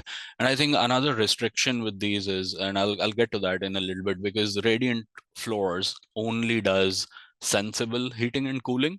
It does not perform latent cooling operation. So what needs to happen with this type of system is you need to have a centralized air distribution, which does all the dehumidification for the suites. So what that does is it requires shaft and ductwork in the corridor, but again, it is doable, and it does work with that approach. The only disadvantage is you need fire smoke dampers wherever you have the ductwork entering the suite. So you do get more connections. Would that be combined with the ERV? The ERV is in the central air handling unit. So it's a 100% outdoor ERV unit, which does energy recovery plus post conditioning. And the post conditioning can be done through the geothermal loop. So the central air handling unit is connected to the geothermal loop as well, which does the post conditioning and the dehumidification that you need. So it is, it is a really neat system, and it is, again, as I said, this is as good as it gets mechanically. Here's the floor buildup. This is usually how it's installed. You have like a base material, like you have these tubes that are laid down on the floor, and then you have either a concrete or a gypcrete slab, and then you have some finished floor. With these type of systems, we do not want carpets. I think like the best product for these are actually vinyl floors or tiled floors. Those actually work really well with this. And as you can see, the other advantage and why it's also the most efficient, because you can run your distribution loop at 58F. So what happens is, if you don't have to cool it down to 44F, which is the usual temperatures. When you cool it down to 58F, your COP of your central heat pump becomes even better. So in your vertical ERV vertical fan coil configuration, you are still cooling your chilled water to 44F or 45F. Whereas with this type of system, you can have a tempered loop, which improves the COP even further. And same thing on the heating side, like for most high performance buildings, we don't even need to heat the hot water more than 95F, 100F. So it works on really low temperature hot water, which again boosts the COP of the central heat pump even more. So there are stacked benefits with that come with these type of systems. And these are the type of centralized DOAS systems that you would typically see. It can be it can be connected to geothermal, or it could also be air source heat pump if you want them to be. But it's usually beneficial to put it on the geo field. It also helps balance the field a little bit. I think that was it. If there are any questions, I'll be happy to answer. There's one as well. question here in the chat there about the radiant tubing. Yeah. If you flip back to that installation slide, perfect. Mhm. So Sophia's asking if radiant tubing would be installed in the ceilings as well for the cooling, or if it's just in the floors. There are ceiling options available as well. However, with ceiling ones, you need to be careful with the condensation issue. So the difference between floor and ceiling is with the floor, when your loop is running at 58F, you see here the floor surface temperature is actually 69F. So when the floor surface temperature is 69F, there is literally it'll take something extreme to happen to get condensation, because from your psychrometric chart you cannot, because if your space set point temperature is 75F, your dew point condition is around 55F. So it's not possible to have condensation in here. But with sealing systems, what happens is your surface temperature is actually very close to, let's say you're running at 58F, so your surface temperature would be 59F. So the delta between your dew point and the surface temperature is pretty low, so the risk of condensation is more. And with sealing type of systems, it's done everywhere. Like the radiant sealing panels are used in offices quite a bit. They're used in universities quite a bit. But those types of projects have higher controls budgets associated with them. And what we see in most residential projects is the controls budget is pretty small from the overall perspective. So with this type of system, when it's in the floor, your controls costs are lower and your risk is lower. However, the difference is if you put it in the ceiling, you get more capacity out of it. So there's some advantages and some disadvantages, but overall, I think just from a risk and controls perspective, it is more beneficial to have it in the floor. And again, like if it's a CLT building, you actually want to expose the CLT within the suites.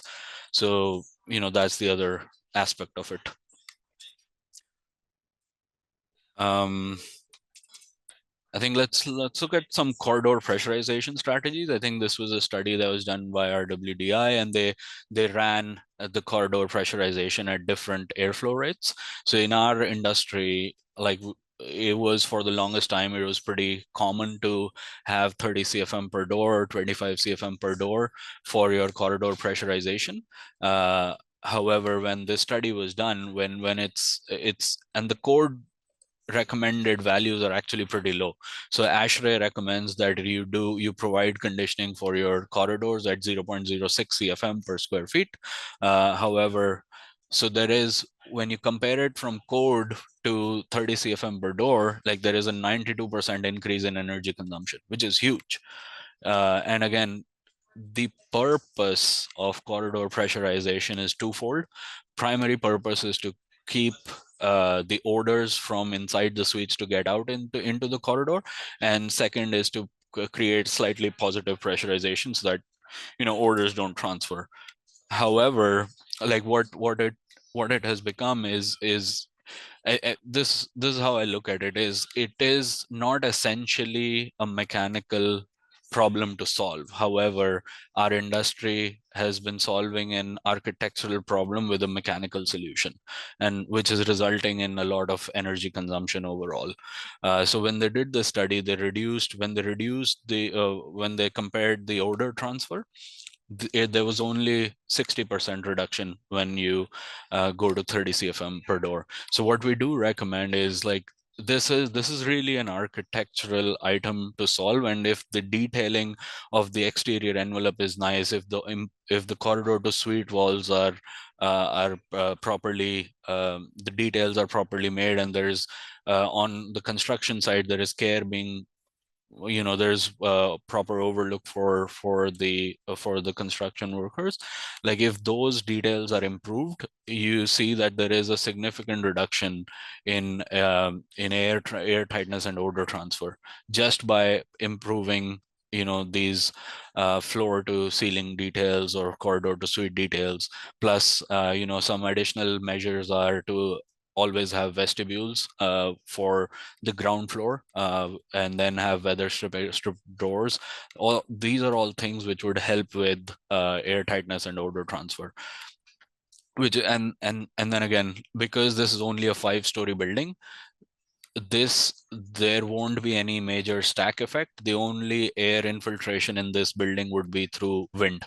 So another thing that we've seen is like, we look at the rows chart of that particular site and identify in the winter months which facade is getting hit by the most wind, and if by improving that side or like providing more care during construction on that side of the facade, you can eliminate a lot of these problems as well. Which is why like what I sent the energy modeling team was to model it in 2 ways, and have a time of day scheduling with it, is to have from 6 a.m. to 10 p.m. have 15 suite per door. You're reducing the outdoor air significantly, and when people are cooking, people are doing other things, they're more active in the building. That's when we're recommending to utilize a little bit more CFM, whereas during the night time you can reduce it down to 7.5 CFM per suite door, and you can reduce the energy consumption that is associated with it.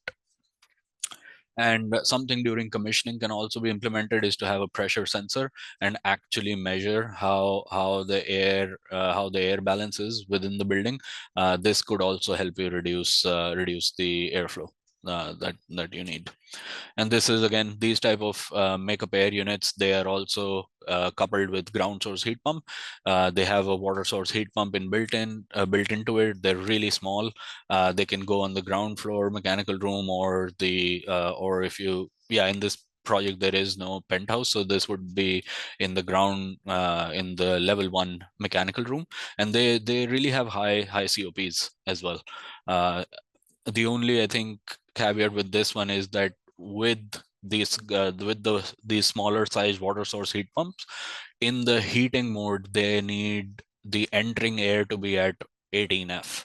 So basically what we're recommending is to have a small electric preheating, which lifts the air from -4F, -5F to 18F, and then the heat pump can kick in and do the rest. Let's look at the domestic water heat pump systems. What we are recommending is these small-sized domestic water heat pump systems. They're very compact. They're almost like your split system, but the best part about them is that they utilize CO2 as a refrigerant, and CO2 is the best kind of refrigerant that you have. They're pretty compact. They're, from a capital cost, they're also not, I mean, like when you compare it to centralized bigger systems, like the capital cost is not bad. I think these are selling around $7,000 a piece or something. And for a building this size, I think you might only need, I think there are 52 suites. You might only need 3 or 4 of these. And other than that, the distribution systems remains pretty typical. The only difference is these require stratified storage tanks, and in these stratified storage tanks you pipe them in series, so they're piped slightly differently. However, like your distribution for your building remains the same. And again, on the, let's say if your project were using 3 heat pumps, like the piping is usually done in a reverse return arrangement. And these can go outside on the walls, they can be floor mounted, wall mounted. There's quite a lot of flexibility with these. And again, here's just a chart indicating the performance at different ambient temperatures. As you can see, even at minus 10F, you get a COP of 1.9. So basically with the amount of energy that you're putting in, you're getting almost double out of it. And then as ambient temperature increases, the COP becomes really nice. So when you're in around 50F, you're getting 4 times the output from these. And these are, I think the other thing to mention with these is these are high delta T systems. The best part about this is it can lift your domestic water from 40F all the way to 145F in a single pass. And this was not available with the refrigerants that use other refrigerants, because the CO2 works at like transcranial pressure and temperatures, and it has the capacity to lift the water in a single pass. So there is no other system that's required for supplemental heating or anything else. You just install these equipments, they lift your water from 40 to 150F, and they're actually very efficient. Like as you can see, like around 80, if you're out ambient temperature 80F, you actually get 5.5 COP from them. It's very, very nice equipment. And then some other miscellaneous measure. I think this is a very low hanging fruit, like this 10% better than ASHRAE. These values are easily achievable in today's time with LEDs. So this is just like something we recommend anyway, and it would not add cost to your project. It's like the technology out there with LED lighting is already there.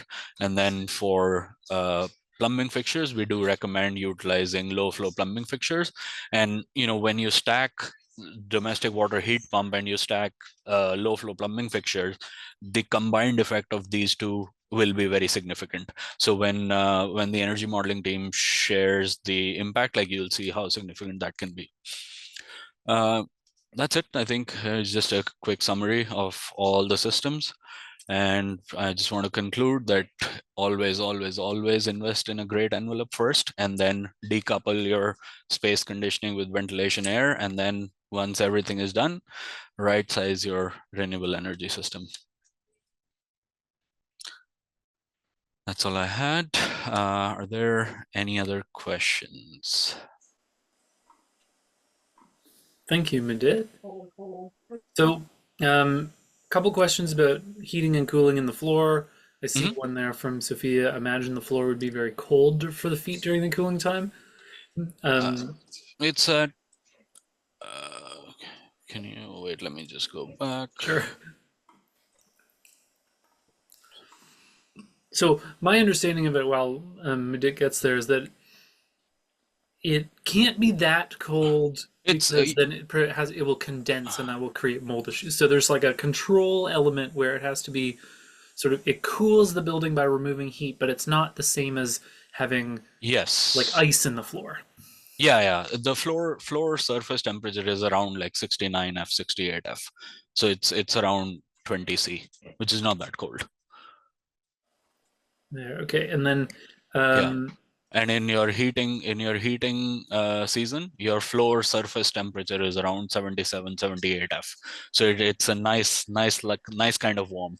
So it's also like in terms of thermal comfort, as I mentioned, like this because because the heat is exchanged through radiation, it's very even temperature distribution. So from a thermal comfort, it feels the best being in that space. There's no cold spots, there are no hot spots that are usually associated with the air, forced air heat exchange. Okay, and then Sandy there, sort of a similar question about the curious about how the in-floor cooling would work, and hopefully that bit of discussion also helped answer that question there. Yeah, and I think like actually this is something very important. So what I did not say earlier, and another reason why this is not our recommended option is because the window wall ratio and the solar heat gain coefficient, those two things are very important factors to make this work. Like if you have a really high window wall ratio and if you're not using solar heat low SHGC windows, you will not get the capacity out of this system. So as you can see here, this is like you're getting 8.2 BTUs per square feet per hour, which is pretty low. But when you're going for a really high performance building, when you have really low SHGC windows, you can achieve the cooling needs of the space. It is low, but for high performance buildings, you can achieve it. The primary reason that this was never used in buildings before, because the envelope was not good. Like I think a prerequisite for using radiant floors is that you need to have a good envelope. I think at this level of performance, it always seems to loop back to that, right? Yes. Especially like if you're aiming for 50% better than NECB or like that, like at that level, to achieve that, you need to have a better envelope and to conserve first. Yeah. And then there's a question about the carpet not being recommended if you're using radiant heating and cooling. Is that right? Yes, because your thermal conductivity of carpet is really low when you compare it with other materials. So it'd be as if you're insulating on top of your heating and cooling system. Correct. Yeah. And then earlier, Andreas had a question about balancing the geothermal field. So the question is just how often do you need to? I imagine that's a deeper question. Almost every project. You need to work with the geothermal engineer, your energy modeling team. And I think one thing that is, it's what I've seen in projects, what doesn't get often communicated is the energy modeling team creates an energy model for the entire building. But what you need to do is you need to only utilize the 8760 hourly model for the spaces that are connected to the geothermal field. So, we often see that sometimes, that gets missed. However, like you should only analyze the spaces which are connected to the geothermal field for its balancing. So that is something you work during the design phase, and you work with the geothermal engineer, and they would let you know which way the annual thermal balance is. And then if you're heating dominant, then you can reduce some heating loads or increase the SHGC a little bit. So it's a balancing act, but every field is balanced. It should be balanced if it's designed properly, because you don't want the ground temperature to change over time. Right. Yeah. So Andreas, I'll refer you to a ground loop. One of the first residential ones was Drake's Landing. It's also called the Okotoks Solar Community, and they just had to actually. They're sort of dealing with the failure of their field, but it was built in a way that they had solar thermal on their garages that would recharge the geofield just to do this exact thing, to make sure that as they drew out heat from the ground to heat, they wouldn't be edging closer and closer to totally imbalance and losing it. So they recharged it, but then they had a unique problem, which was as the field got near the end of its life, the solar thermal was too hot, so it was sending in superheated water, essentially, or glycol, I think, and then caused failures. So it's a deep problem, but there's also lots of research on how to make sure it doesn't happen. Yeah, and typical loop temperatures they vary between 25F to 85F. For the majority, I would say for 80% of hours in a year, they stay between 40 and 60F. Okay. All right. Any other questions for Mudit on mechanical systems? Yeah, I do have one. Oh. It's Ryan from the region of Durham. Okay. In the schematic with the hot water tanks, you showed them in series. Now, Yes. coming from the maintenance side of things, when we have system failures and one of those tanks now needs to be replaced, like with so they couldn't be piped in parallel, I guess is really what I'm asking. Yeah, no, they cannot, because the reasoning for that is these heat pumps, they work on high delta T, so the flow rate is pretty small. So the heat pumps actually want your coldest water to go into them. So you draw, so your domestic cold water is coming in here, and you're also drawing from the bottom. So you're sending the coldest water to your heat pumps, and what it does, your 150F water goes into this final tank. Like if you have a recirculation tank, this is your tank, which is your primary storage tank. So it can, and the water can flow either direction, right? So when there is a need for hot water, the water is flowing, you're drawing water from these tanks. However, when there is no need but the heat pumps are operating, and I think I should mention, like, these heat pumps are not really handling your they're not instantaneous. They're not handling your instantaneous load. Like the storage tanks are handling the instantaneous load. So these operate, I think, like somewhere between 14 hours to 16 hours a day, depending on how it's sized. But these operate for 14 to 16 hours a day, but the flow rate is really low. The flow rate is around 2 GPM per heat pump. So in this loop, like you're just running like maybe 4 GPM at best. And then it keeps filling hot water in your tank slowly over time. Right.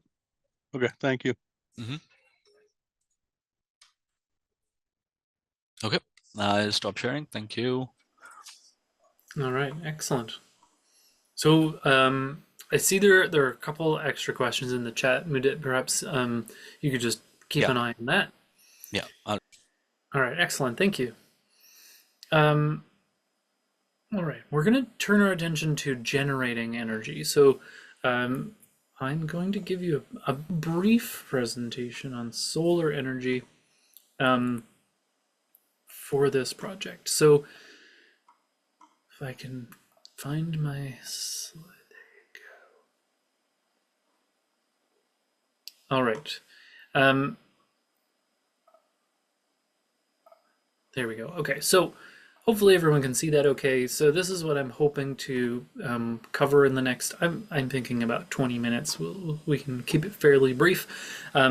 For the Durham team, we've done this for the previous projects as well, so I won't spend too much time on sort of the the basics of it, and we'll just sort of try to look at the site through a few different lenses and talk about solar ready and how to make sure the building is prepared, essentially, and then a few different options. So I looked at the townhouses and the MERB building, and then also the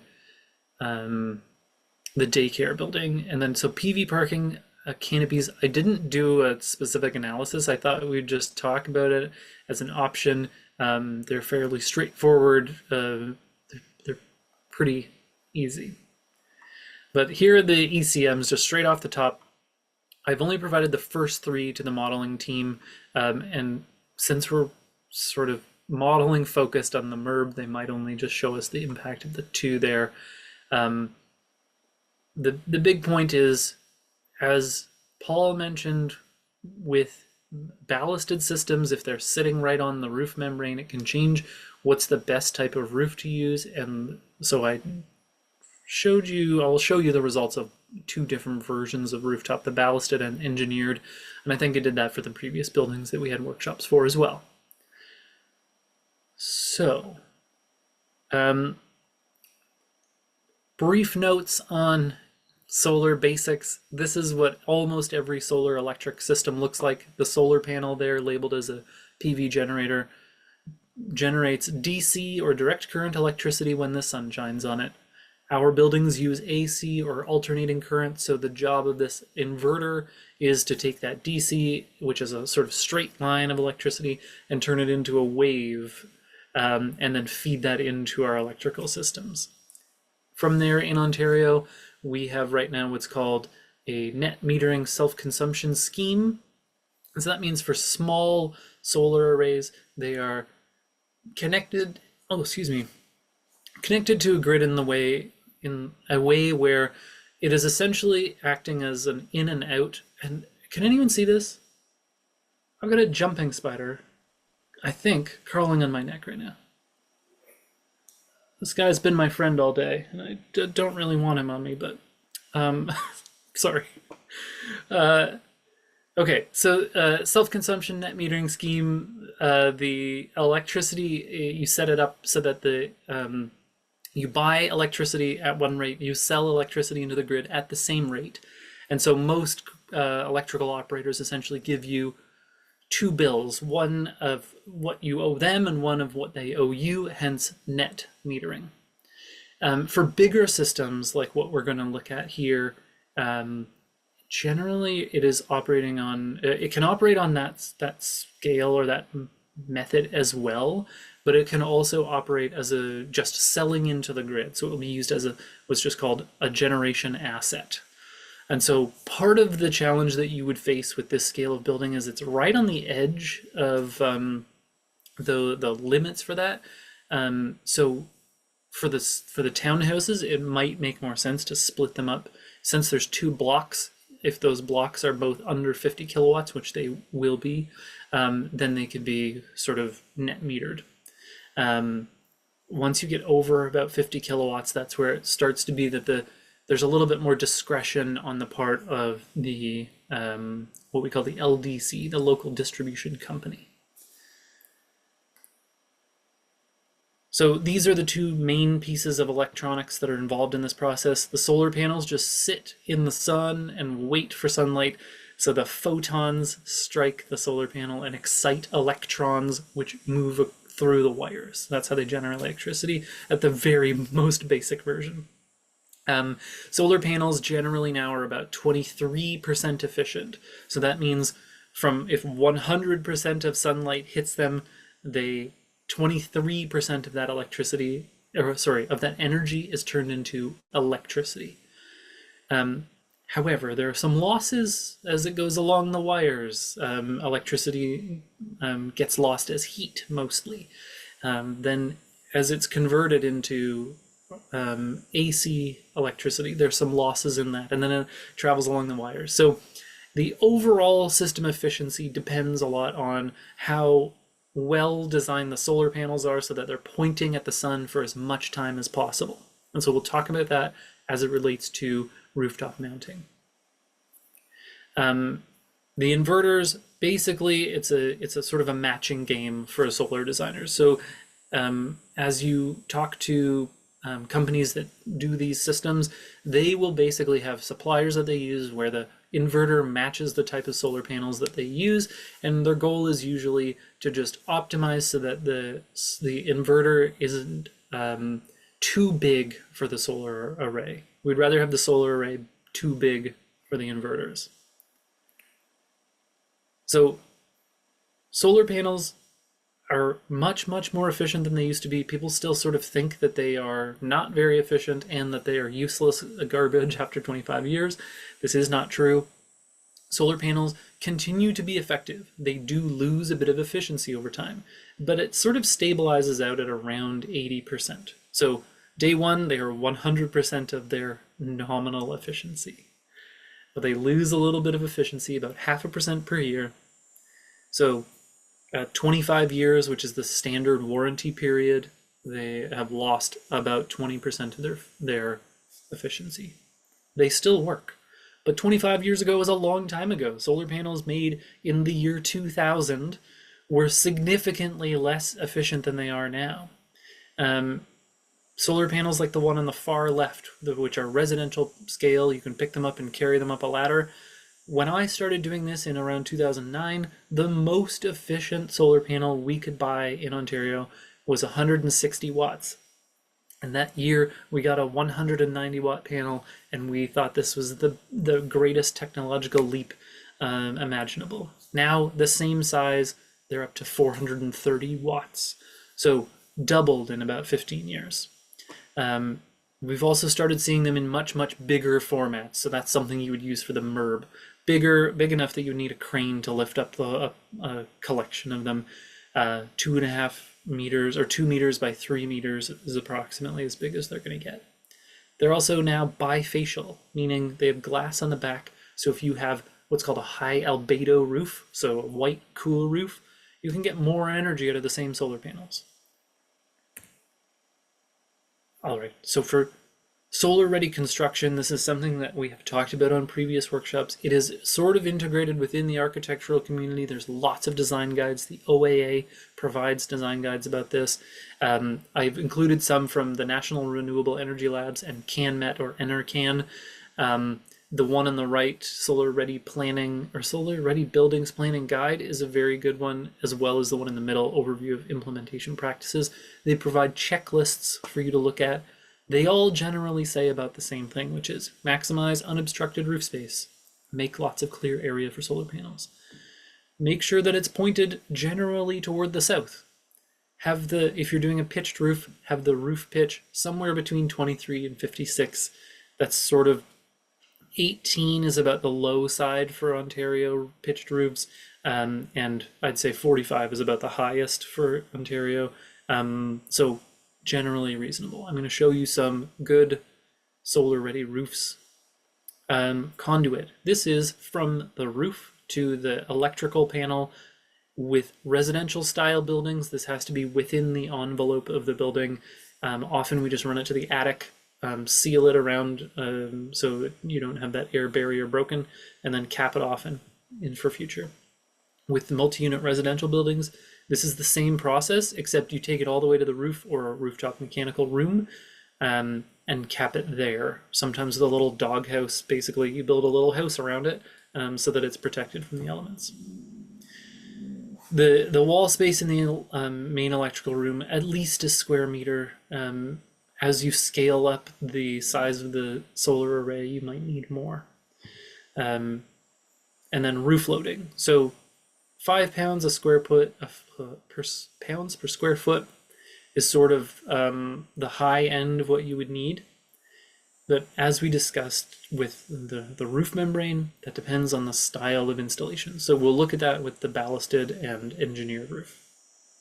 First things first, what does a solar ready building look like? Well, in the residential version, this is a net zero, all electric, from this angle, solar ready building.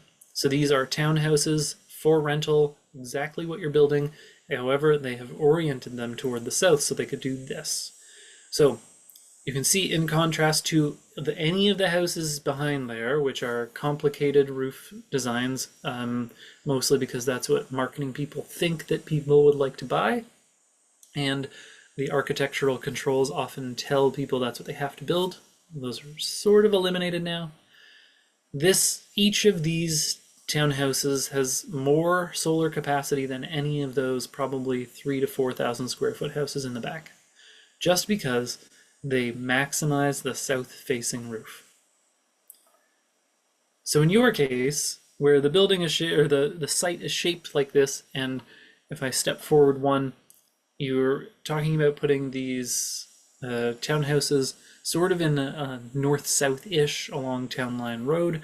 That means that it's more difficult for you to do full south-facing, obviously. But if you do all of the roof facing, say, to the right or left, then if I step back to the correct angle, at best you're going to get a west-southwest angle. It's not ideal for solar. It's okay, but it's not great.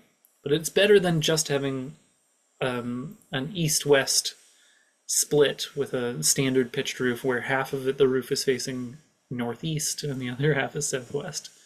So if you had to make the choice, that's what I would say. Try to do that style of roof, monoslope or salt box, where it's all facing one direction toward the southwest. We didn't talk about roof materials for this. I presume you're intending to do shingles. Is that accurate?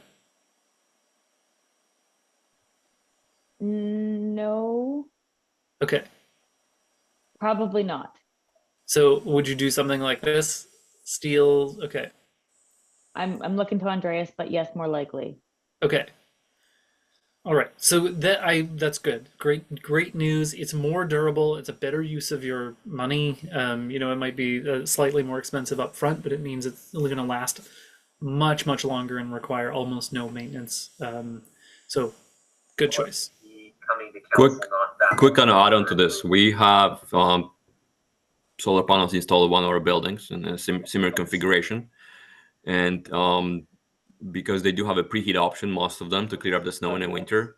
What we found that we had, and that's Ryan, you can chime in Beaverton, that what we found is that the typical snow fencing is not stopping the snow from sliding over. It creates a dangerous situation. So what we're doing, just so you guys know, because that's probably going to impact the energy model, looking at this and reinstalling heating cables, right, heating traces throughout the snow fencing in order to heat up the fence itself, so it breaks the snow in a different configuration. Because what we found is, like, once this thing goes, especially in the northern locations that we own, there's a lot of snowfall. You know, there's huge heavy snow loads that we never accounted for. Right. And it just creates a dangerous situation when the stuff just kind of jumps over the edge. And then if there's anybody entering the building at the time and there's no roof as they're entering the building, they could get hurt. So Absolutely. Yeah, I think snow melting is probably the best solution. You're right.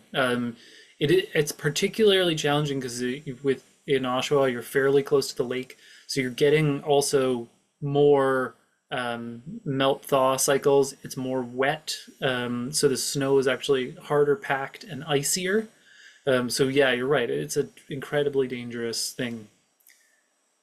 So maybe that's something certainly to consider. I'm not sure if it's possible to model that as snow melt as a component of the building.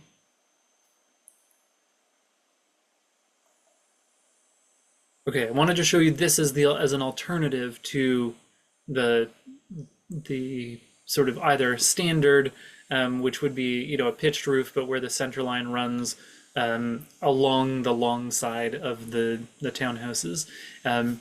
This way, so either treating each one as its own building with its own roof, and then having the water run through the center, as you can see, down to sort of a central scupper style channel, or like the one on the left. Sorry, again, jumping spider crawling over me. It's the only spiders that I can handle, so I'm glad it's a jumping spider. So the one on the left, though, is what I've used as, this is pushing you as a design team. I don't know any other affordable housing or otherwise townhouse complex that has done something like this, but I would suggest that this is would be a huge upgrade as far as solar design goes. So what I did was something like this, where we're doing, it says pitched roof times 8, but really it's 4 and 4, right? So there are 2 blocks. This would allow you to point significantly more of the roof space toward the direct south rather than southwest or west-southwest, really. And so it would allow a PV array of 65 kilowatts across those 8 roofs, with an annual energy yield of about 85, I put it as 85.5 megawatt hours, or 85,500 kilowatt hours, which you can see if we go down the line. So the energy yield is how many kilowatt hours per kilowatt. We're going to use that number to compare the efficiency of different systems. So this one is among the highest. It's at a very steep tilt angle compared to what I'll show you next. So 1,308 kilowatt hours per kilowatt. Levelized cost of energy, this is if you take all of the costs of this system over a 30-year lifespan in this case, it works out to 16.68 cents per kilowatt hour. This is a way of comparing different types of systems, and it's often used where we're comparing generators to renewable energy systems, but it also allows us to compare it to the grid rate. So the grid rate right now in Savings by Design, we use 18 cents a kilowatt hour because it's a fair average. But as we know, that is increasing. So what my model for this has done is includes 2.5% annual increase in electricity, which is approximately average over the last 30 years, plus an additional inflation of about 2%. So it's trying to keep track of realistic electricity price over that time. So the net savings, that next number there, 15,455, is just how much are you not paying to the electricity company? So avoided cost, essentially. And then the simple payback period, about 15,000 a year, is 12.6 years. So net capital cost, 196,000, and that's at $3 a watt. So this is just allowing you to see if you are to start getting quotes on systems, this gives you an opportunity to compare that. Okay, so let's talk about the 5-story building now. So this is a standard approach to a flat roof system. I've included here the version with a green roof there in it. It's sort of a low intensity, despite the name, an intensive green roof, so it's sitting on top.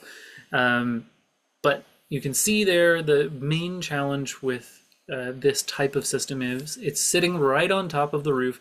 There's no way to see underneath and inspect the roof membrane. In the winter, snow lands on it, and it's enough to cover up the solar panels.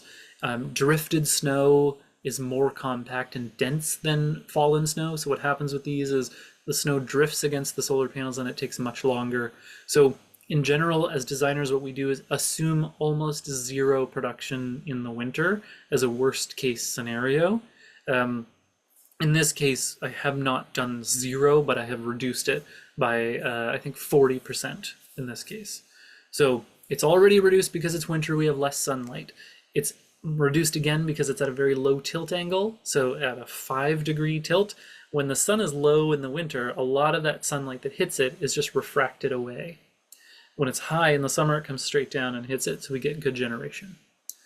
However, you might note that these are spaced out. Each row of solar panels cannot be too close together because they will shade each other. So at a very low tilt angle, we can put them really close together. So if you look at the top left there, that is a type of mounting system. And you can see they're fairly close together compared to the ones in the picture where they're spaced out quite a bit more. So this is entirely dependent on that tilt angle. Standard approach across North America now is about 5-degree tilt up to a maximum of about 15. Still not great for our area. It used to be the sort of rule of thumb for solar systems was to tilt the solar panels at the same number as our latitude. So we were at about 45-ish, and so that's where we would put it. Realistically, somewhere around 38 is really optimal. And so we're going to talk about that next. So here's all the same information with the generation. You can see the diagram is just showing you that there are rows of them. There's actually, I think it worked out to 8 rows, maybe 9 rows of solar panels was the best fit. And this is assuming absolutely no rooftop equipment that will get in the way. So this is really sort of a best case scenario.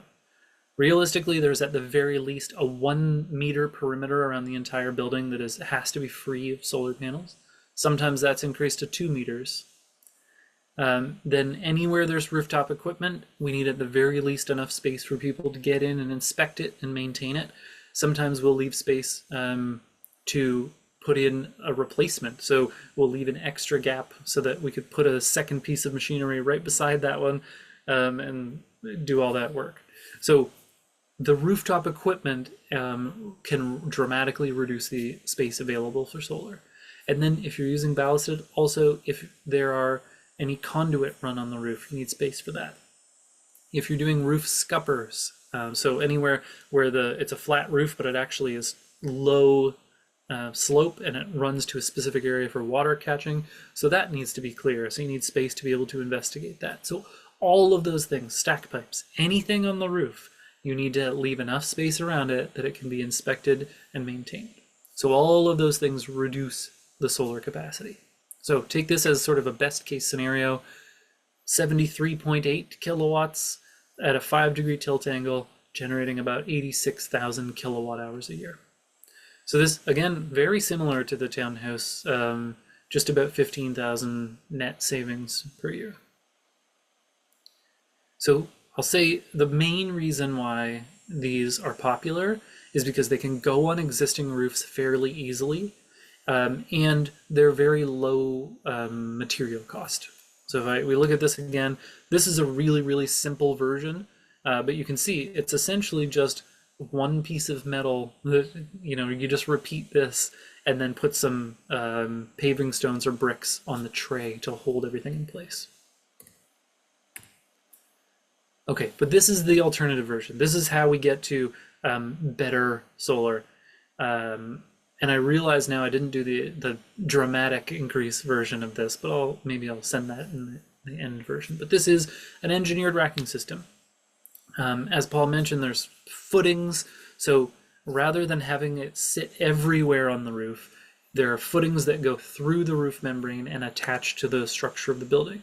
So these are actually lighter than the ballasted ones, but they introduce a penetration to the roof. So it just means a little bit more confidence in the installer, and often some coordination between your solar installer and your roof provider. So you can see in this picture, though, that there's sort of redundancies built in to make sure that there's no leaks. There are now thermal brakes being introduced to the market, where essentially there's the structure that comes up where it's attached to the roof, and then within the insulation layer, there's a thermal brake puck. So it's basically like a high density foam product that goes on top of the metal, and then the exterior portion of the rack attaches there and it bolts together. So it breaks just that thermal conductivity a little bit. The other benefit with this type of system is, as you can see, the solar panels are all bunched together and at the same tilt angle, effectively treated as one giant solar panel. So you don't have the same shading issues. You don't have to worry so much about the snow impact because they're up off of the roof. You get more air flowing underneath the solar panels, so that actually cools them off, because believe it or not, solar panels don't like to be too hot. After 25 degrees Celsius, they start to lose a little bit of efficiency. Many are tested at both 25 degrees Celsius and 40 degrees Celsius, and you can see that there's a fair drop as they get hot. So it's important to have air gaps to keep them cool. The one thing I'll note about this drawing or this picture is it looks like there's no air gaps, and what has become common now as a safety protocol is every 4 solar panels, both vertically or horizontally, we leave a gap of about 6 inches to relieve air pressure. One of the big challenges with this, we think of adding something to the roof as causing weight problems, but in this case, it's on top of the roof and it's lifted off. So the potential for air to get underneath and lift, so the uplift it's called, it can be a problem. And so in most of these, your structural engineer will want what's called an uplift study, or the wind study that includes uplift. All right, so if we put that together, we can fit more solar panels. So we get to 82, I think I have the wrong number there for solar panels, because I think the other one was 180. I think this one was 200. So it's certainly more, but 82 kilowatts. I put this at a 25 degree tilt angle so we could see the difference. And if we look down here at the energy yield, 1,267 kilowatt hours per kilowatt installed. Flipping back, so the ballasted, 1,173. So this is where, for the cost of the solar panels that you're putting on, you're just getting more energy out of the same solar panels, is what that's showing us. And that's mostly because of the better tilt angle. It also is because it's lifted off the roof, it will perform better. And then also, snow has a less impact. So in the winter, you will get more generation out of the same solar panels. And then so net savings, about 18,000. Again, that's just that you're not spending to the electricity grid operator. And then so I did the same thing, this for the daycare, but with ballasted, only because it's an existing roof. So part of the challenge here is you already have, presumably, a strong and well-maintained roof. You don't want to go to a place like this and start cutting holes in it and adding physical structures if you can avoid it. So typically in this situation, unless the roof membrane needed to be replaced anyway, we would say just do a ballasted rooftop on top, or ballasted roof mounting system on top. And so I've only identified these two sections in part because with the mechanical penthouse section there, the raised section in the center, the two sides, you can see that there's, I assume that's natural gas piping running along there. So you want to keep that clear so that it can be accessed and maintained. So that's the whole left side of the building. And on the right side, you could put solar panels there, but they would then be shaded quite a lot from the raised portion. And then on the very top, there's a lot of space that it's small enough that it's probably just not worth much effort in putting solar panels on it, to be honest. It could be done, but at this point, I thought, let's just focus on where we can put the biggest pieces, and you can see we can fit about 92 kilowatts in these two areas, which equals, or would generate approximately 109 megawatt hours, or 109,000 kilowatt hours a year. So you add that all up together and you get quite a bit closer to your goal of very significantly reduced energy impact. The other question that comes up here, though, is whether there's capacity here. So the first thing that I would suggest is to talk to the hydro company and ask them if there are any limitations on the grid here. Often it can have an impact on transformer sizing. So as you're doing a new development, you will likely have to buy transformers for the new buildings. And so what happens with solar is your transformers, in the absence of solar, your transformer is sized to the maximum possible building electricity demand if everything was turned on all at the same time, and then it's oversized to account for any potential increases. So you want to make sure. Then with solar energy, we might tend to think if you're generating electricity, then you don't need as much solar capacity or transformer capacity. However, if you are using all of your electricity at the same time that it is generating all of its electricity, that means the transformer has to deal with electricity. No matter which way it's going, the transformer has to deal with that electricity. So what ends up happening is the transformer needs to be upgraded to account for the entire capacity of the solar array as well. So these are the reasons I suggest that you talk to your M&E team and you talk to the hydro company and say, what do we need to do if we want to install solar on this site at any time in the future? What do we need to prepare for? And they will help you with that. It might take them a long time. Sometimes the sort of short version of solar in Ontario is about 6 months, and the long version can be, a year of very little feedback before you get the information you need. And then the final comment here for me is just about PV canopies. So as I said, I didn't measure this out. I highly recommend you consider PV canopies. I understand that based on the tightness of the site, it might only fit along the north side of the property where there currently, it looks like there's a shed of some sort and then garbage.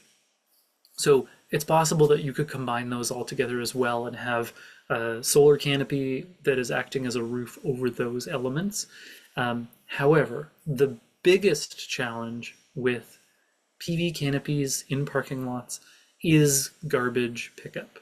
So where we have the dumpster style, all PV canopies will be basically designed to highway standards. So any truck that can legally drive on a road in Ontario will be cleared to drive around one of these. That's the standard engineering approach. But garbage trucks are clear to drive on any highway in Ontario, but they are not driving when they come to your site. They're driving in and then they're picking up a giant steel box and lifting it 15 feet above the ground to dump it. That's usually how they work. So it's really important that if you're considering this type of approach, you make sure that the designers of both the property and the solar array understand exactly how garbage trucks will be using the space, particularly if it's, it seems like it's fairly straightforward, but I have seen, not with solar, but with other types of rooftop canopies and overhangs and things like that, where garbage truck drivers will lift up the thing, dump it on, and then somehow manage to drive into something that we all thought they were clear of. So that's my one caveat. And then I've included all these links because there are lots of really great examples of PV canopies in Ontario, mostly in the GTA, some of them reasonably close to you. The Centennial College one is pretty close. And actually Pickering Casino would be the closest one. It is a really, really nice, still steel industrial look, but a really, really nice PV canopy. And then I'm just right back to the ECMs that I've provided to the modeling team so we can see how this stacks up against the energy conservation measures. But for savings by design, we are not allowed to use these to achieve our goal. So as we're looking at these in the incremental performance chart, or when we're looking at how much this would affect energy consumption, we just need to know that we're not allowed to use it to achieve our target. And with that, I'll thank you for your time, and I will try to find a way to stop sharing my screen. Give me a second. I think it's on this other screen over here. Maybe the spiders took control, Adam. You're doomed. Okay, there. I can't tell if it stopped sharing. It did. Yeah, oh, you great. stopped.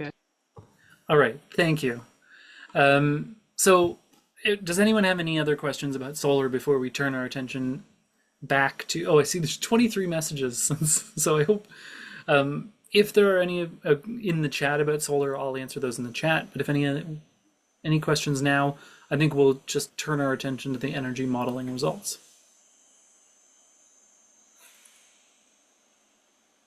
Okay. Michael, over to you. That's great. First of all, I cannot believe how calm you were with the spider on you. I absolutely would have screamed and maybe just left the room.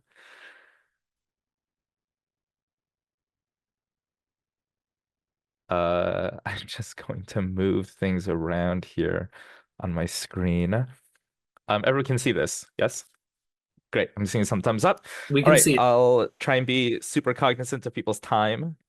This was a great workshop. It was so great to hear from everyone again, old and new. I feel like even though I've come to these so many times, I feel like I keep learning so much every time I do.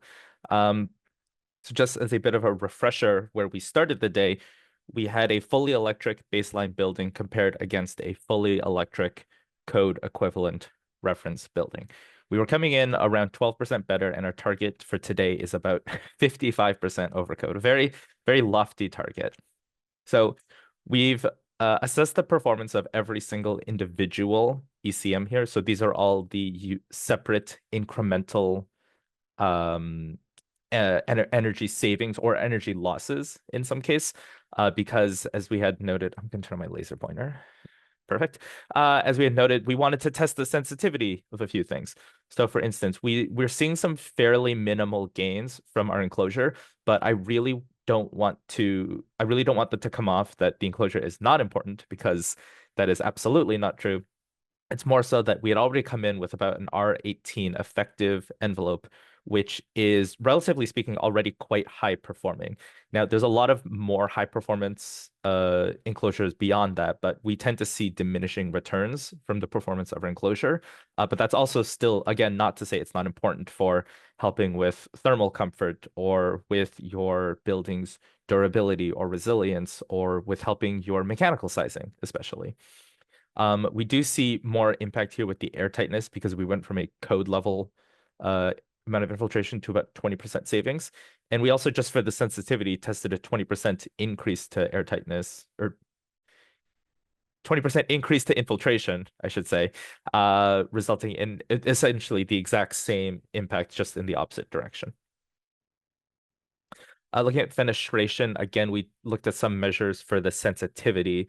So I know Dave had commented that we had already come in with quite a fairly well-performing fenestration design, approximately indicative of like a standard triple pane window.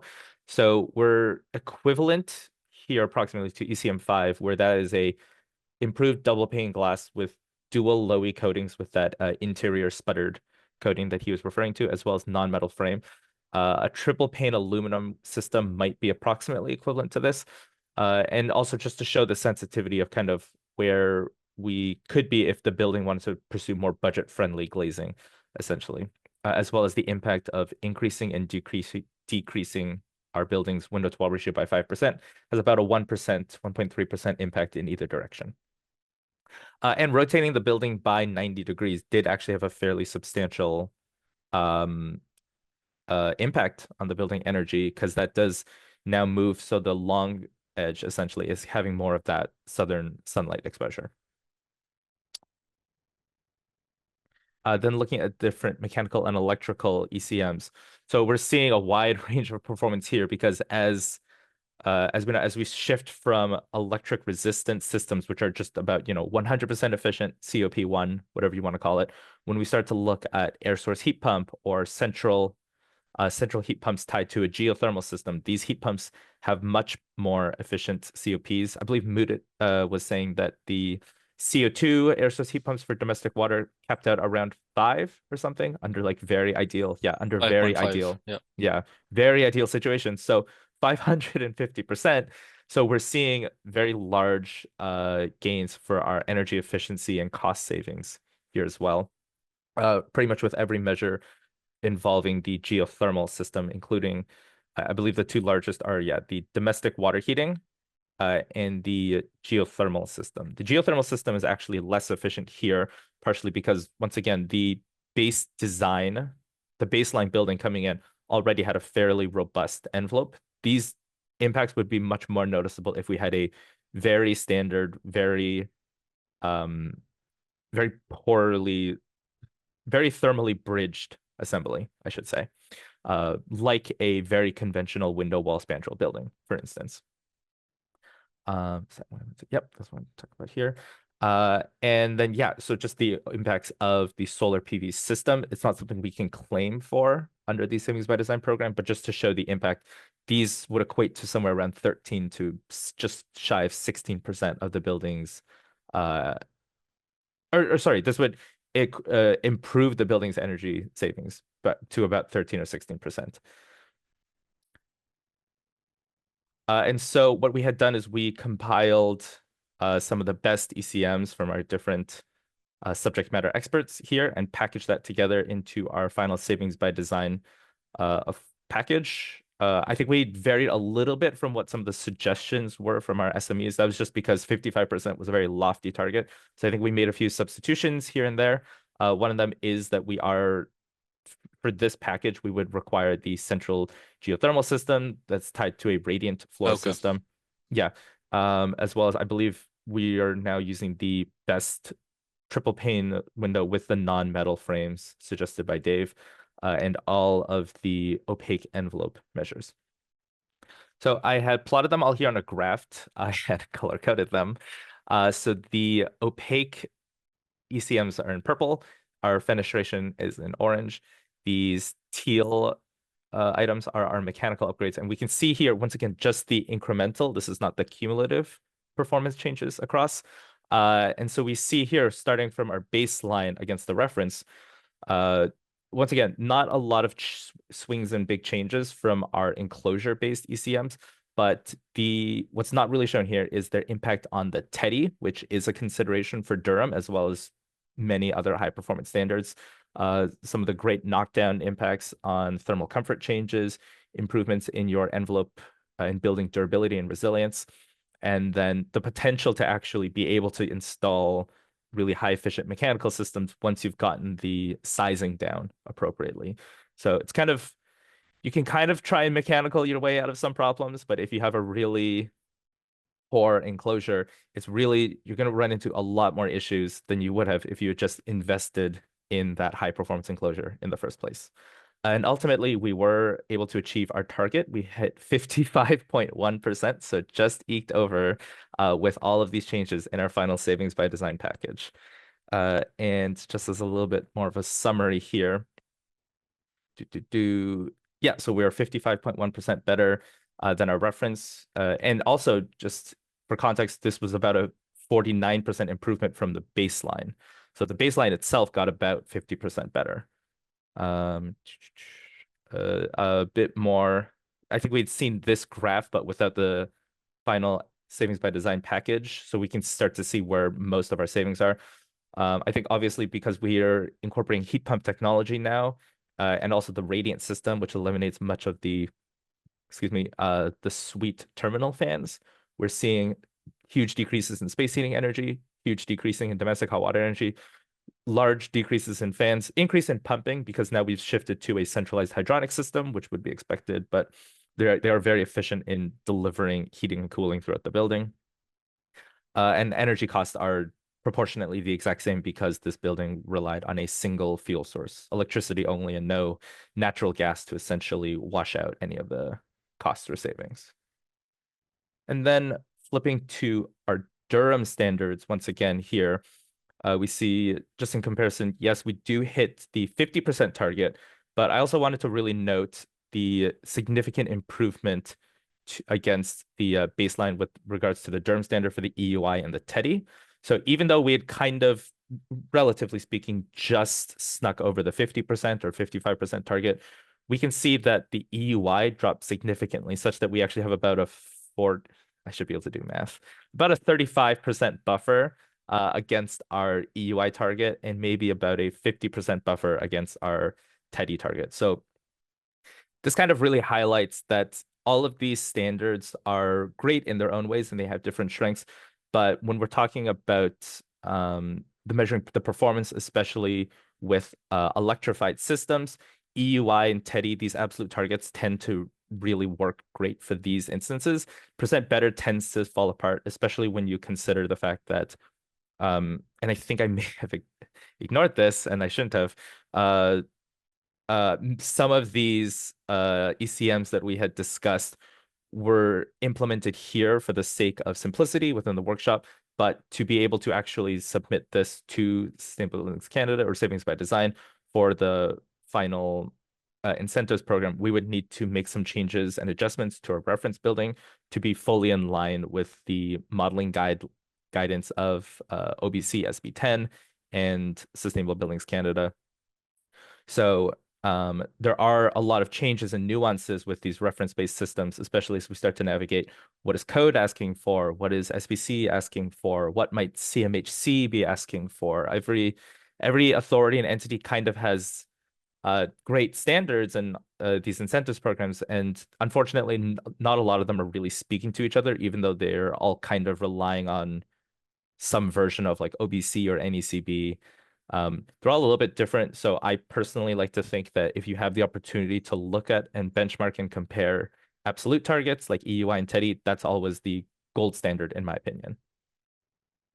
And with that, I'm wrapping up a little early, which is great. Time for questions. Just a quick little reminder. So everything we had discussed is indicative of these ECM savings, and the final package we put together is not by any means one kind of prescriptive option for the design team to pursue, rather just one sample package of what does 55% savings over code, or what does EUI 64, TEDI 13 look like for this building. There's lots of different options. I think we explored some other great design measures, and there's a lot to really sit on and think about, especially like what we want to take back or what the design team would like to take back and bring to the drawing board. I think that's all I have to say on that for now. I just want to thank all the great speakers again. It was excellent to hear from everyone. And I welcome any questions about the results or really anything at all that I may have just discussed.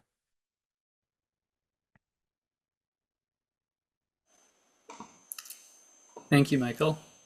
Can you leave us right there? So as we look at this, again, we accomplished our goal of 55% better than the reference building, which is a wonderful achievement. And I just wanted to know if anyone has any questions. What it will do is have you go back to the sorry, what are they called? The ECM, the envelope ECMs. There we go. And then just so we can look at these. And I just want to ask if there are any clarifications from Paul on these, or any questions from the Durham team.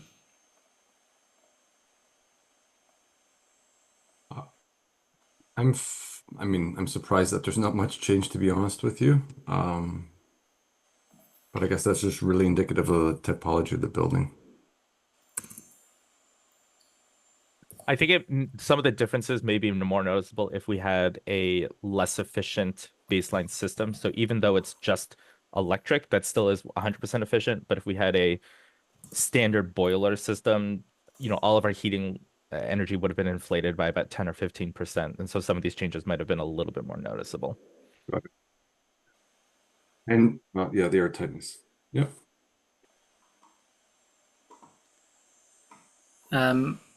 There, just one quick question that's in the chat there. I just want to clarify that for utility rates. So typically it's 18 cents per kilowatt hour for electricity for savings by design, and I think 25 cents per cubic meter.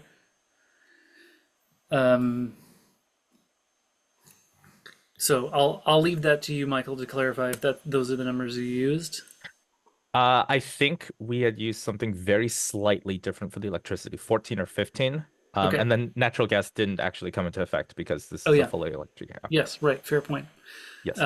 For the report, we will 100% be in line with the SBC standard. Yeah. All right. Excellent. All right. So then if we go over to the fenestration ECMs, same question. Dave, any clarification points? Durham team, any questions? Yeah, just a couple of things I wanted to just point out, because there's a lot of information here again, but rarely do we get a chance to switch orientation of the building. We've probably done that on a handful of workshops over the last 10 years. So thanks for letting us do that, because it's amazing when you can switch your building on a site that has flexibility. There's, again, passive benefits that you're starting off with that continue to layer on to some of the other components that we have. So that's great. The selective solar gain, again, I'm using numbers here. We can fine tune those until we do see benefits. And very often, if we don't see benefits, using the computer modeling, computer model as a tool really just helps us either sort of remove that as an option or make sure that we get someone to price that for us, because the investment to get the benefit is actually quite low, but it doesn't always work. So again, use the modeling team to their best advantage to have them do some work for you. Other than that, that's sort of it, unless there's any other questions specific to these. I do think maybe just as a comment, I was going to jump in and say that specifically with the selective solar heat gain coefficient, even though we might not be seeing an immediate energy gain, I believe that this would probably yield some fairly substantial thermal comfort improvements for the occupants. I live in a west-facing unit. At 5 p.m., it probably gets to about 24 degrees in here every single day. So I think a lower SHGC in a west-facing unit would be a great idea, personally. No, and I want to add something. So I think, Michael, what you mentioned, like from a mechanical perspective, we are only achieving the target when we're going with radiant system, right? So just along with that, the radiant, I believe the output that you get from it would only work when you have an SHGC of around 0.23, 0.24. And when your window wall ratio is like, I think your ECM1 to 23%. So I think like that, those, like what did we include in the overall package for the fenestration? Just the, just the triple pane non-metal. I see. Okay. So I mean, yeah, just like I just want to convey that if the mechanical system is actually radiant floor, like the SHGC needs to be even lower. And the window wall ratio as well. So we'll add to that, Mudit. So the 0.22 is typically when I'm working with mechanical designers in that type of system, they're asking for 0.22. So here's the one challenge. 0.23, 0.24 is doable with a standard triple coat silver side 2. I can think of 5 or 6 different suppliers who do this. If you're down at 0.22, and again, this is in units, so it changes the way we measure it slightly. It becomes challenging. I can think of only 2 companies readily that do something, and that's non-standard coating system. So that does get more expensive. So I would suggest, again, before we have to push to ultra low solar heat gain coefficients, we're probably better off than using the model to massage the window to wall ratio and maybe see if we can find some benefits that way, because that really is a no cost option. Yeah. And it also, I think like it also depends on how big the units are. So the more surface area you have in the units, the more output you get from radiant, right? So, you know, if you have really small units, then it becomes challenging. But if the units are slightly larger, then you can easily achieve the loads. I got a question for you guys. Like based on this, like are both like 1 and 2, like obviously probably 2, but if we go down to a lower window to wall ratio, is it still OBC compliant? Like I would assume so, right? Yeah. You can go as low as you'd like. The key is with Michael's reference building, if it's below 40, then your baseline has to match, or the reference matches that. So it doesn't show an advantage in the model, but it shows a real life advantage. And that's why, again, you know. All right, because we're working from the baseline, which is, so we're just basing it off. Okay, so I got you, right? Because there is a percentages of glass area that we need to have as per living quarters, right? So for bedrooms as well as the kitchen and living area. So as long as we play with those, so the code in this, okay, I get it now. Okay, all good, thanks. Okay. Then let's move on to the mechanical ECMs. Same question. We did any clarifications, and Durham team, any questions? I see a question in the chat right now. Okay. Oh, go ahead, and I can go second. It's fine. It's okay. So the first one here is just for the geothermal ECM. What number of boreholes was considered? It's from GLB or other software. Yeah, so yes, so once the design team calculates the peak cooling load will determine the number of boreholes required. Yeah, and I think they may be also asking myself what I had used. We had kind of, we had assumed, we're able to just assume the capacity within our modeling. So we'd assumed that it'd be able to achieve the full capacity. But that is also something that we typically get from designers. There are always like ways to do like rule of thumb calculations, like you were saying earlier, that we can kind of rule of thumb it for the first couple of weeks, but then you really want to get the design as finalized as possible so that you can really hone in on that balance. Especially that's what we've seen too. Okay, so I'm gonna have a 2 parts question then. So don't you have to do thermal conductivity on the soil before you actually know what it does? You do, yeah. But there is database available for like most of Ontario.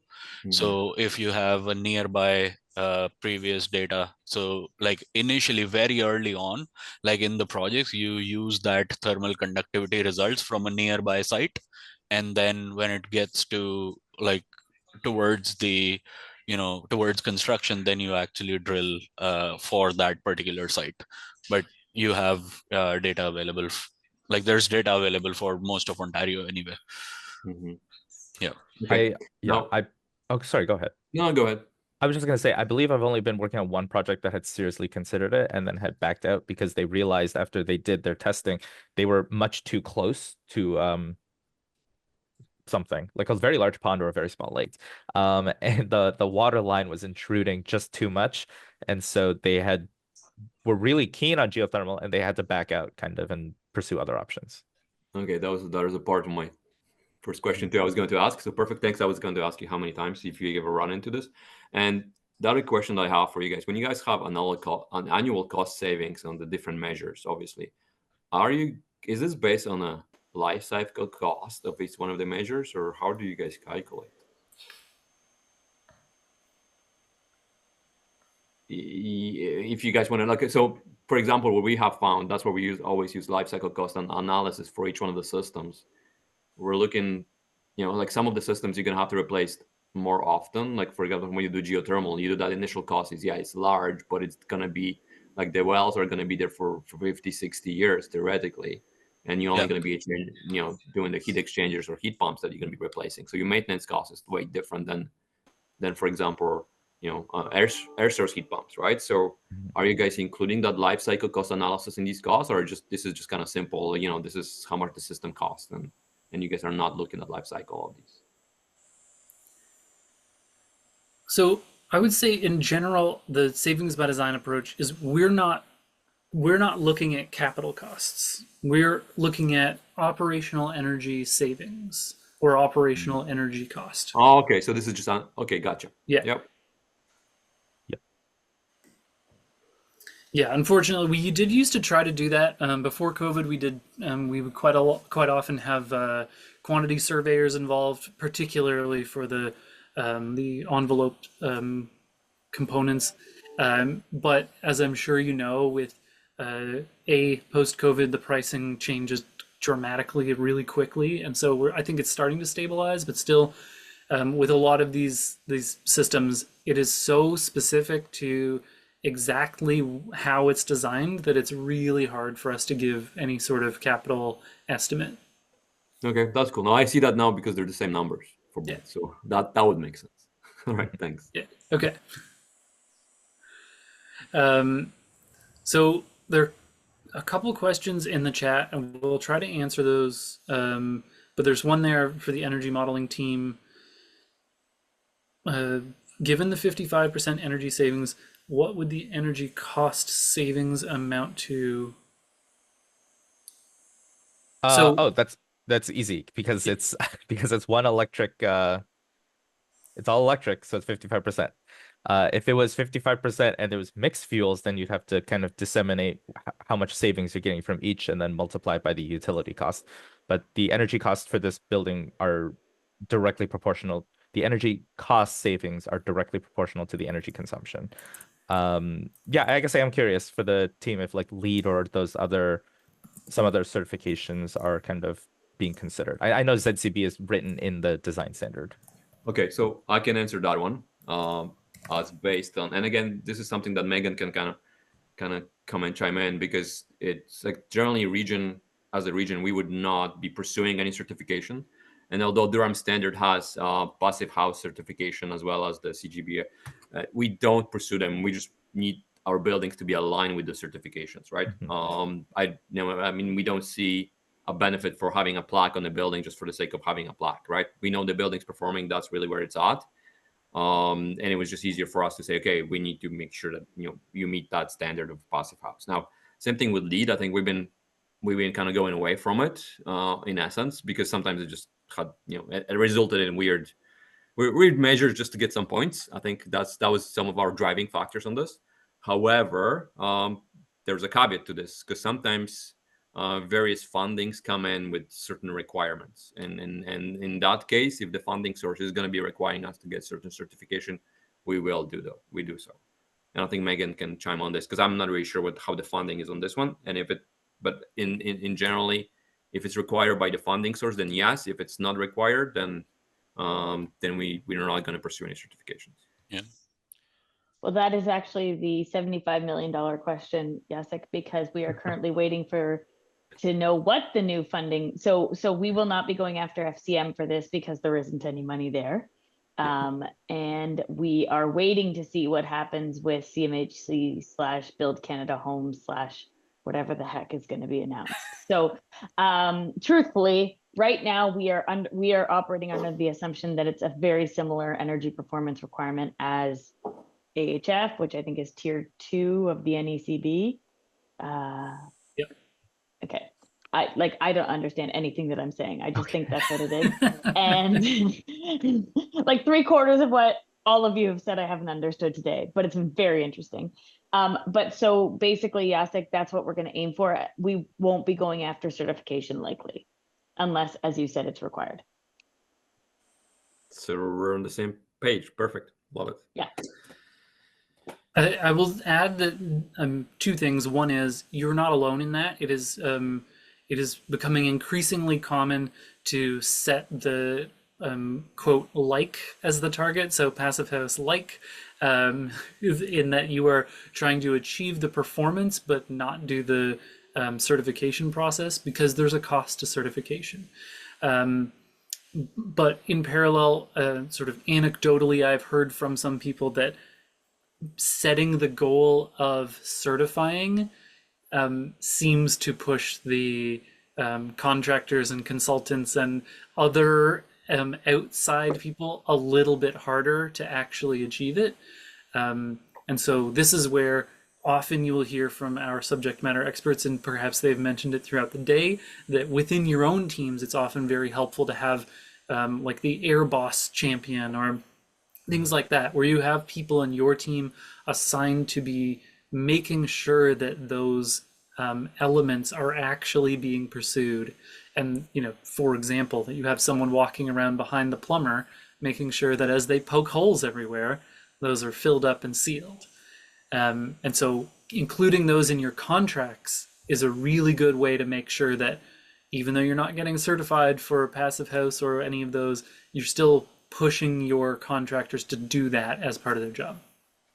Yeah, so I think on our end, when you look at our standard, which is Durham standard, kind of addresses that in a very specific way.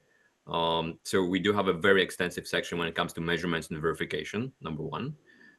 We actually, which is kind of interesting, we actually are requesting for, all the equipment has to have like devices on it, right? So any mechanical equipment we have, it's quite extensive on this, as well as we were required for to have commissioning agents to be brought on right initially at the start of the design.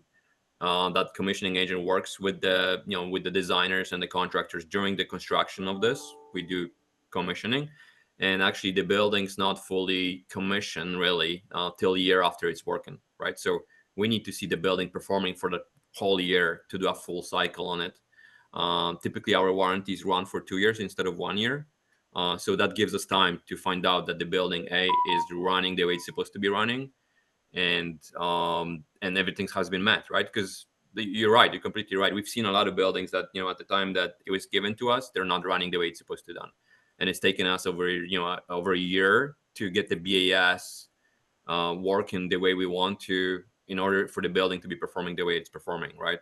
And during that time, we still have a full full support from the commissioning agent, the design, and the contractor, so designers and the contractors, in order to solve the issues that are popping up in order for the building to be working properly. Now, this is a little bit different because Megan's building, I think I always say this, they're really they're occupied buildings by residents, and that's the wild factor, right? That we may design this building to be amazing, but at the end of the day, if somebody wants to open a window, they're going to open a window, and that whole thing just goes out, right? But so we can always do the best job that we can. But then it's good because we got so much sensors on the buildings, we can somewhat trigger and or get down to why is it not performing the way it's supposed to be performing. Right. Yeah. I mean, it sounds like this is the Durham standard. You've included a lot of the really good recommendations. Thank you. Yeah, that's great. And I mean, the commissioning, I think commissioning alone, having that as part of the contract for that long after is brilliant. It can save you so much trouble. Yeah. I'm Really going to tell good you, design. it comes from experience. It's not just that it's a nice thing that we have. It comes from experience from everything we've been building. And we definitely see that. And then same thing, we're required to have, our buildings are in BIM, right? So we got Revit model at the end, an energy model for each one of the buildings. And that goes into our asset management that kind of manages this. So we have digital twin that we can kind of play and tweak what we've been doing today with you guys, right? Like if we do any capital work, an upgrade, or any new technologies comes in, we can test it on a digital twin and see exactly what comes out. So I do appreciate this workshop. It was actually quite fun. Excellent. Well, thank you. I think we're gonna wrap things up here. But again, our purpose is to answer as many questions of yours as we can and provide as much info. So, does anyone else have any further questions about the modeling results, about anything we've covered today? Just, oh, I'm sorry. Go ahead. No, I just see a question from Melanie about the cost of geothermal systems. So I just wanted to give a quick update on that. Is what we're seeing is it's between $35 per linear foot to $45 per linear foot. It varies in between that. But like as more geothermal drillers come into the picture, hopefully the costs go down. Start geothermal drilling companies. Good advice. All right, Vidal. Yeah, so just a minor question. In terms of the low flow water fixtures, the savings, that's purely tied to the domestic hot water requirement reduction, correct? Not tied to the actual reduction in the water itself. Oh, correct. Yeah. So the cost here really should be like fuel utility. The associated cost of the reduced like water draw are not actually included here. That's a good point. Thank you. So it would be a bonus as far as additional operational savings through reduced water usage, I guess, over and above. Correct. Yeah. Yeah, gotcha. That's good. Thank you. Yeah, that is a really good point. It is something that we talk about a lot and haven't been able to include in any reliable way because of this, because the water costs are so variable across municipalities. But yeah, certainly using less water will save you some money. Okay. Well, thank you, Michael, for the modeling. I see. I think that this one's worth asking out loud for ventilation.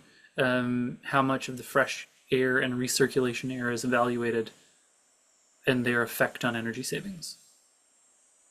It's usually pretty close to 1-to-1 in a lot of like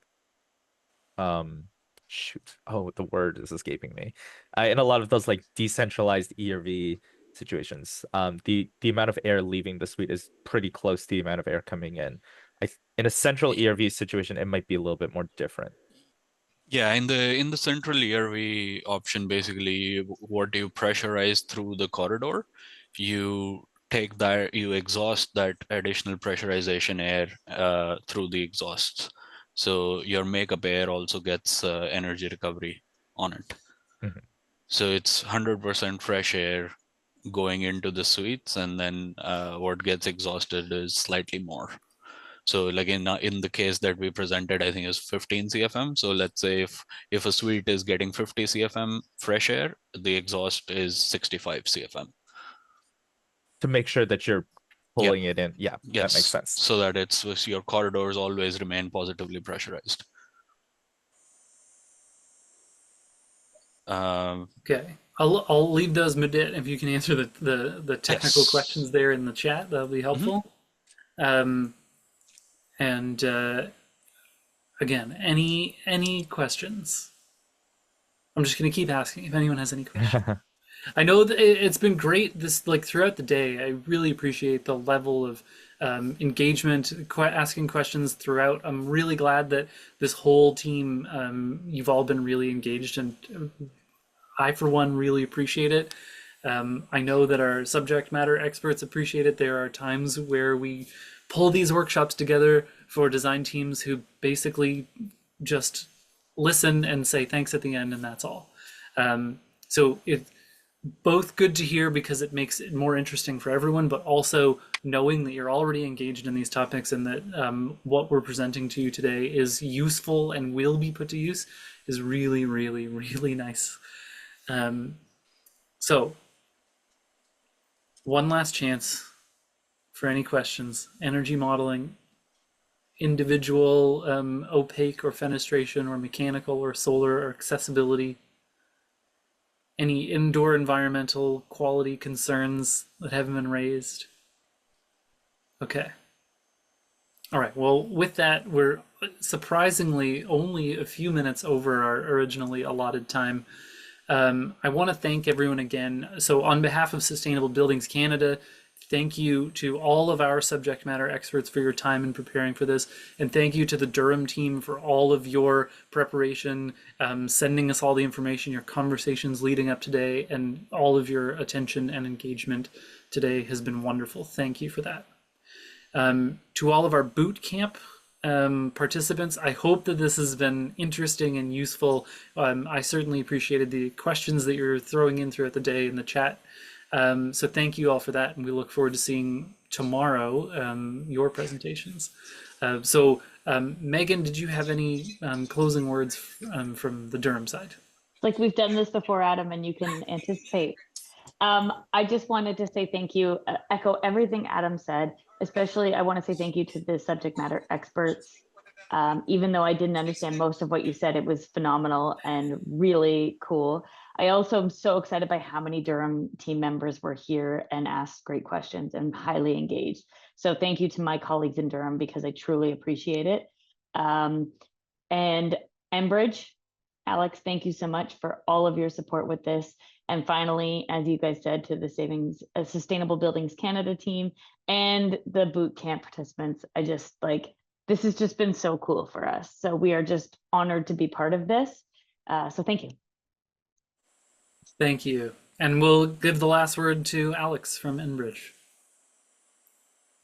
Not much to say, Adam and Megan, you both said it elegantly. It was really delightful to see a top-notch workshop today, and to the Better Bootcamp students to read the chat and to see your questions and level of engagement. That was really special. So thank you all for being part of this and really going sort of as all the way in terms of engagement and really pushing forward to make this a really memorable and special workshop. So thank you. Excellent.